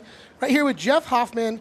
Jeff is a Long Beach Yacht Club member, resident of Naples Island. So for those of you at home, Long Beach Yacht Club is on a beautiful island here in Long Beach called Naples Island. It has a lot of Italian themes to it. We have got not just beautiful multi-million-dollar homes, plenty of businesses along the stretch. Tucker always talks about it. 2nd Street, it's a great to grab a drink, have some great appetizers or food. There's all sorts of businesses there, and Jeff is involved with the Naples Island Business Association. So Jeff, tell me a little bit about Naples Island and the yacht club's involvement with the city and the island itself. Great. Well, Naples, okay, how's Hold it up this? close. There you Good. go. Naples Island was built starting in 1909, so a long time ago. And it was designed to be the Italy on the Pacific. And I would say it is pretty, I've been to Italy. This is pretty Italy on the Pacific. I'll give it that much. Every street on Naples is an Italian name, except for 2nd Street. You can say that in Italian if you want to. We have a beautiful fountain. It's an Italianate fountain in the middle of a park off of the colonnade. The canals, we have gondola boats that go through. It's really a special place. So Naples Island is right here at, in my head, it is the southern part of Long Beach, but it's actually kind of more East Long Beach. It is. We're going to be probably the launching point for a lot of Olympic regatta boats, events. I'm sure we're going to house a lot of the Olympic members. Tell me how the Naples Island Business Association is prepping. It's only 4 years away at this point, and it's going to be pretty darn busy, isn't it? Well, it's not only the Naples Island Business Association, but the Naples Improvement Association, the Naples Island Garden Club are coming together to look at the island and basically roll out the welcome mat when the world comes to Long Beach and Los Angeles in 2028. We're going to have 7 or 8 venues here in the city, a couple on the east side. We have sailing, which is incredible. We also have the rowing. This will be the 3rd time we will have had the Olympics here in Long Beach and Los Angeles. So it was 1932, 1984, and we are looking forward to 2028. And so I am pretty excited. I wasn't born yet in 84. I was born in 86. So you guys at home now. But we're pretty excited about people my age group becoming involved with the Olympics. And so part of me thought I need to learn how to be an umpire now so that instead of up here talking on camera, I can be down the boat raising the flags. But at this point in my life, it might be a little late for that because these guys have such an expertise. I don't think I could be prepared for the Olympics. But how can I, as a local resident, get involved with something for the Olympic Games? Cool. Well, you've got 4 years. So, but there will be all sorts of time. Even though you were not born yet, in 1984, I volunteered at the information booth in downtown Long Beach for the Olympics, for all the venues that we are hosting. All of the sports, including sailing, it will take a lot of volunteers, whether it be, we're going to, obviously the teams who are going to be here, all of the spectators, officials from around the world, lots of media, press, many, many visitors. So there will be so many volunteer opportunities for you to get involved with in Long Beach. Okay, and so here's something that I hope people have thought about for the Olympic Games at this point. So my mom showed up yesterday to watch for the first time ever. She said, well, do these guys all bring their boats to this race? Obviously they don't. These match racing boats all live here along the dock at Long Beach Yacht Club. They're all prepared and maintained year-round for this kind of match racing event. But the Olympic Games, the competitors are going to bring their own boats, right? Correct. Where the heck are we going to put all these boats on Naples Island? That is a good question. They won't all be on Naples Island, but a lot of different organizations in the city are preparing. In fact, we will have teams coming as soon as Paris is over this summer because we have a special area right here. It's very different from a lot of the places they sail. So they need to come here to practice. So whether it be the Long Beach Yacht Club, the Alamedas Bay Yacht Club, the Sea Scout base that is also located on Naples, U.S. Sailing Center. We have venues that will be here to support the sailors who come to Long Beach to sail with what are some of the best sailors in the world. Okay, so tell me, where do I sign up for Ryan Sanders Resort and Spa? I'd like to park some of these boats in my driveway, maybe house some of the sailors, right? Tell me how I can be a part of the housing, but But no, I mean that I as was a going to total say joke. right now, talk to Lisa Meyer. Right, Lisa might know Meyer the secret is there. in the middle of the sailing events and programming for the Olympics So for 4 years I'm going to from get now. you 2 more questions, then we're going to bounce back to some sailing action here shortly. But tell me, have you Okay. ever been on a Catalina 37 before? Yes. And tell me, what is your experience on board these boats? I've never been out of the dock on one, but that's fair. That is fair. But that was not your question. Have I been on a I love that so much. In fact, I was within about 5 feet of one on the long dock this morning. Okay, so that is one really cool thing. So Long Beach Yacht Club, it's situated on this point on Naples Island. It's a beautiful spectacle corner there. It We've got is. all these 37s lined up.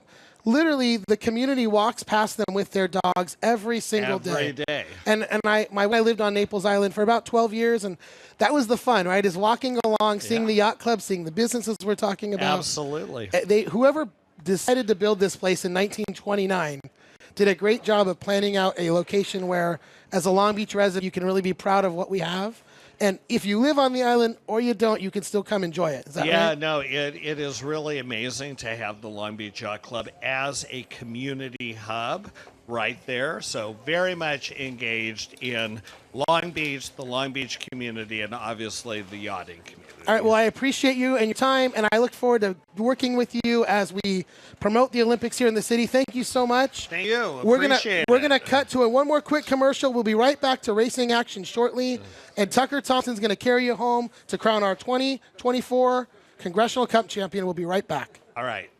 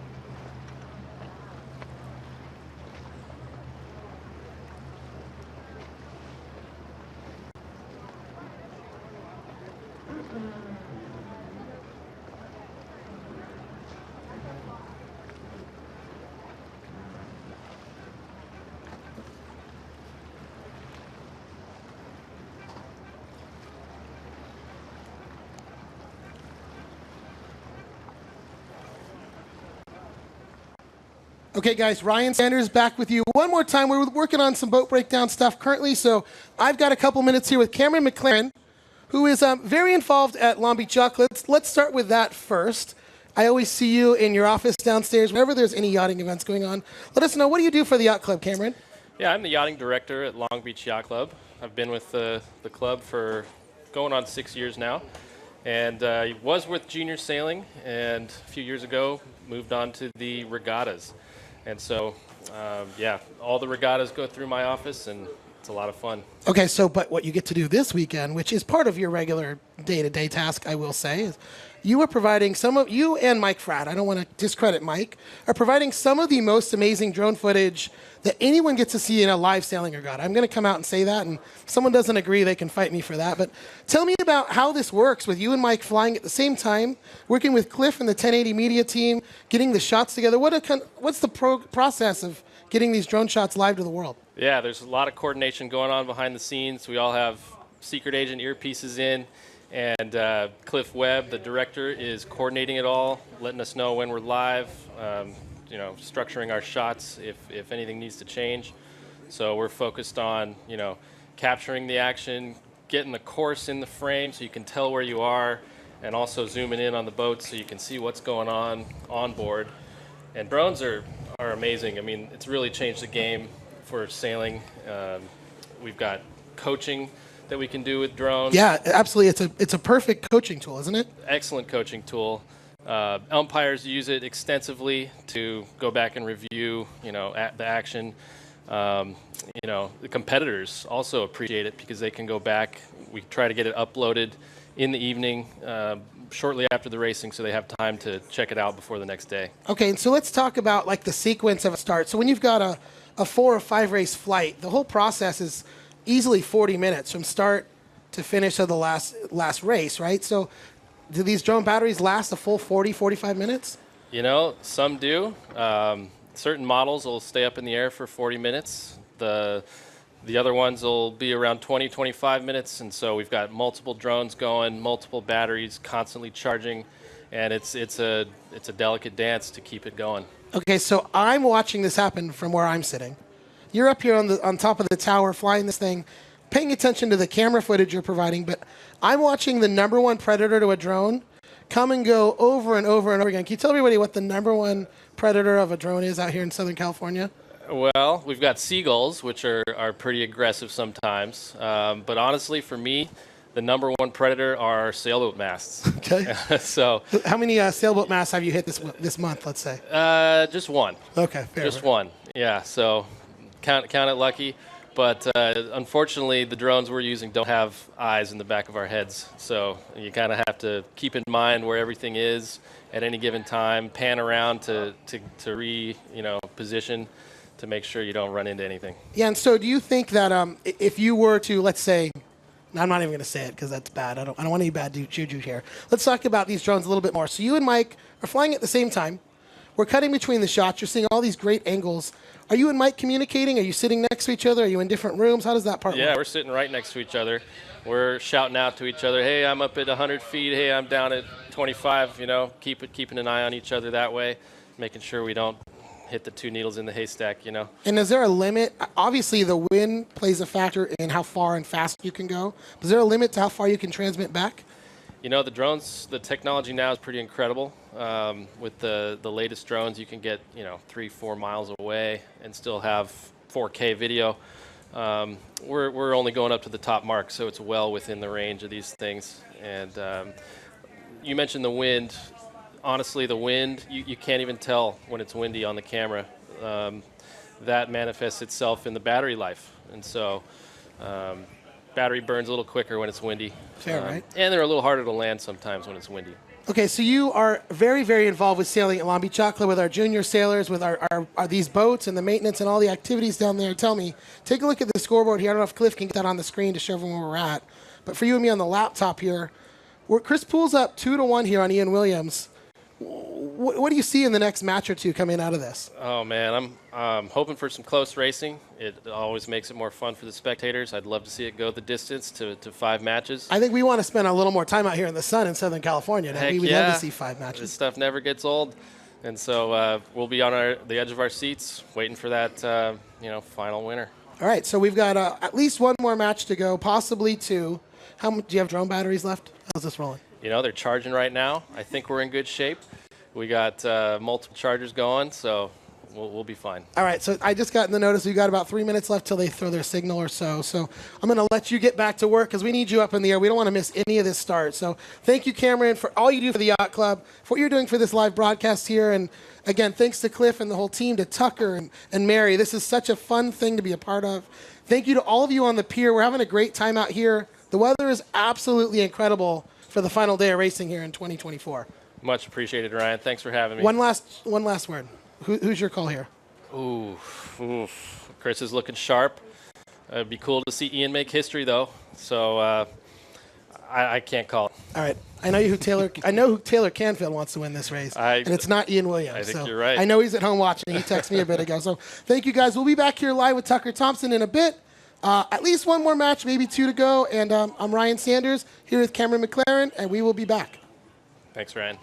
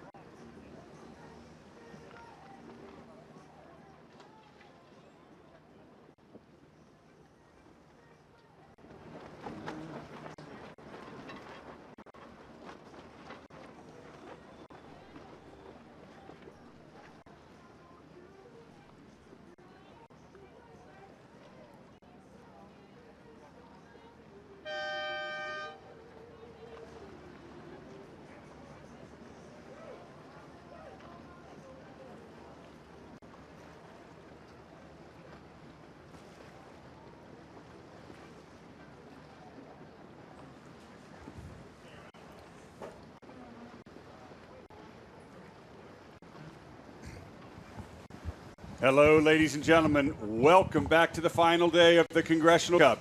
Here in Long Beach, California, you know what is at stake. The Crimson Blazer and $20,000 for first place. This is a first-to-win three-point final. And currently, Chris Poole is up 2-0 over Ian Williams. 2-1, sorry, right? 2-1, Chris 2-1 Poole over Ian Williams. Over Ian Williams. So what that means is if you're an Ian Williams fan, well, you want 2 more races to occur here in Long Beach. If you're a Chris Poole fan, he could seal the deal in one right here. There's the 4-minute signal, folks, and we are underway in the pre-start. Thompson with Scott Dixon, Marilyn Cassidy, and we've got Dave Perry joining us live. We're listening in on board each team as it's bow to bow into the dial-up. Hold. Cut. Just from this dial-up, you can see the breeze is up a little bit. The boats are looking a little bit, these maneuvers, eh? Completely different set of conditions. Just, the breeze is in, probably an extra maybe 3 or 4 knots. Right across the board, we're showing 12 knots at 220. Every bit of more than that, probably. It's the breeze Get is it in. up, Ricky. Does that mean we're going to start to see Get it more up. The right will be very strong, for sure. Cut. Is he going to hit us? On board. Oh, very close here. Could be in trouble. Oh, no, I think Williams is he losing it? Flag him. Yeah, no, I think Williams did a good job there. That might be Poole's penalty if there is one. Started to slide into him. Let's see what the umpires say. Green flag. Way there, guys. Keep playing. No, attacking. You can just hear Ian Williams. Now, before this race, Scotty, I saw Williams training for 13, 14 minutes, and Poole's team just sat still. You can feel that the Poole's team's pretty calm and cool and collected. Here's another dive. Ian Williams very slow. Very close indeed. Look at how close that is. Has done a pretty good job here. Don't jive. 2, 1, big down, we clear. Swings, please. Just feel the tension up board Williams' boat. Poole, front Williams behind there. The dial-up is over, but man, did Ian Williams have to fight for it. Absolutely. Ian Williams out of jail. He'll be very happy with that outcome. Minute 35 to go, none too late. Now, would you lead or push in this breeze to the start? Again, the time from the pier and this much breeze is probably 30 seconds, which means, you could probably 5, but it's a lot of time to kill. And it's just 1:15 now, so this is a pool. Drop and tack. So early that Chris He might have a wide right. Where is he? is just going to sit there and Ian Williams All the way down, guys. shift over and tack to the right. Very unusual at this stage. 1 minute to go to the start. He's comfortable just to hang back there at this point. He's early, right? Yeah, he knows early, and he doesn't. Right, let's chase him down. You happy with tack start? Let's go. Let's build speed. So that means he's going to push Poole into the start and try to tack and take it. That's it. Here we go. So Williams will come past. Poole will have to come bow down and defend. Get him. We got him. Ooh. It's a lot of pace there that Williams in with. Yes. Is he early for the pin? Williams going for the hook, trying to push. We've Poole towards the line. Has he got it? We've seen this camera angle before. Coming up into him. It's Ricky McGarvey showing Ian that he swing. Beautiful job there, Poole, not to get hooked. Williams gets the start that he backs on the board. He'll take the right. Meanwhile, it's going to be Poole off to the left. It looks like he wanted the gun. Here we go. Even start, split tack start. Ian heading towards the fabled right-hand side late in the afternoon. And Poole continuing hard to the left. We've seen big splits for this final, which, as Dave Perry said, is pretty unusual. These teams are both rolling the dice. On board Big Williams. hikes, guys. Big hikes. Asking for full weight on the rail. Like we said, it's a very set of conditions from the last race.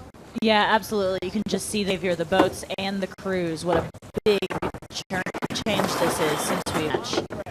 Pulls over onto port, looking to see what he can do, if there is a right shift or not, and trying to protect any lead that he might have out of it. He's got good velocity out there, but you'd think that Chris Poole is listening to our broadcast, because Dave Perry said don't go all the way to both sides. So big split. Try to stay with your opponent. So at least Chris Poole's in the middle of the track on port, staying with who is just legging it out all the way to the right corner. Yeah. Well, I'll tell you what, I don't know if they've brought the top marks a little closer, or if it's just an optical illusion now that it's blowing that much harder, but it looks like a pretty short leg. I think the report from the race committee is they're of the same length. The boats are just moving an awful lot faster right now. And because the breeze is, the action is up, tension is up. Now, how's this angle? Where do you want me? Just tickling red? The boats will be going to the green Copy, mark lifting red. based on the signal change at the start. Dave Perry, we've got you live. Connecticut, are you there? Oh, yeah, man, I'm riveted. Two-time winner of the Don Cup. Great to have you here in the broadcast. In the last race, you said you didn't want to see them going so far apart, so this is not as big of a split as Poole has elected to stay with Ian Williams. Now Williams tax, what do you make of it? Copy. Well, I thought it was a textbook split start. Ian got the initial starboard advantage, but the lower right, as we all know, as guys mentioned, the lower right's a little soft sometimes. And the Petite doesn't like to leg it out off the committee boat. So Chris looks pretty strong up there. Just crossing. This is going to be So I fine. think We're Chris going to is be gonna have right the on lead it, here. guys. Well, this is a big moment right here. Poole coming from the left. Looks like he's got a pretty good... No, he's not going to cross, though. Back to leeward and ahead, Scotty. He's now, he's just a little. Yeah, so Poole in the lead. I think are they going green on this one? Yeah, they're headed to the green mark. Okay, so that's why you tacked there. Well, that would make a lot of sense. And we've just seen Poole has kind of another mode in these windward situations where he really can get quite hot. Into the mark, tack set for Poole, and they won the first two matches, and they're first to win 3 points, so it's a big moment, and Williams up against the ropes, but he's close. Tack set for both teams. Go, go, go, hey. Passing out here, we haven't lost time. Long port, really long port, Yaki. The whole Congressional Cup, Scotty, could be right here for Chris Poole, and Ian Williams knows it. Use main if you can.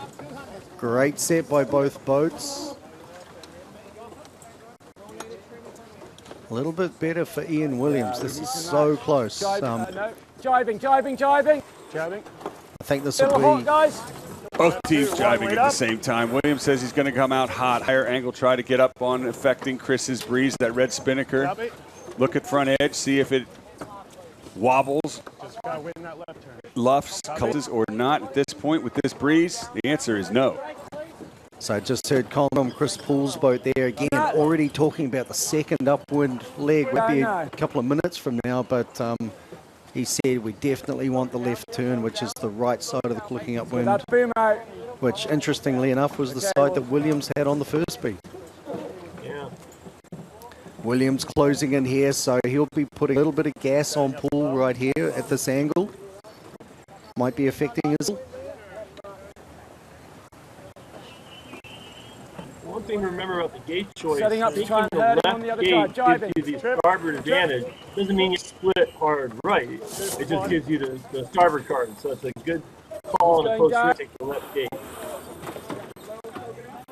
What? Williams have a problem with his hold pole on. there. I don't know if they were going for a full jibe, but... I see it. All right, Well, Williams is definitely reeled Yeah, in a bit of pull there. Not enough to get out Oh, of the there's zone. Williams. Sorry, Paul Spinnaker shaking and shimmying there. That means Williams all over his breeze. Big time. Williams could be back in this. That mark can't cost enough for Chris Poole as he leads into the leeward gates. With Ian Williams right behind, less than a boat length. Drop when you like.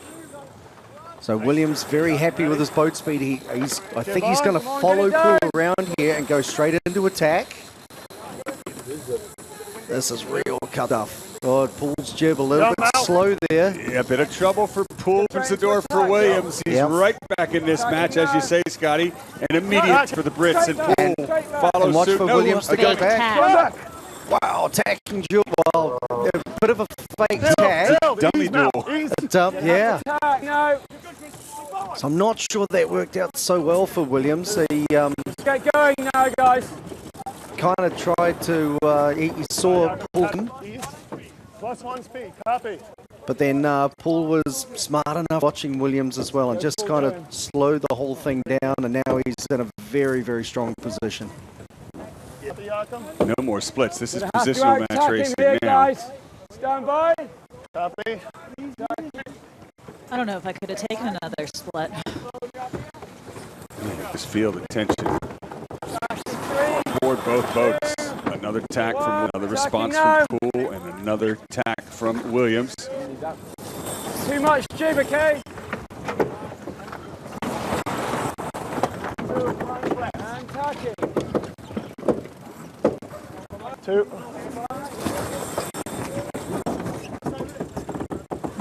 East, Jerry. Tacking now.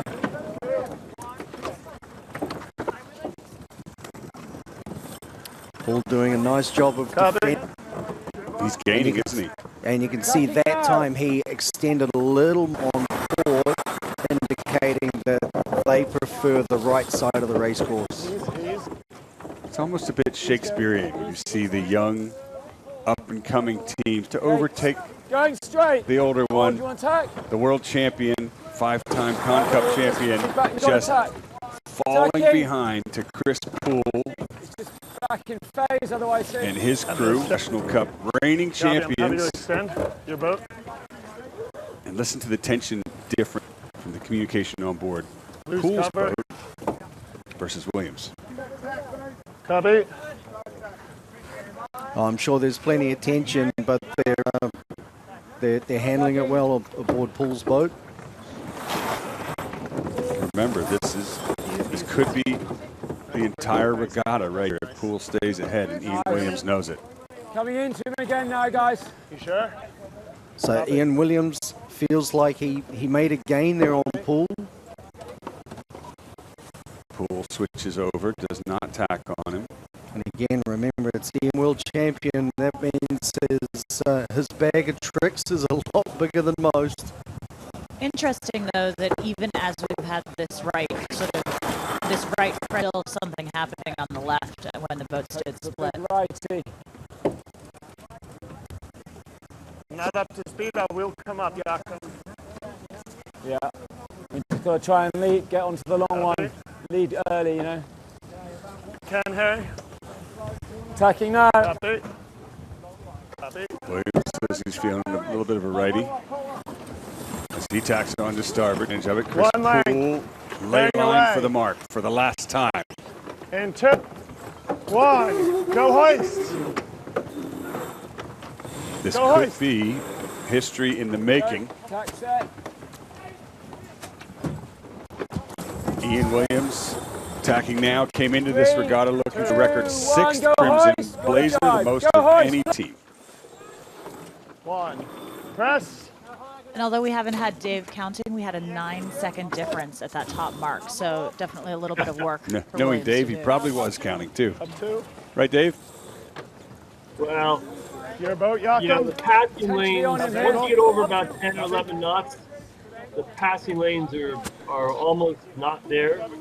And the boat ahead is going to win the race Copy. most of the time. It's very difficult to pass. So Copy, your boat, Jakob. I'm just driving. You I tell me think angles. if Ian want anything back, it was on me tack after the gate. Copy, just on being It was one of those all or nothing moves. If it works, you look great, but if it doesn't, you're you're so far behind that, that's where he's going. He wish he just landed on starboard. It was a really close race and looked for a better place to bounce.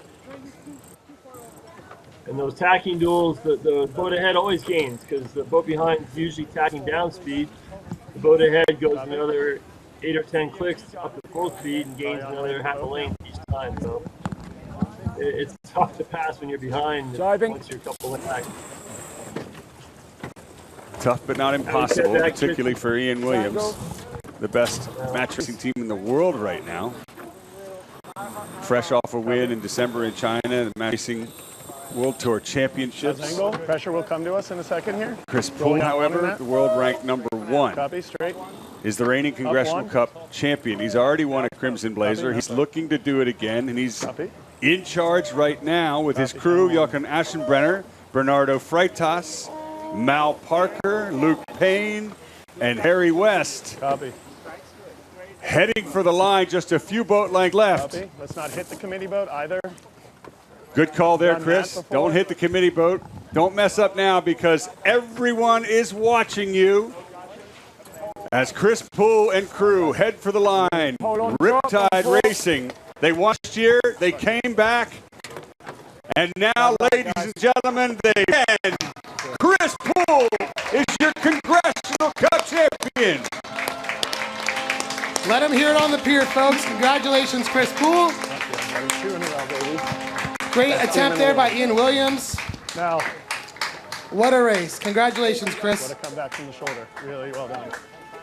Command performance. 2 in a row, buddy. 2 in a row. Jibing, main in, jibing. Chris almost hit the pier there, decides to turn away from it. Well, that's good because now it's a victory lap in front of the fans here in Long Beach, California. Ladies and gentlemen, give it up for Chris Poole and Riptide Racing.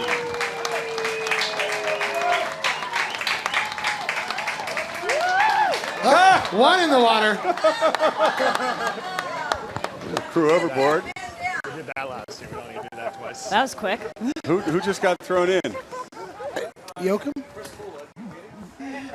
Is that Joachim Aschenbrenner going to get on Williams' boat? Wait, let's Throwing him film a this. line? Williams is picking up Joachim Aschenbrenner. I wish we had a camera. Can we Where's film the this, cameraman, guys? please? The drone pilot, move over to Ian Williams' boat. There we go. Oh, my gosh. They've just picked up Joachim Aschenbrenner. Wow. And they congratulate the wet tactician on his victory. Now, that's a first. This has been a Congressional Cup of so many firsts, and there's yet another one. Oh, my goodness. Is Dave still with us? I'm right here. So has anyone on any of your teams ever been thrown off the boat here in front of the pier, Dave? Oh, there's many things that have happened off my boat that I am not at liberty to discuss. All right, hang on. We got Ian here. All right, well, let's go down with the second place finisher in this year's Congressional Cup, Ian Williams.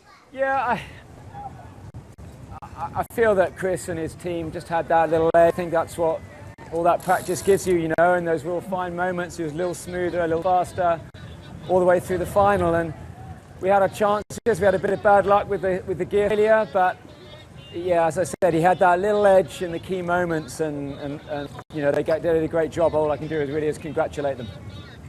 Well, a gentleman.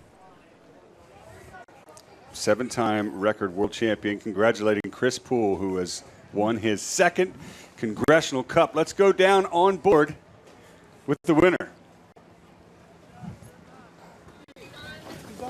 Describe your emotions right now. What's going through your head right now? Just won my second Con Cup in a row after a really impressive win last year. This one was a bit more hard fought, but we did a few things better than we did last year, and we're really happy with the win over, you know, 7-time world champion Ian Williams and 5-time Congressional Cup winner. It's a treat for us. This team, you know, we believed we were the best in the world, and we sailed the way, and so we earned a really good win here. Certainly did earn it. Certainly did better. I don't know how you could sail much better from last year. He won every single race, but he's done it. That is a repeat performance to something you don't often see in the Congressional Cup. I think that was his immediate reaction, too, is, oh, my gosh, can you believe 2 in a row? Wow.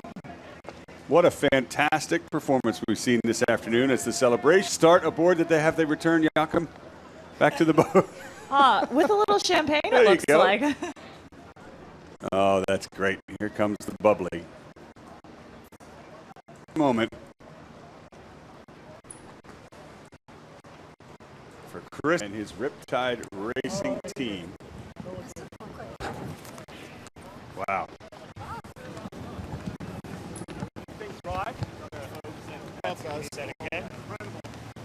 Impressive.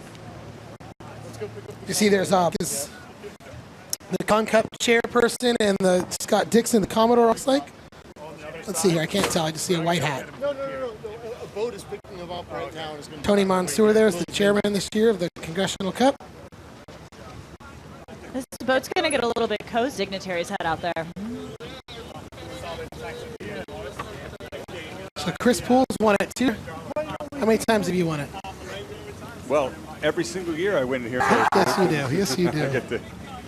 We've never lost up here. No, it's great to see what Chris Poole's been able to do, and mostly because if you watch his career, you'll see that when he first came in here, he was at the bottom of the heap, you know, and really an quite fair.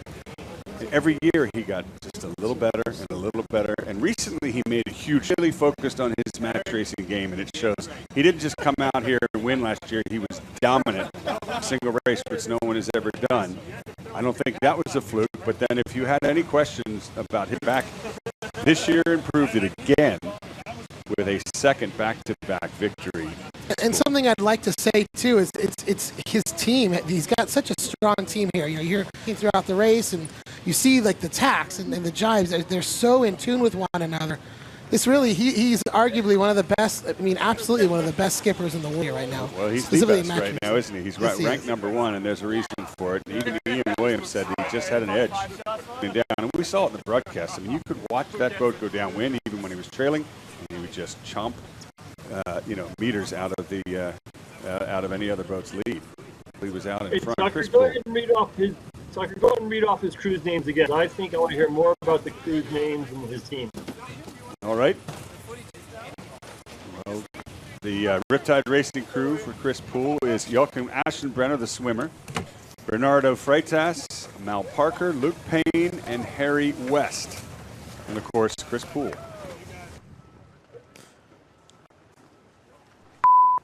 Pulling up alongside, this is the Commodore of the Long Beach Yacht Club, Scott Dixon, not to be confused with Scotty Dixon. Well, one of them has a funny accent, and the other one's a Commodore. Did we lose Dave? I'm right here. Oh, there you are. So that was the crew, and our best crew right now in match racing. Well, it's an amazing crew. And when you have a tick of boat speed upwind, a tick of boat speed downwind, that's the crew. Those are your trimmers, and those are your, Chris has put together a wonderful team. He's sailing so well. And Dave, I think you have a little bit of experience in Chris's shoe. What is he feeling right now? Great question. Well, dream come true for a second time. The Congressional Cup is one of the biggest sports, and you're always thrilled to win it the first time, and then when you win it again, it's there we go. The champagne fry, boys. Right in front of the pier, all the fans here of Club 100, Long Beach Yacht Club, Veterans Memorial Pier here in Long Beach, California, Congressional Stadium. Chris Poole, your 2024 Congressional Cup champion. Give it up one more time on the pier for Chris Poole, folks. Oh, it's going to be a big party at the Long Beach Yacht Club tonight. Well done, Chris. I bet that champagne tastes pretty good when it's sprayed in your face. That's how you want it. Joachim Aschenbrenner, that was so great.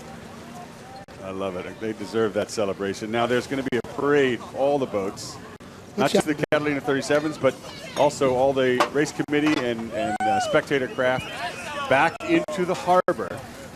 And that's going to be a great photo moment to see all the 37s lined up in order, of course, with Chris Poole out in front. Guys, I hear the horn here. I love it. Now it's a race back to the yacht club. where there will be more bubbly flowing for the winners. And of course, the award ceremony. This team has just won their share of a $75,000 cash prize. Let's not forget, $20,000 goes to the winner. And they'll be awarded the Congressional Cup trophy.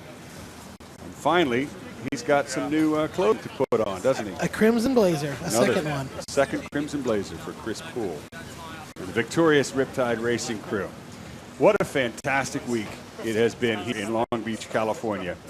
We have seen the cream rise to the top. We have seen some incredible action. We've seen some things that we have never seen before.